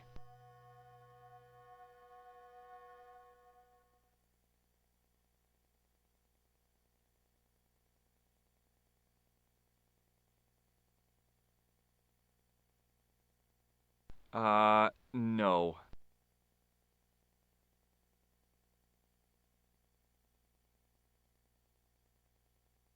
That is not a good idea.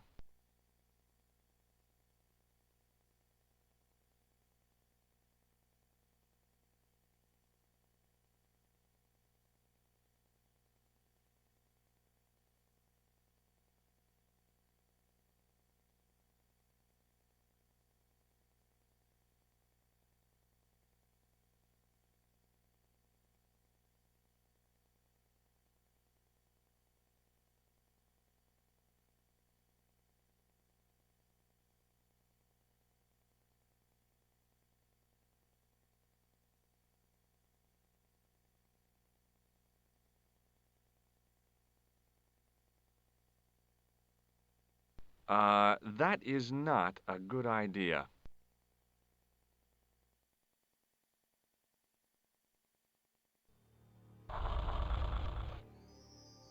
Senor Stobbart, look! What is that? It's not the Holy Grail, is it? No, Senor Stobbart. It is the communion chalice of the De Vasconcelos, missing for almost 700 years. Wow! Well, go on. I cannot. I can hardly believe it is real. Go ahead. Live a little. Are you sure? This is your moment of triumph, Senor Stobbart. Sure, I'm sure. The possibility of death traps only occurred to me a few days later.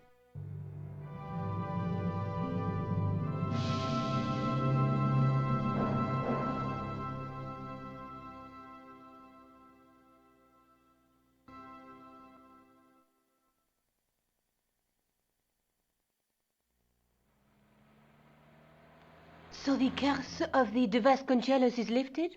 Oh no. The Countess was thrilled to find the lost chalice. But there's still the riddle of the missing knight. Well, you can forget about that now and get back to finding the Templars' secret. Actually, I promised the Countess I'd find Don Carlos. You what? I can explain everything. You have got the odds for a withered old Spanish aristocrat? The Countess entrusted me with the chalice and The quest for her ancestor's tomb. You're as crazy as she is. Haven't you got enough problems? Khan and the Templars? It's all part of the same thing. The chalice is important, I'm sure. The manuscript pointed us to the knight, and I have to find him. What then? I don't know. But when the knight and the chalice are reunited, maybe I will.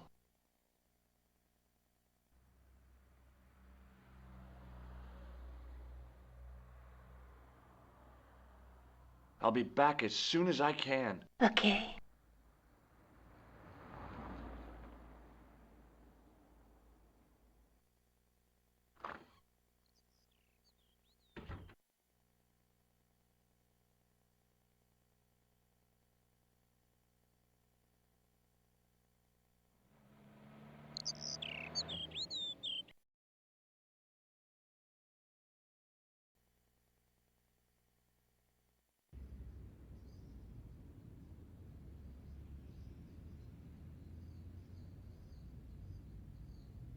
You're back.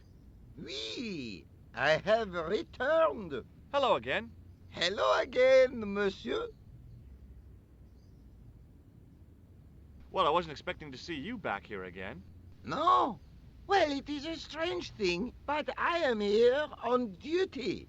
On duty? But you're just sitting there drinking wine. No, I am not just drinking wine. I am undercover. I must be missing something. You're in uniform. Precisely, monsieur. My cover is that of an indolent, wine-guzzling police officer. You've got me convinced. Merci.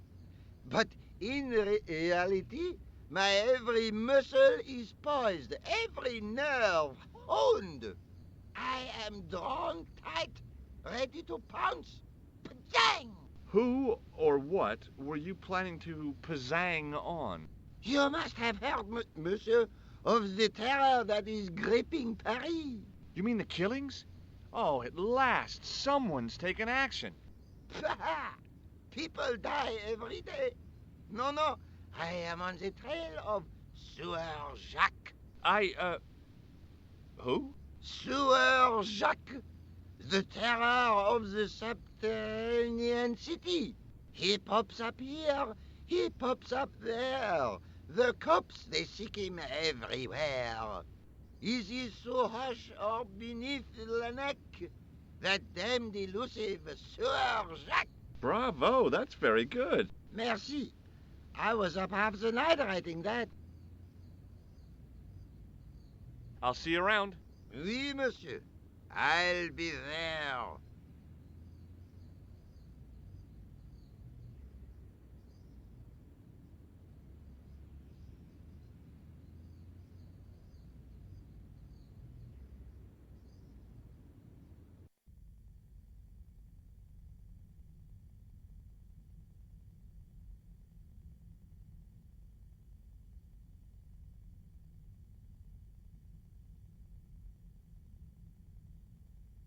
Excuse me, Father. Pardon? Do you mind if I ask you a few questions? Not at all, monsieur. It will be my pleasure to help you. How long have you worked here? Hardly work, monsieur. This is a calling. I have been helping Father Flambert for nearly 6 months now. I guess you don't know much about the history of this church, then. Just a little. You've got quite a shine on that candlestick. Ah, oui. Anything less than best would be an insult to the Almighty. I guess so. I never thought of it like that. What do you make of this chalice? It certainly looks very old. About as old as this church, I think. There seems to be an engraving on it. Yeah? What does it say? I do not know. It is very tarnished. With your permission, I could try polishing it. I promise I will be very careful. That'd be very good of you. This shouldn't take very long. Feel free to look around. Okay, thanks.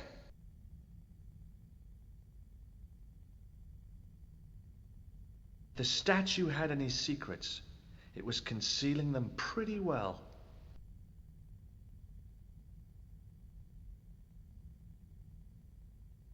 I didn't recognize the biblical story in it. I was a Sunday school dropout.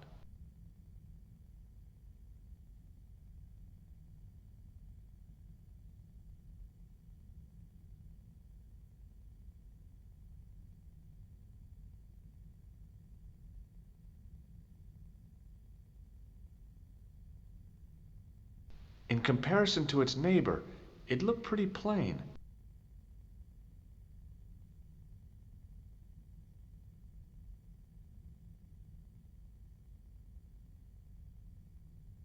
A statue of a knight holding a staff and a scroll.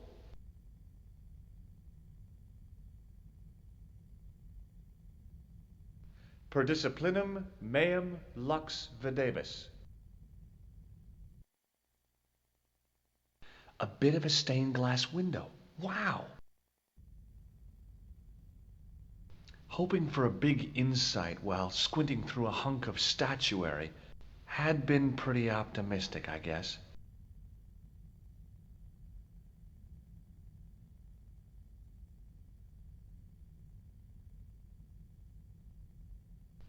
The lens fitted into the end of the scroll like a hand into a glove.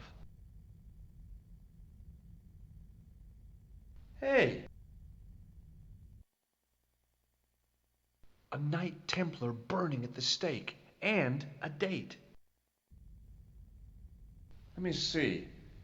MCCCXIV. That's 1314.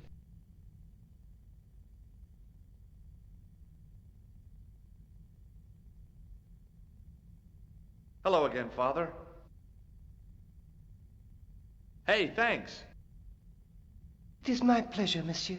What was the writing on the chalice? It was not writing, my mistake. It was a coat of arms. The remarkable thing is that it seems very familiar. Yeah? Oui, I think I have seen it on that wall tomb in the far corner. That winged horse is quite distinctive. Is the right-hand window original? Oui, monsieur. Did you know that the center window conceals an image of a man burning at the stake? The burning man? What, you knew? That there was a hidden image? No.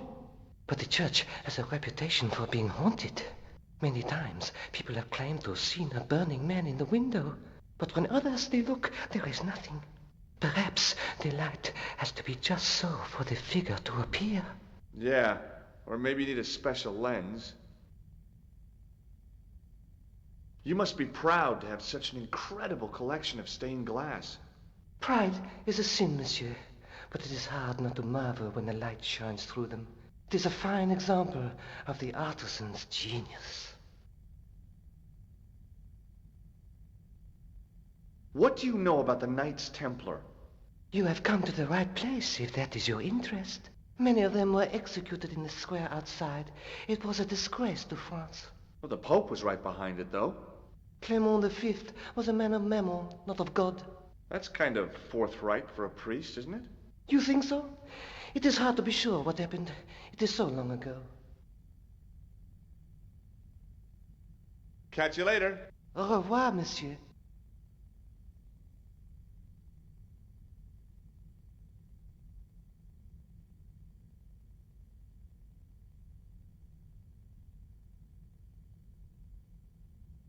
Now that my attention had been drawn to it, there was no mistake. There was no name on it. But the coat of arms was undeniably the Pegasus of the De Vasconcelos family. I'd found the last resting place of Don Carlos. My eye was drawn to the biblical references carved into the edge of the tomb. Hey, maybe these biblical references mean something. Psalms 32:7, John 4:11. Corinthians 1:4-5, and just one more, Psalms 22:21. I may not be perfect, but I've got a memory like a steel trap. The chalice had led me to these inscriptions, but it looked like a happy coincidence to me. After all, the de Vasconcellos arms were already on the manuscript. Nope, I was still convinced that the chalice had some significance all of its own.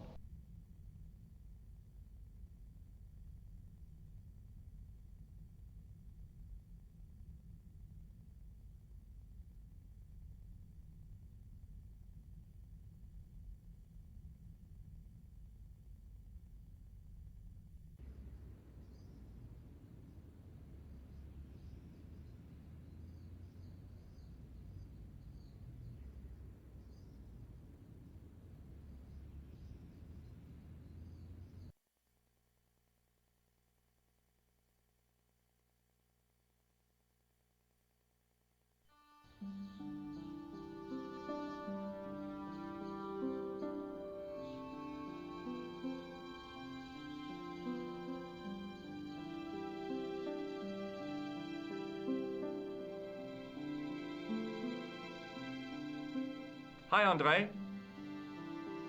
Hello, Georgie. While I was in Syria, I discovered a strange pagan statue. It was like a head with 3 bearded faces. Horrible.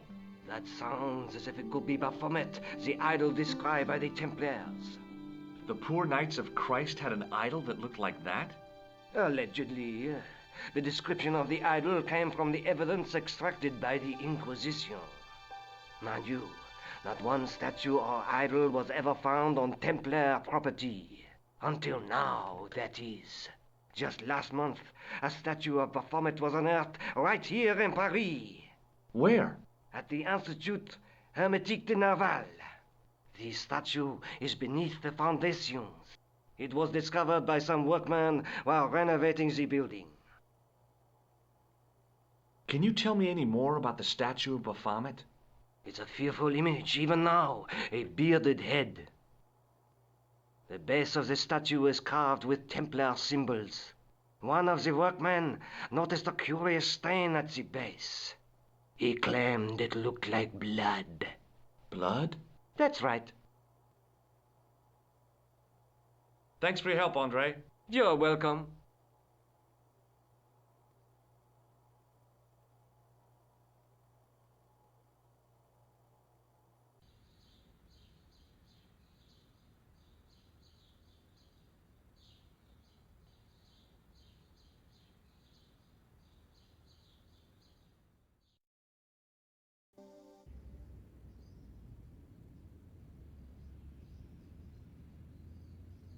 Excuse me, could you help me? What is it? I've got a few questions. You're doing a fine job. Merci. I have my professional pride. I don't think I've ever seen a Gauloise smoked so stylishly. It's a natural talent. I'm being sarcastic. I'm being indifferent. You're very good at that as well. Merci. Vive l'indifférence. So, what are you doing here? I am having my break. Yeah, I mean when you finish your break. When I finish my break? An interesting concept, monsieur. You'll probably need to think about it. I could have another cigarette while I consider. Perhaps tomorrow too? Okay, let me put things differently. What were you hired to do here? I was hired to keep the archaeological dig in the basement of this building clear of debris, and to touch up damage to the door frames with my little pot of paint. It's a very responsible job. Unfortunately, I'm not a very responsible person. So what do you know about the excavation? I know they won't let me in to do my job. I would complain to my union, but là... You couldn't be bothered to join. Right. Tell you what, though. I'm surprised at the sort of people interested in this excavation. What's unusual about the visitors to the excavation? None of them look like archaeologists to me. Do you know what an archaeologist looks like? 3-piece suits, crocodile-eyed attaché cases, Rolex oyster. But no archaeologist dresses like that. Quite right, monsieur, quite right. So, who are they? Who cares as long as they pay me? What does the word Templar suggest to you? Templar? Nothing. Nothing. Be seeing you. Au revoir, monsieur.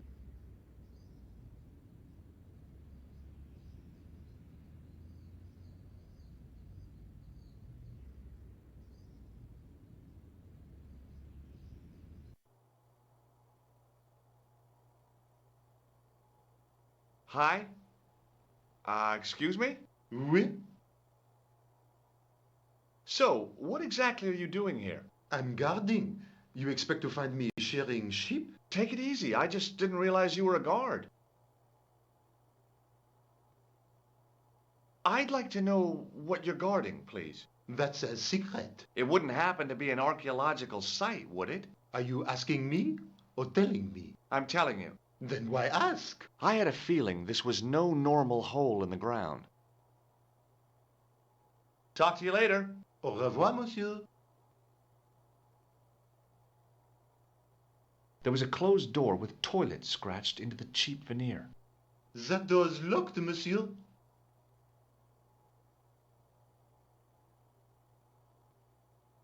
Hi again. What is it? Trying to get into a locked washroom.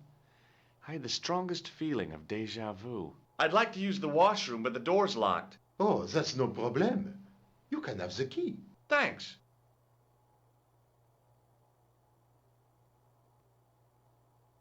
Talk to you later. Au revoir, monsieur.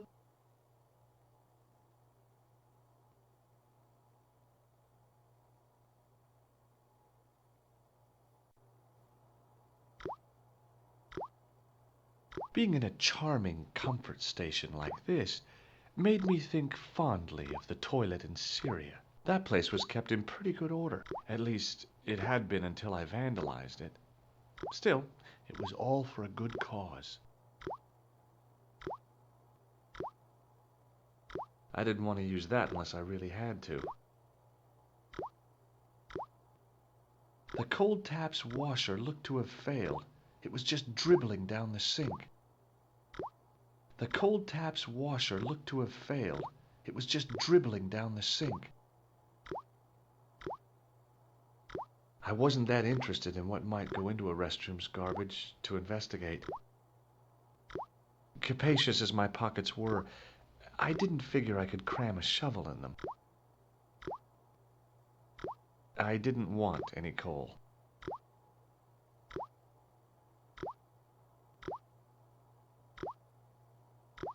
I didn't want to use that unless I really had to. Being in a charming comfort station like this made me think fondly of the toilet in Syria. That place was kept in pretty good order. At least, it had been until I vandalized it. Still, it was all for a good cause.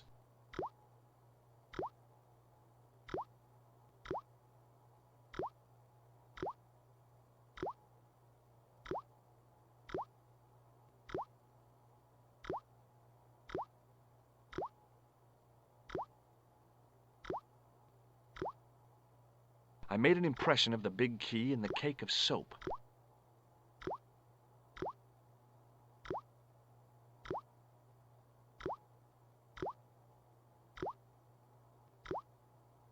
I carefully sprinkled the plaster into the soap mold I'd made of the key.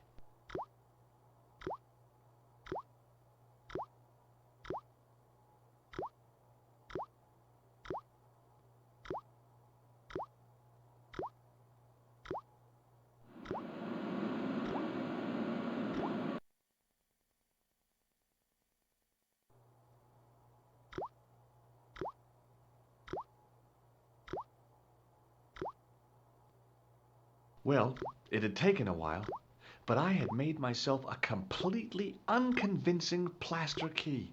Way too fragile to use in a lock. I'd have to substitute it for the real one. Trouble was, it looked like plaster and not metal. Then again, that plaster statue in Syria hadn't looked like stone until I'd been a bit artful with it. Maybe I could improve the key as well.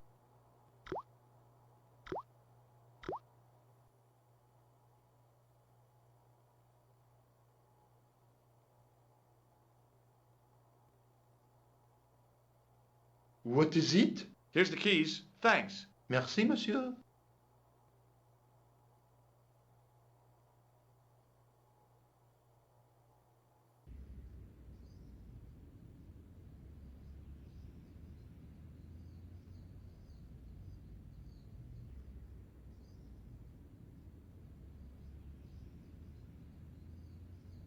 Hey, monsieur, get away from my paint pot. Okay. I should think so. Meddling with a man's paint pot. Puh.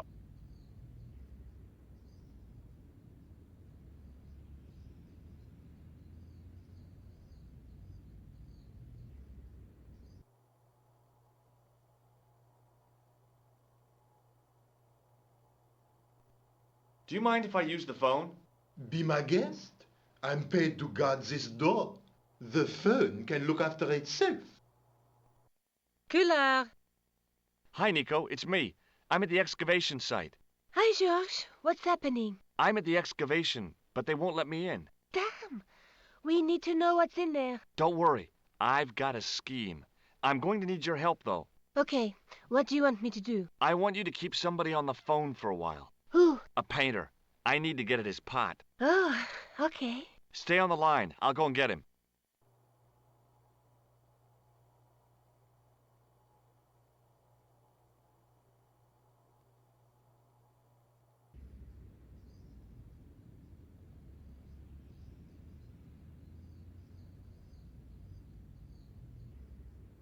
Hi, it's me again. What now? You've got a phone call. For me? Are you certain? It's a woman. She sounded hot. What woman? She must be mistaken, monsieur. Well, she asked for that hunk of a man with the nicotine fingers and his ass hanging out of his pants. Certainly sounds like me. Stand back. It wouldn't do to keep the lady from her hunk.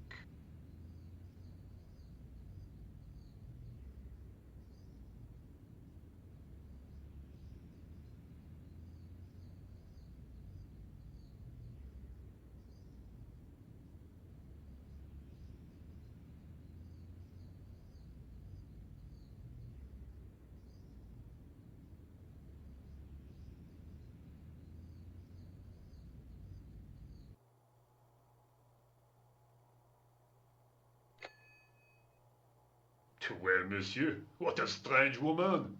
She was all over me, and then suddenly, nothing but abuse. Really? Why, abuse? Ah well, I have a cigarette to finish. And monsieur, if she calls again, I am not available.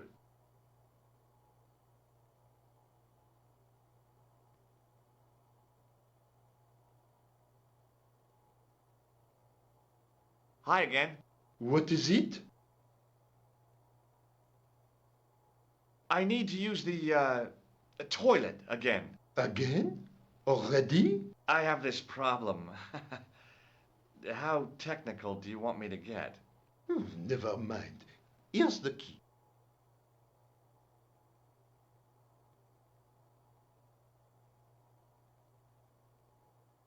Talk to you later. Au revoir, monsieur.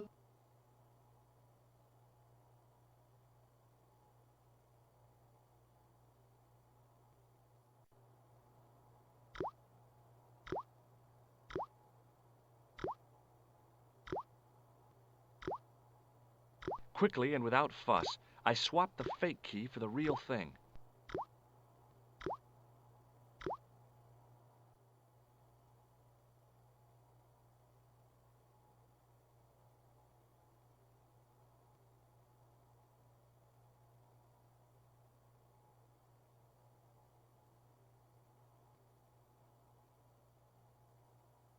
I couldn't imagine what I'd achieved by turning the dial.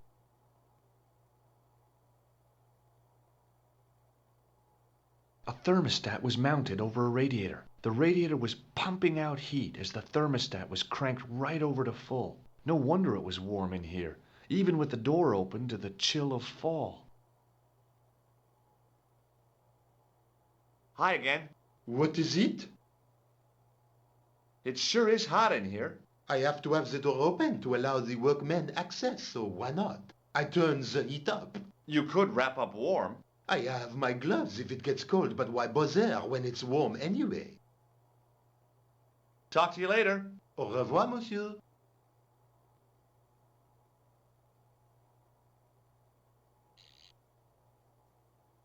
I turned the heating off.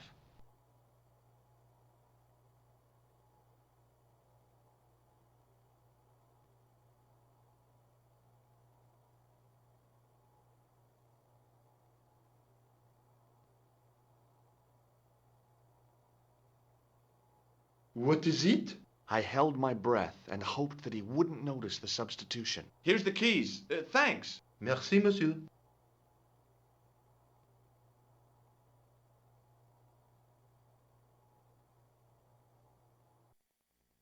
Hi, Nico. It's me again. I'd guessed. What do you want this time? What did you say to the painter? I shan't repeat it, Josh. Look, I need to get the guard out of the way. Could you call back and ask him to get the painter again? Okay, I'll call back soon.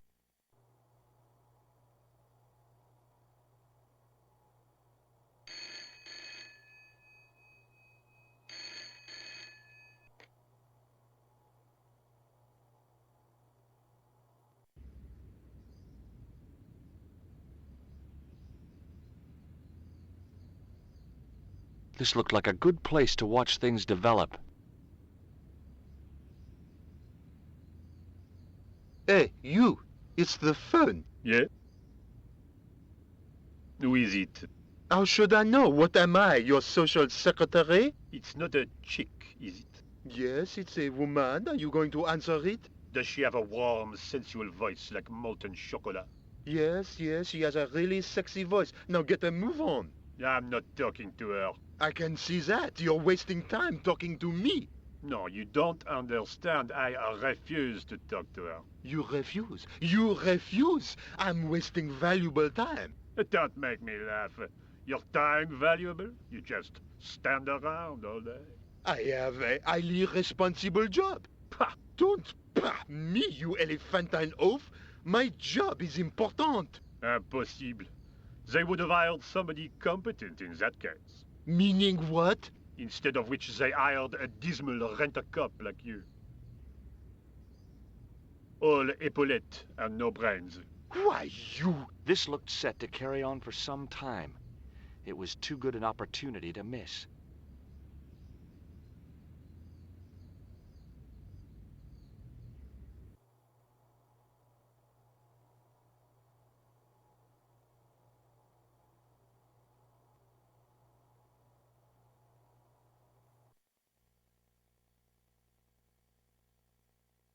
I couldn't see anything useful to do with the planks.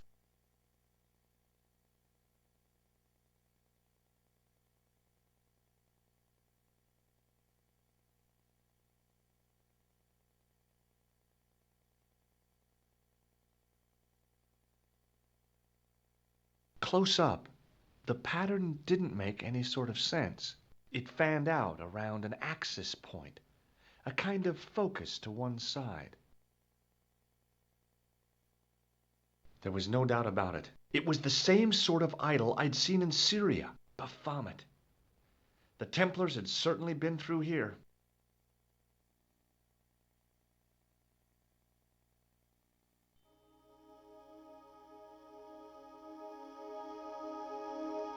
And there it was, decoded by the curves of the chalice, the image of a church.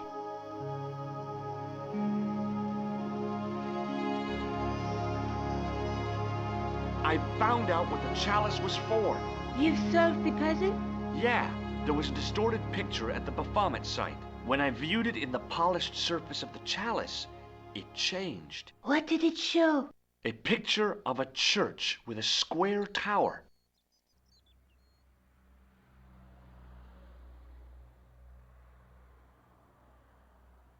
Look at the chalice now, Nico. What happened? It's shiny. The priest at Montfaucon buffed it up for me. That's incredible. Yeah, looks as good as new. No, you found a use for a priest.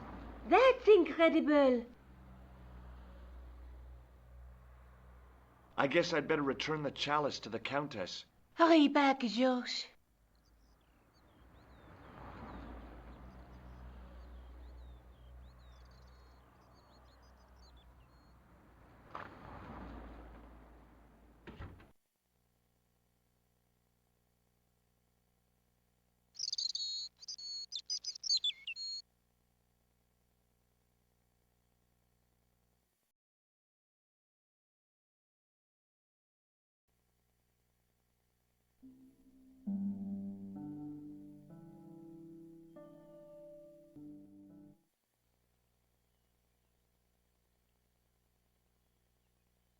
I'd been planning to return the chalice anyway, but I hadn't expected the trail to bring me here. The Villa de Vasconcelos was as picturesque as ever. The weather was still clear, and Lopez was still watering the damn lawn. I was beginning to suspect that he was surgically attached to that hose. Hi there, Lopez. How's tricks? Senor Stobbart, how pleasant to see you. You are well. Fine, thanks. Is the Countess in? She is waiting for you. I will show you up. It's okay, I know the way. Senor Stobbart, I feel I owe you an apology. No, you don't. I was impolite on our first meeting. Look, Lopez, just forget about it. I came on like a snake oil merchant. I wouldn't have trusted me in your shoes. You do not understand. Finding the chalice has given my lady a new lease of life. It's a marvel. She smiles, she laughs. The tradesmen are saying that she is on Prozac.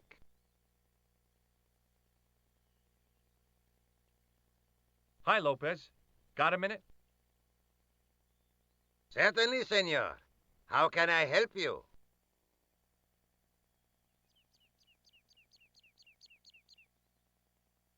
So the Countess feels that the curse is lifted. I would not put it so strongly. Your discovery of the chalice was proof that the Templars never abandoned the de Vasconcelos. It counts for a great deal with my lady. What's the story behind the chalice vanishing? When the Inquisition raided, in the absence of Don Carlos, it was believed that they had taken it. Naturally, they denied the charge, as they denied taking the children. And naturally, nobody believed them. But they were telling the truth. The chalice was hidden from them. You don't suppose they were telling the truth about the children as well, do you? Madre de Dios! I had not thought of that. But then what happened to them? I don't know. If the Inquisition didn't take them, then who did? You must speak to my lady of these. Count on it. Catch you later, Lopez. Adios, Senor Stobbart.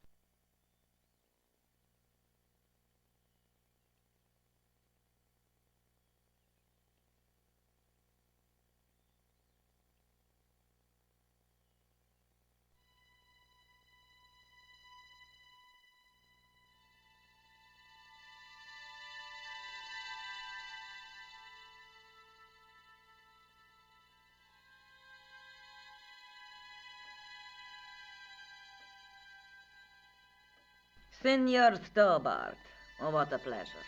Please, sit down. Hi, Countess. The pleasure's all mine. I've brought back your chalice.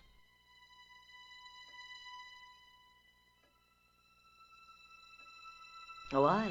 You've had it cleaned.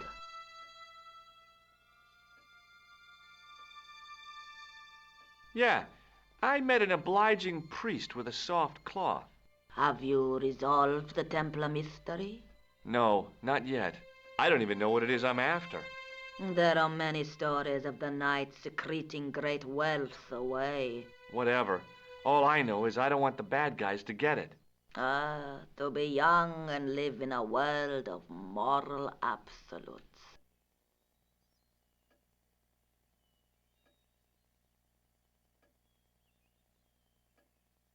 I discovered something amazing with that chalice. In Paris, I found a church where they recognized the coat of arms. I found the tomb of Don Carlos de Vasconcelos. You are sure? There can be no mistake? The coat of arms on the chalice matches the one on the tomb. Incredible. You have my most profound thanks. I must go there as soon as possible. Yeah? Well, I'd be happy to show you the city. There's something else that I discovered carved on Don Carlos's tomb. Biblical references. What are the references, Senor Stobbart? Psalms 32:7, Corinthians. I am not a good enough scholar to know the Bible chapter and verse. I meant, what are the quotations? You know, I forgot to ask the priest. There's still the mystery of the missing chess piece. I do not think that it will ever be discovered unless the fate of the children is revealed. The Inquisition were suspected of taking the chalice and the kids, right? We know now they were innocent of the first crime. What if... They did not take the children either. Then what happened to them? The Inquisition admitted to killing Don Carlos's manservant. Now, this guy had been told to protect the kids at all costs, right? That is correct. I think he hid them and the chalice when he got wind that the Inquisition was coming. With him dead, and Don Carlos driven mad with grief, there was nobody left who knew the secret. You know what this means, don't you? I fear so. The children are still here somewhere. If this is so, then it is small wonder that the de Vasconcellos are cursed.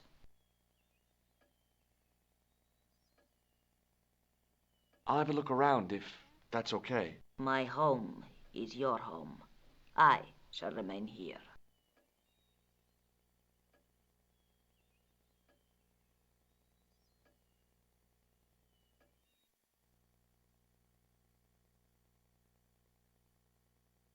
It was just a little utility room with no exit, unless you counted the window, and I didn't. It was just a little utility room with no exit, unless you counted the window, and I didn't.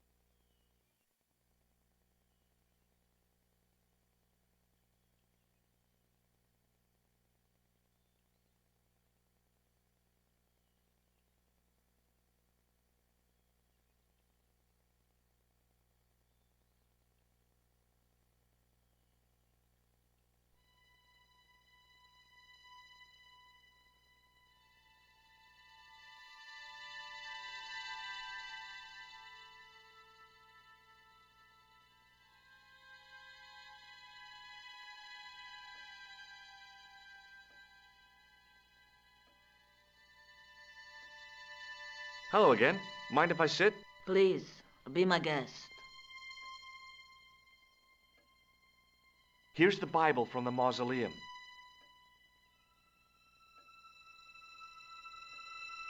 Very well. Let us begin. The first reference. Psalms 32:7. Thou art my hiding place. Thou shalt preserve me from trouble. Thou shalt compass me about with songs of deliverance. My hiding place. Don't get your hopes up too high. This might just be leading us to where we found the chalice.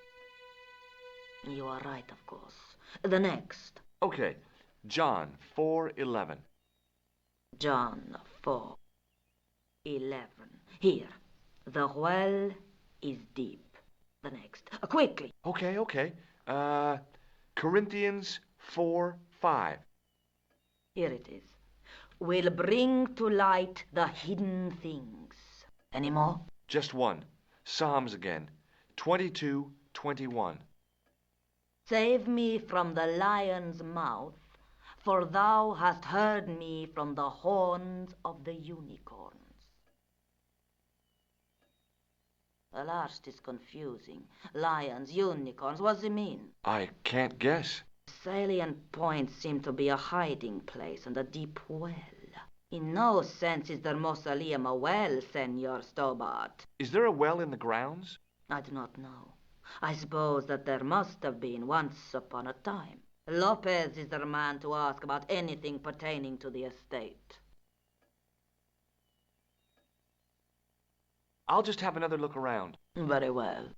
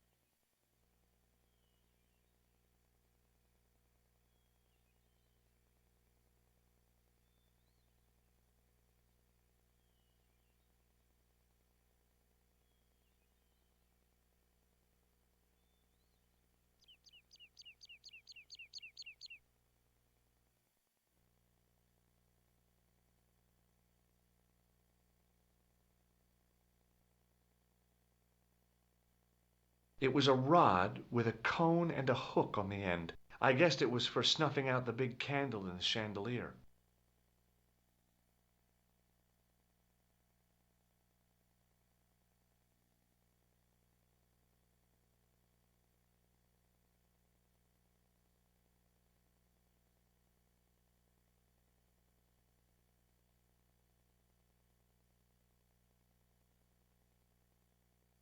No, that was a silly idea. I decided to think things through.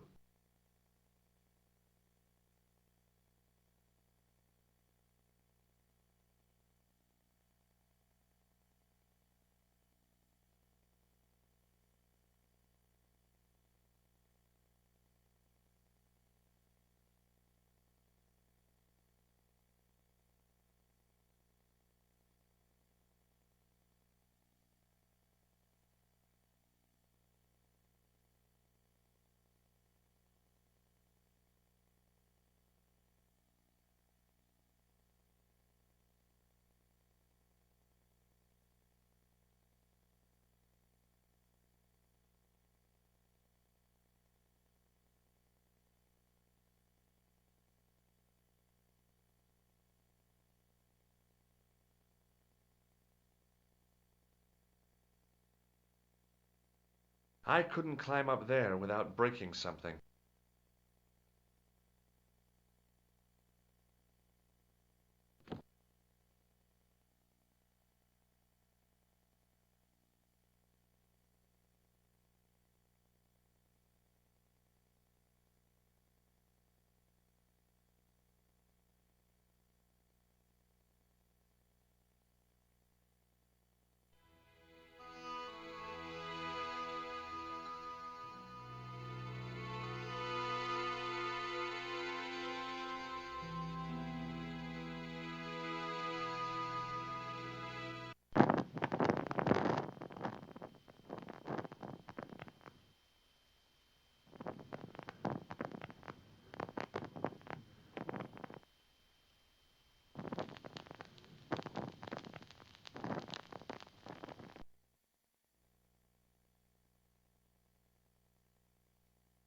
The candle had burnt brilliantly, but only for a couple of minutes. Some kind of special formulation, I guess. And had yielded up this, a complex shape expertly cut in stone. I figured it was some kind of key.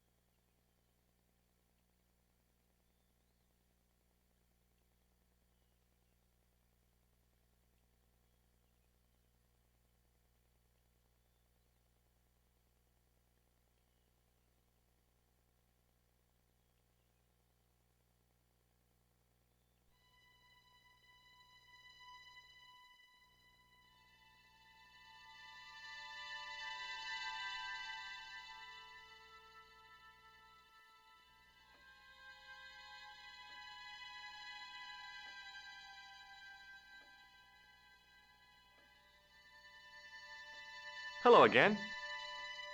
What do you make of this? It looks like some sort of key. Where did you get it from? It was buried inside the great candle in the mausoleum. Inside it. What have you done to it? I, lit it. But it is irreplaceable.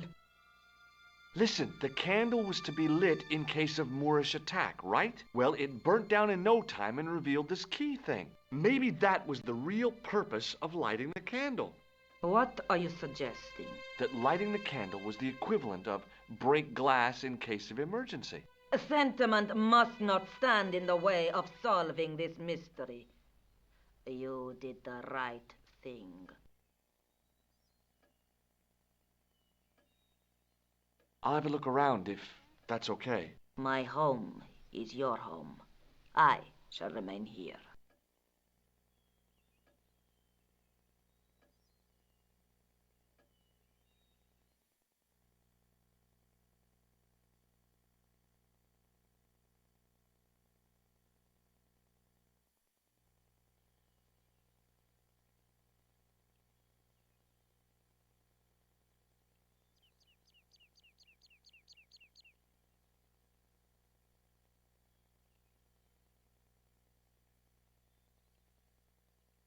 Hi, Lopez.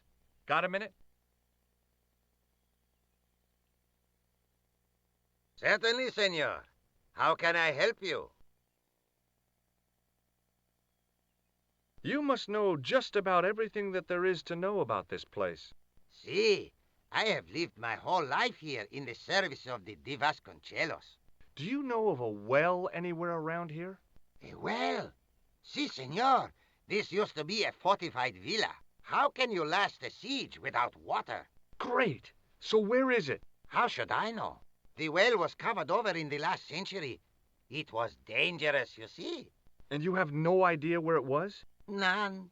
It was hidden even before my grandfather's time. You must have a vague idea of where the well is. It must have been in the old house's courtyard, so that would put it around here. Here? Okay. Now, how do we find it? There might be a way. Let me think about it. Any ideas yet? We are looking for a source of water, see? Yes. For generations, the Spanish country folk have had a secret way of locating water, even if it is meters beneath the ground. Ah, you're not talking about water dousing, are you? Eh? You know, you get a stick and walk around until the stick twitches and dig there. Oh, you've heard of it. Yeah, I think most of the planet has. Okay, let's get a stick. Uno momento.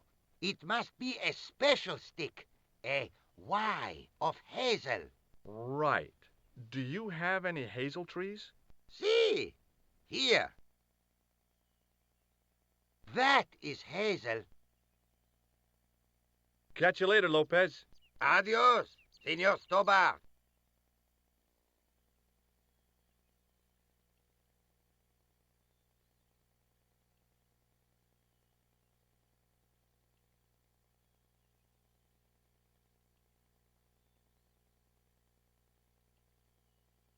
I went over to find a suitable stick.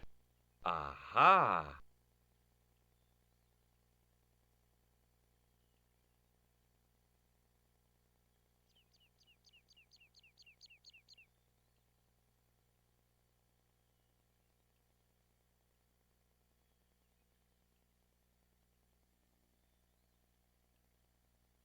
Hi, Lopez. Got a minute? Certainly, senor. How can I help you? Well, I got my divining rod. Now what? Simplicity itself, senor. Hold the wand at the upper ends of the Y. Apply a little tension with your wrists so that the slightest movement of the wand's tip is clear, and walk slowly and steadily over the area. Sounds easy enough. We'll find this well in no time.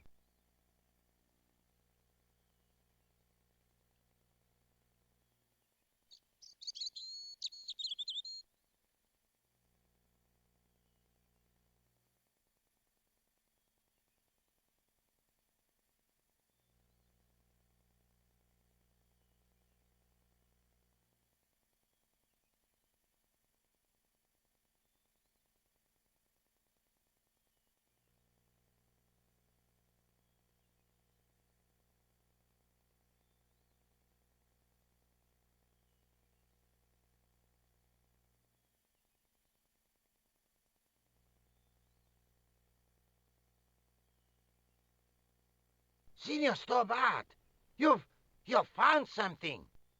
This is it. This is where we find the secret of the Templars. Hidden here for hundreds of years. Lost from the sight of man until now. The mystery is revealed. It's a tin can. I've been walking up and down with a twig in my hands, looking for a tin can. It had water in it. That's what the dowsing stick must have detected. I'd have to check with an archaeologist, but I don't think the Templars left that. In truth, Senor Stobbart, the loan was laid many, many years ago. This can could date back to the Napoleonic Wars. Get rid of it and I'll try it again. Lopez threw the can away. It seemed to fall an awfully long way.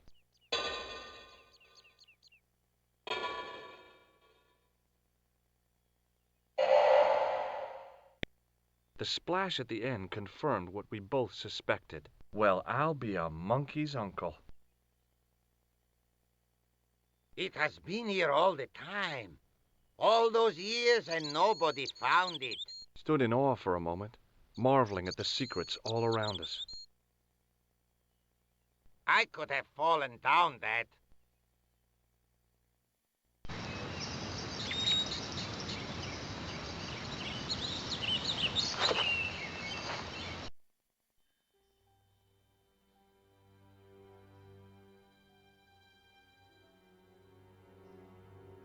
The well had been lost for decades at least. The air was cool after the noon sun, but that's not what gave me goosebumps. I have a really, really bad feeling about this.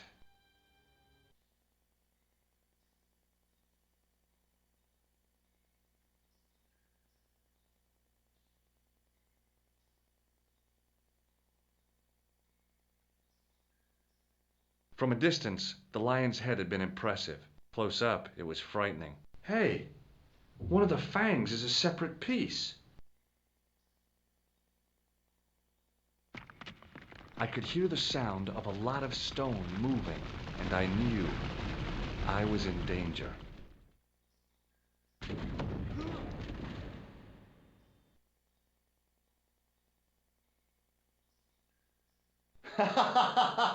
Oh, very funny, you psychos! Senor Stobbart! Senor Stobbart! Are you all right? It's okay, Lopez, I'm fine! Que susto me has dado! You gave me a scare! Nice try, Templars.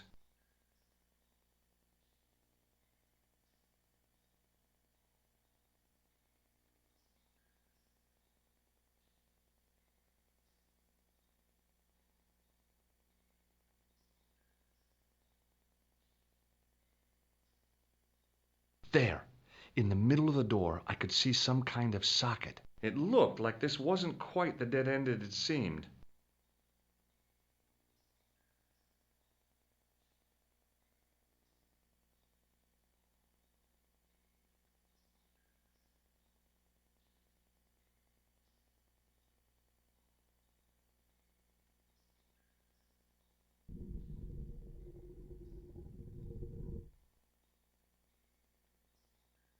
Open sesame! Another secret door!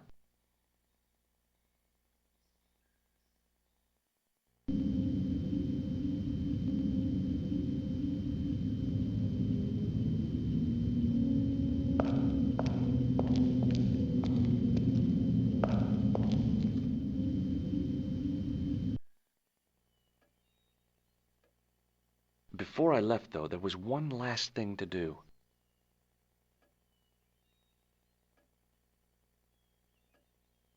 You won't be needing that replacement piece anymore, Countess. I found it with the children. You'll probably want to be alone for a while. I'll be out in the garden with Lopez.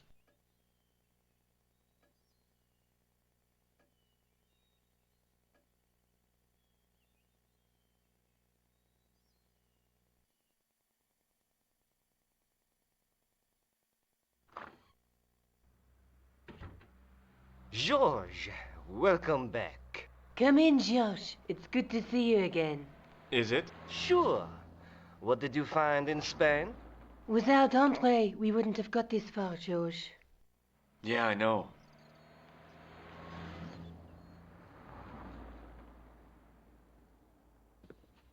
The clues led to an underground chamber at the bottom of a well. The Templars had left a tapestry showing a chessboard. The white pieces were vastly outnumbered. There was a stream running across the board, and a Templar knight on a horse. Does it mean anything to you, Andre? No, nothing. Maybe we should tell Andre what else you found, George. There's a map and a Latin inscription to the west at the edge of the world. Georges found that in a cave in Syria. Yeah, where the assassin almost killed me. Then we've got the burning of Jacques de Molay and the date, 1314. From the window of the church in Montfaucon Square, one of the few places where nobody tried to kill me. Then we have the image of a church that Georges found at the excavation. I don't recall anyone trying to kill you there either, Georges. And finally we have the tapestry in Spain. Did I mention I almost got killed there? Not yet, but I'm sure you're about to. It was only my cat-like reflexes that saved me from certain death. Cat-like reflexes, eh? And while I was risking life and limb, where were you, Andre? Getting your glasses fogged up over an Etruscan vase? That's enough, boys. Can we get back to saving the world? Of course. My apologies. He started it. Well, the Latin phrase are the words of Julius Caesar. He was describing the island of Britain. Are you sure? The map didn't look much like Britain. How come Caesar described Britain as being at the edge of the world? To the Romans, the Mediterranean was the center of the universe. Britain was a remote, unfriendly place, inhabited by blue-painted savages. It hasn't changed much. They've stopped painting themselves blue. Except when they go to a football match. They used an extract from a plant called woad, Icetis tinctoria. The Scots were using it until fairly recently in the wars with the English. Fairly recently? I don't recall the Scots being at war with the English. How recently are you talking about? I believe William Wallace's men used it in the 13th century. They might well have been using it as late as... You can't remember, can you? 1314. Ah, we're back onto that, are we? Andre, what is it? What do you mean? 1314 in Scotland. The Battle of Bannockburn. That would explain the stream on the chessboard. That's what a burn is. Right, Andre? As in Bannockburn? Right, George. And it gets better. Tradition has it that the Scots were helped by a shock force of, well, can't you guess? Knights Templar? Yes, a group of outlawed Templars. They are said to have turned the tide for the Scots. And it all ends at a church in the Isle of Britain at Bannockburn in a church. What are we waiting for? I'll call a cab.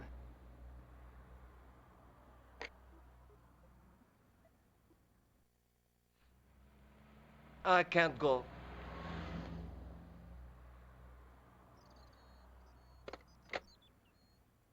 Andre, you've been loads of help, but... What George is trying to say is that you shouldn't feel guilty. I was? We understand you've got commitments. Oh, listen, we have to hurry. Let's go, George. We'll see it through. Oh, and, don't worry about us.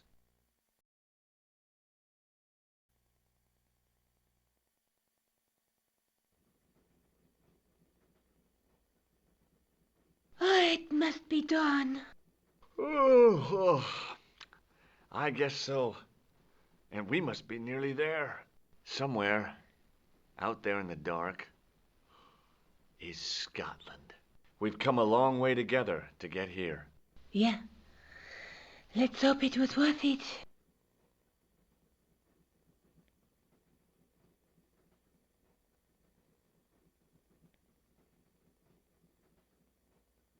Where are you going, Georges? Do I need to spell it out? Don't snap at me. If you're going to take a leak, why don't you say so? Okay, I'm going to take a leak. L-E-A-K. Tickets, please. Oh, hi. That's a standard full-price peak return. Don't you have a senior citizen's rail card? I rarely travel by train. My ticket is perfectly valid, is it not? Well, yeah, but you could have saved up to a third of the cost. I do not need to indulge in puffling thriftiness. Blimey, you're a funny old bird and no mistake. Tickets, please, sir. Here.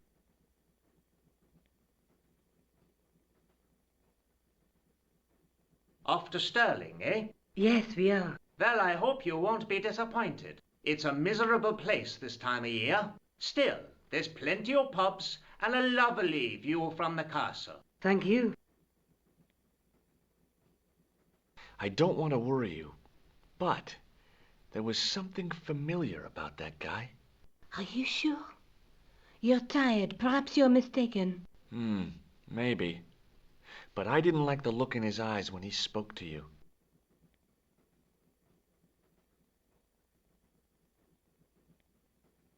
Can't you sit still, George? I need to go to the John. While you're there, check out the buffet car, George. Unthinkable though it is, I am hungry enough to eat English food. Okay.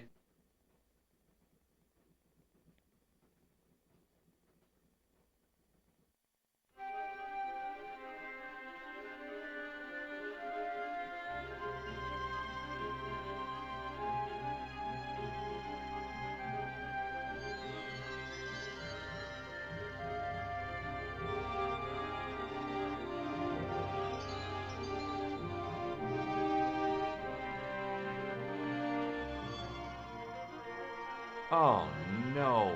That gangster creep from the hotel, Guido. Well, he didn't scare me. Hey, Buster. This is a no-smoking car. Okay, maybe he did scare me. It got worse. I suddenly realized who the conductor had reminded me of. Eklund, Marquet's murderer.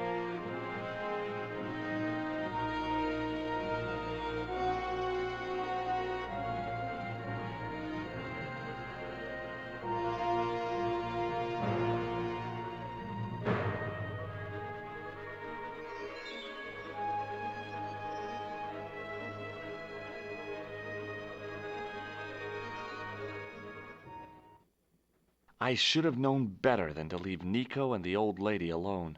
Suddenly, the sword of Baphomet took second place to finding the girl I loved.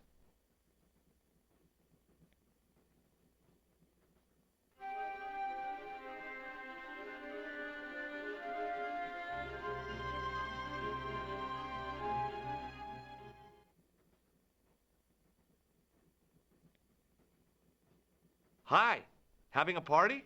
No, this is breakfast. Come on, join us, man. Away, Basha, wake up, man.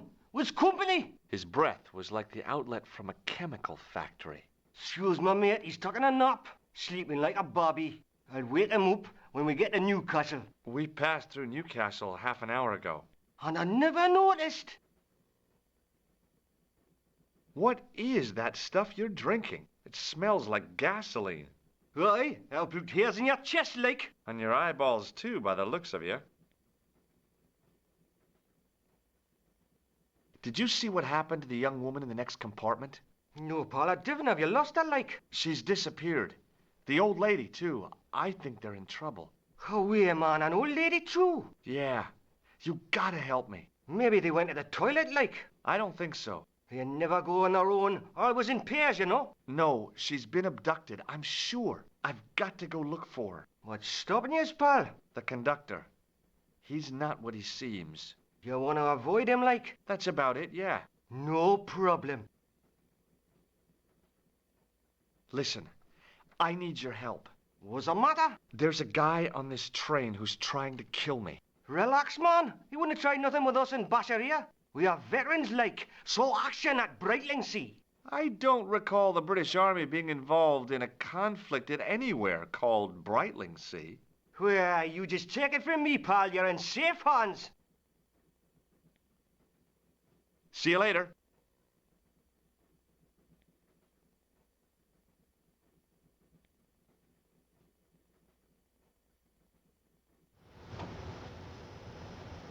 Give it to it, pal. Don't jump. I don't intend to jump. I'm going to climb on top of the train. You're kidding, aren't you? Just watch me.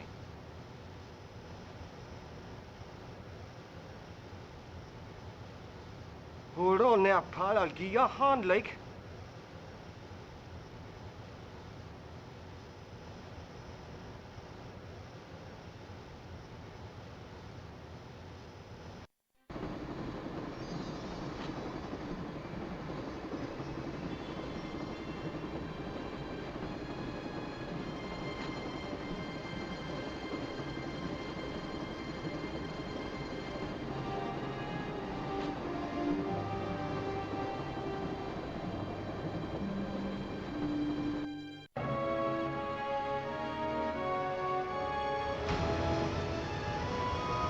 Hey!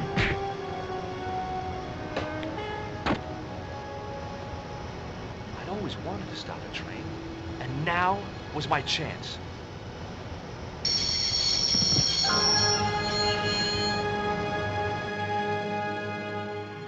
You saved our lives, but why?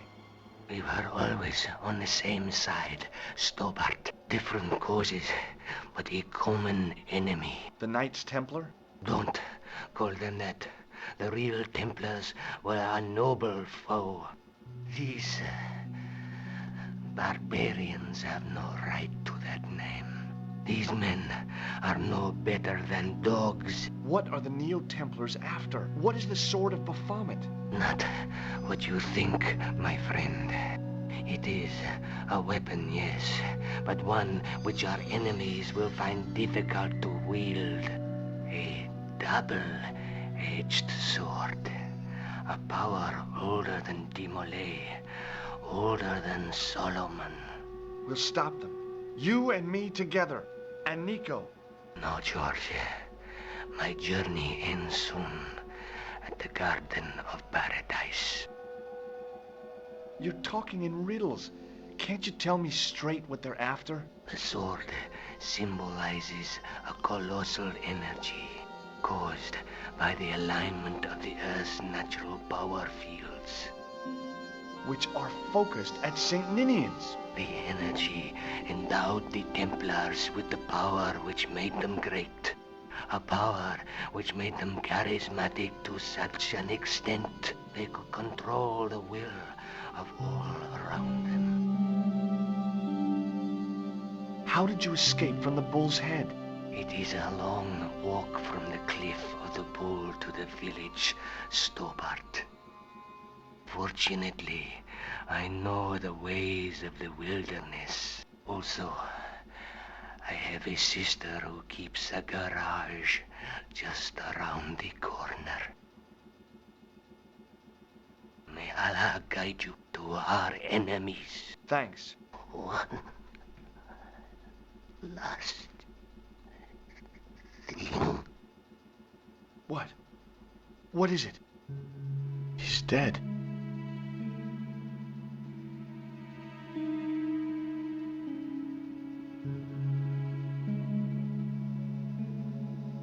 Nico looked good, even in ropes.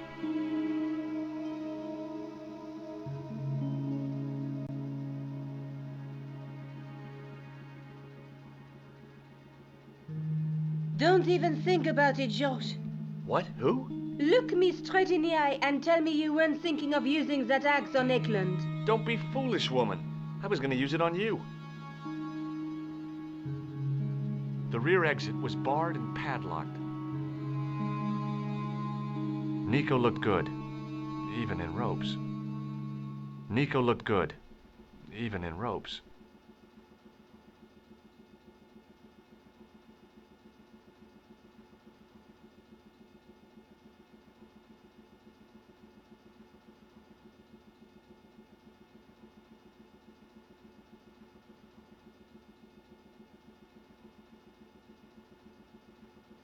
Underneath that heap of tumbled crates was Eklund. I wasn't about to help him out.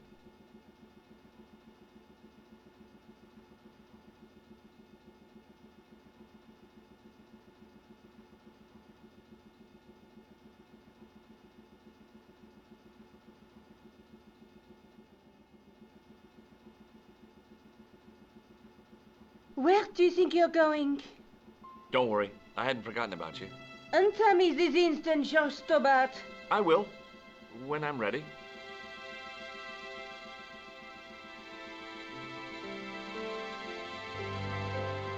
That's not fair, George. No. You took advantage while my hands were tied.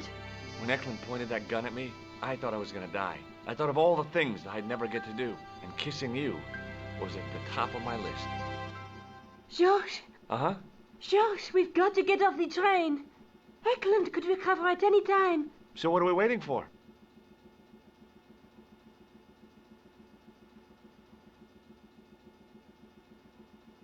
What are you doing? I'm out of here. Not that door. Do you want to end up like Flap? Not especially.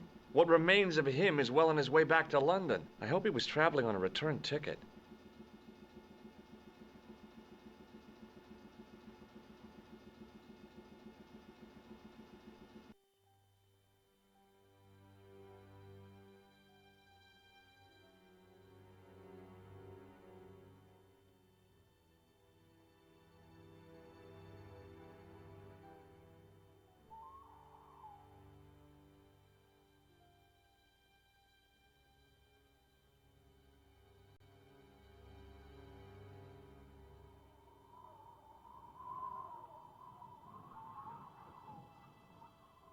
I'd feel happier if we had a gun or something. Khan gave me something. What? His handbag. Oh, great. If we run into any killers, we can give him a good buffeting. Didn't he have any weapons? You don't know the half of it. This bag's full of C4. Wow. Why didn't you say so? Boy, we'll show him now. What's C4? Plastic, George. We're going to shop our way to victory? 2 kilos of plastic explosive. The detonator's broken now. No problem. We'll buy a box of matches somewhere. It doesn't work that way. It takes a small explosion to start the big explosion. Well, that's not much use then. What does that sign say? Apparently during the English Civil War in the mid-17th century, this place was used as an arms dump. Yeah? What happened? Look at the state of this place, George. You work it out. Oh, stray spark? You got it. The tower was the only thing to survive the blast. I hope the explosion didn't destroy the Sword of Baphomet. Do you? I rather hope it did.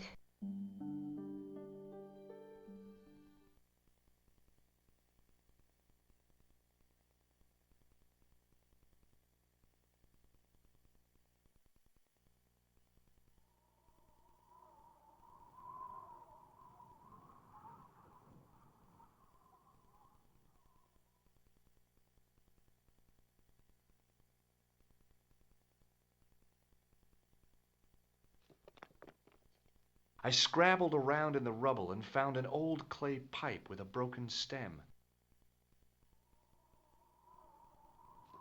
Under one of the stones, I found a metal coin which was green with age. It was caked with soil, but what I'd found was a small cog and spindle. With mounting excitement, I felt something between my fingers. It was short, hard, and black. Something I hadn't expected to find here. It was a plastic pentop.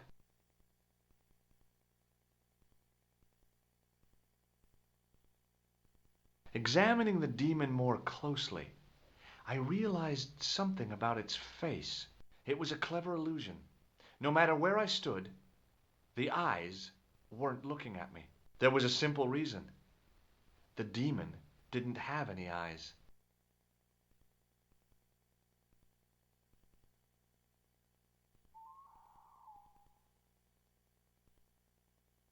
I tried pushing the panel, but wasn't surprised when it failed to move.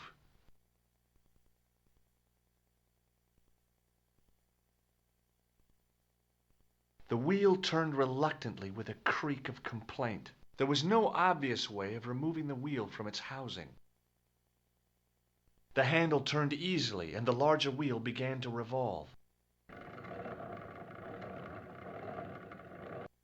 Damn! Then the handle came off in my hand. Now that the handle was gone, it was easy to remove the cog and spindle.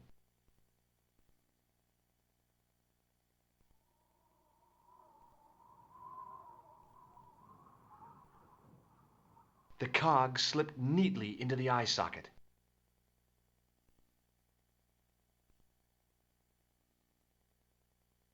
With a rasp of metal on stone, I eased the second eye into place.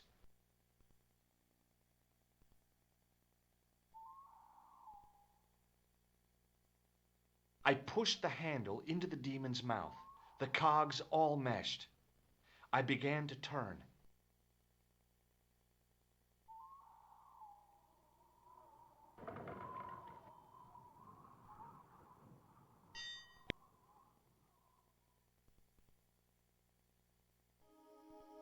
As soon as I saw the flickering torches, I realized the bogus Templars had beaten us to the sword. But where were they now? And why was it so quiet?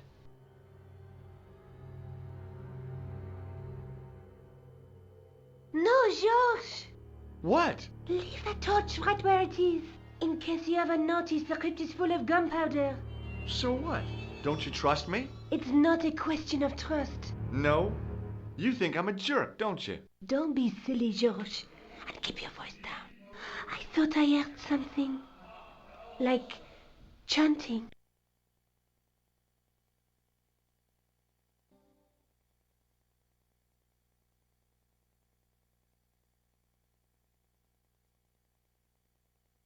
Listen, I can definitely hear chanting. You're right. I hear it too. What do you suppose they're doing? It wouldn't surprise me if they were holding some kind of satanic sex ritual. So, what are we waiting for? Shh!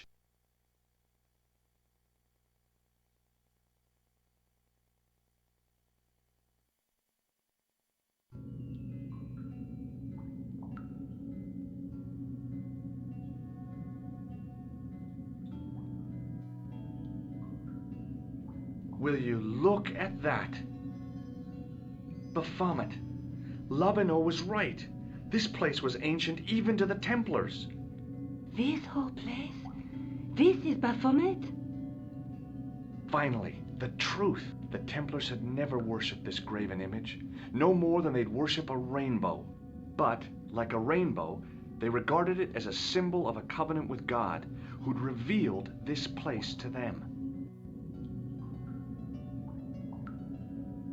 Rosso! Why, the double-dealing treacherous? On the contrary, Inspector Rosso has been the model of obedience, an important quality in a true Templar. Now be quiet and watch if you wish to live much longer.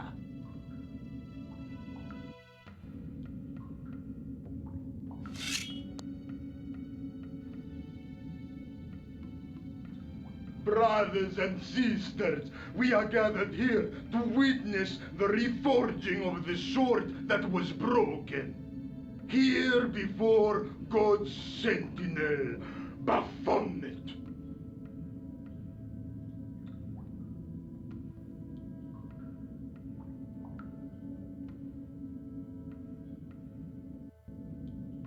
Grand Master and Knight of Baphomet, we salute and pledge our obedience to you.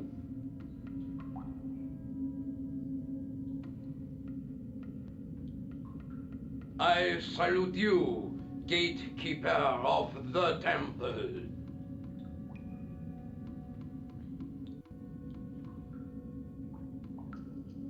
7 centuries ago, our greatest weapon, the sword of Baphomet, was lost to us. Now we prepare to reforge it, to wield against new enemies. As the tired millennium dies, and this world looks for new leaders, we shall not fail. We shall lead the people to a new order, wherein all borders will dissolve. All will be united under the red cross of the Templars.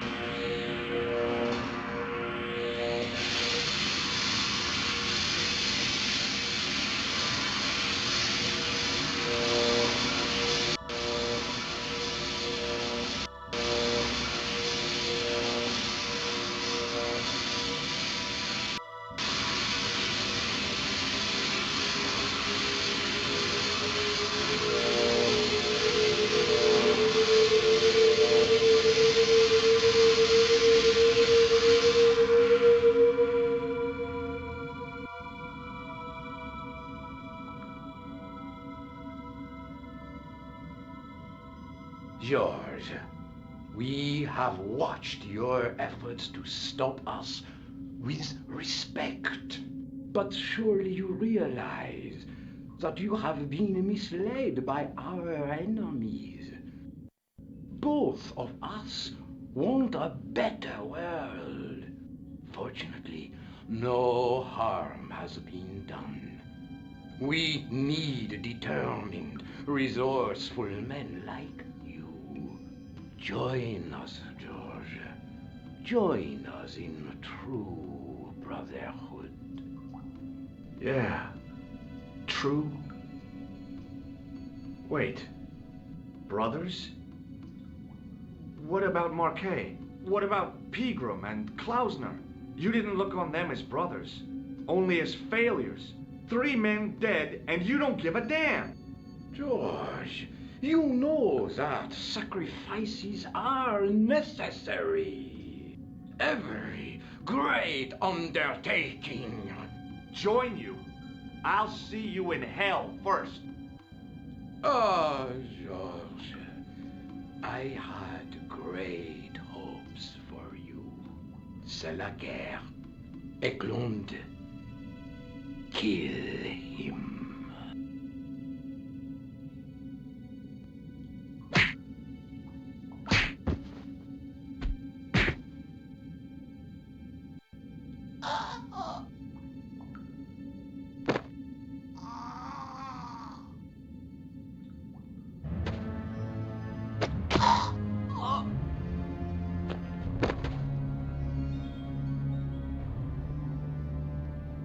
I swear, I just wanted things to be right.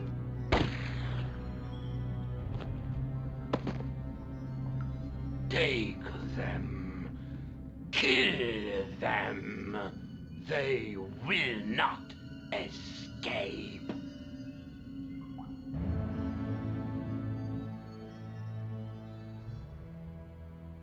Well, well.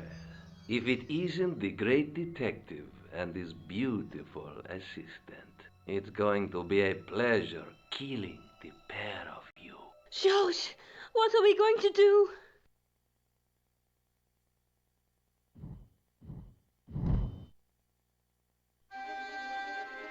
Come on, Nico. We're leaving. You fools! You cannot escape us. Guido! Stop them. But master, the powder! That powder is from the English Civil War. You fool.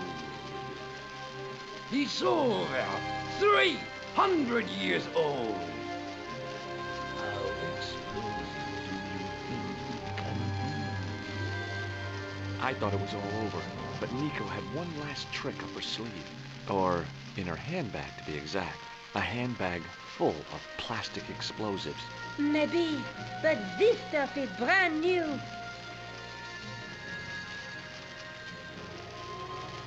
Oh.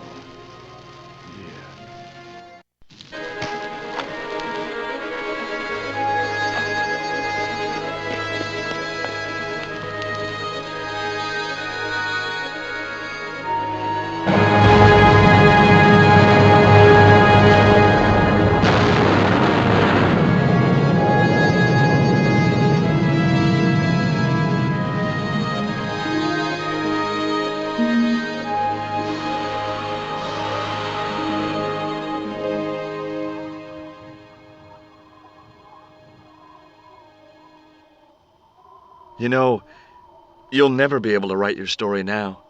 I don't care. I've got what I want. Huh? Just tell me one thing, George. Is our life together always going to be this crazy?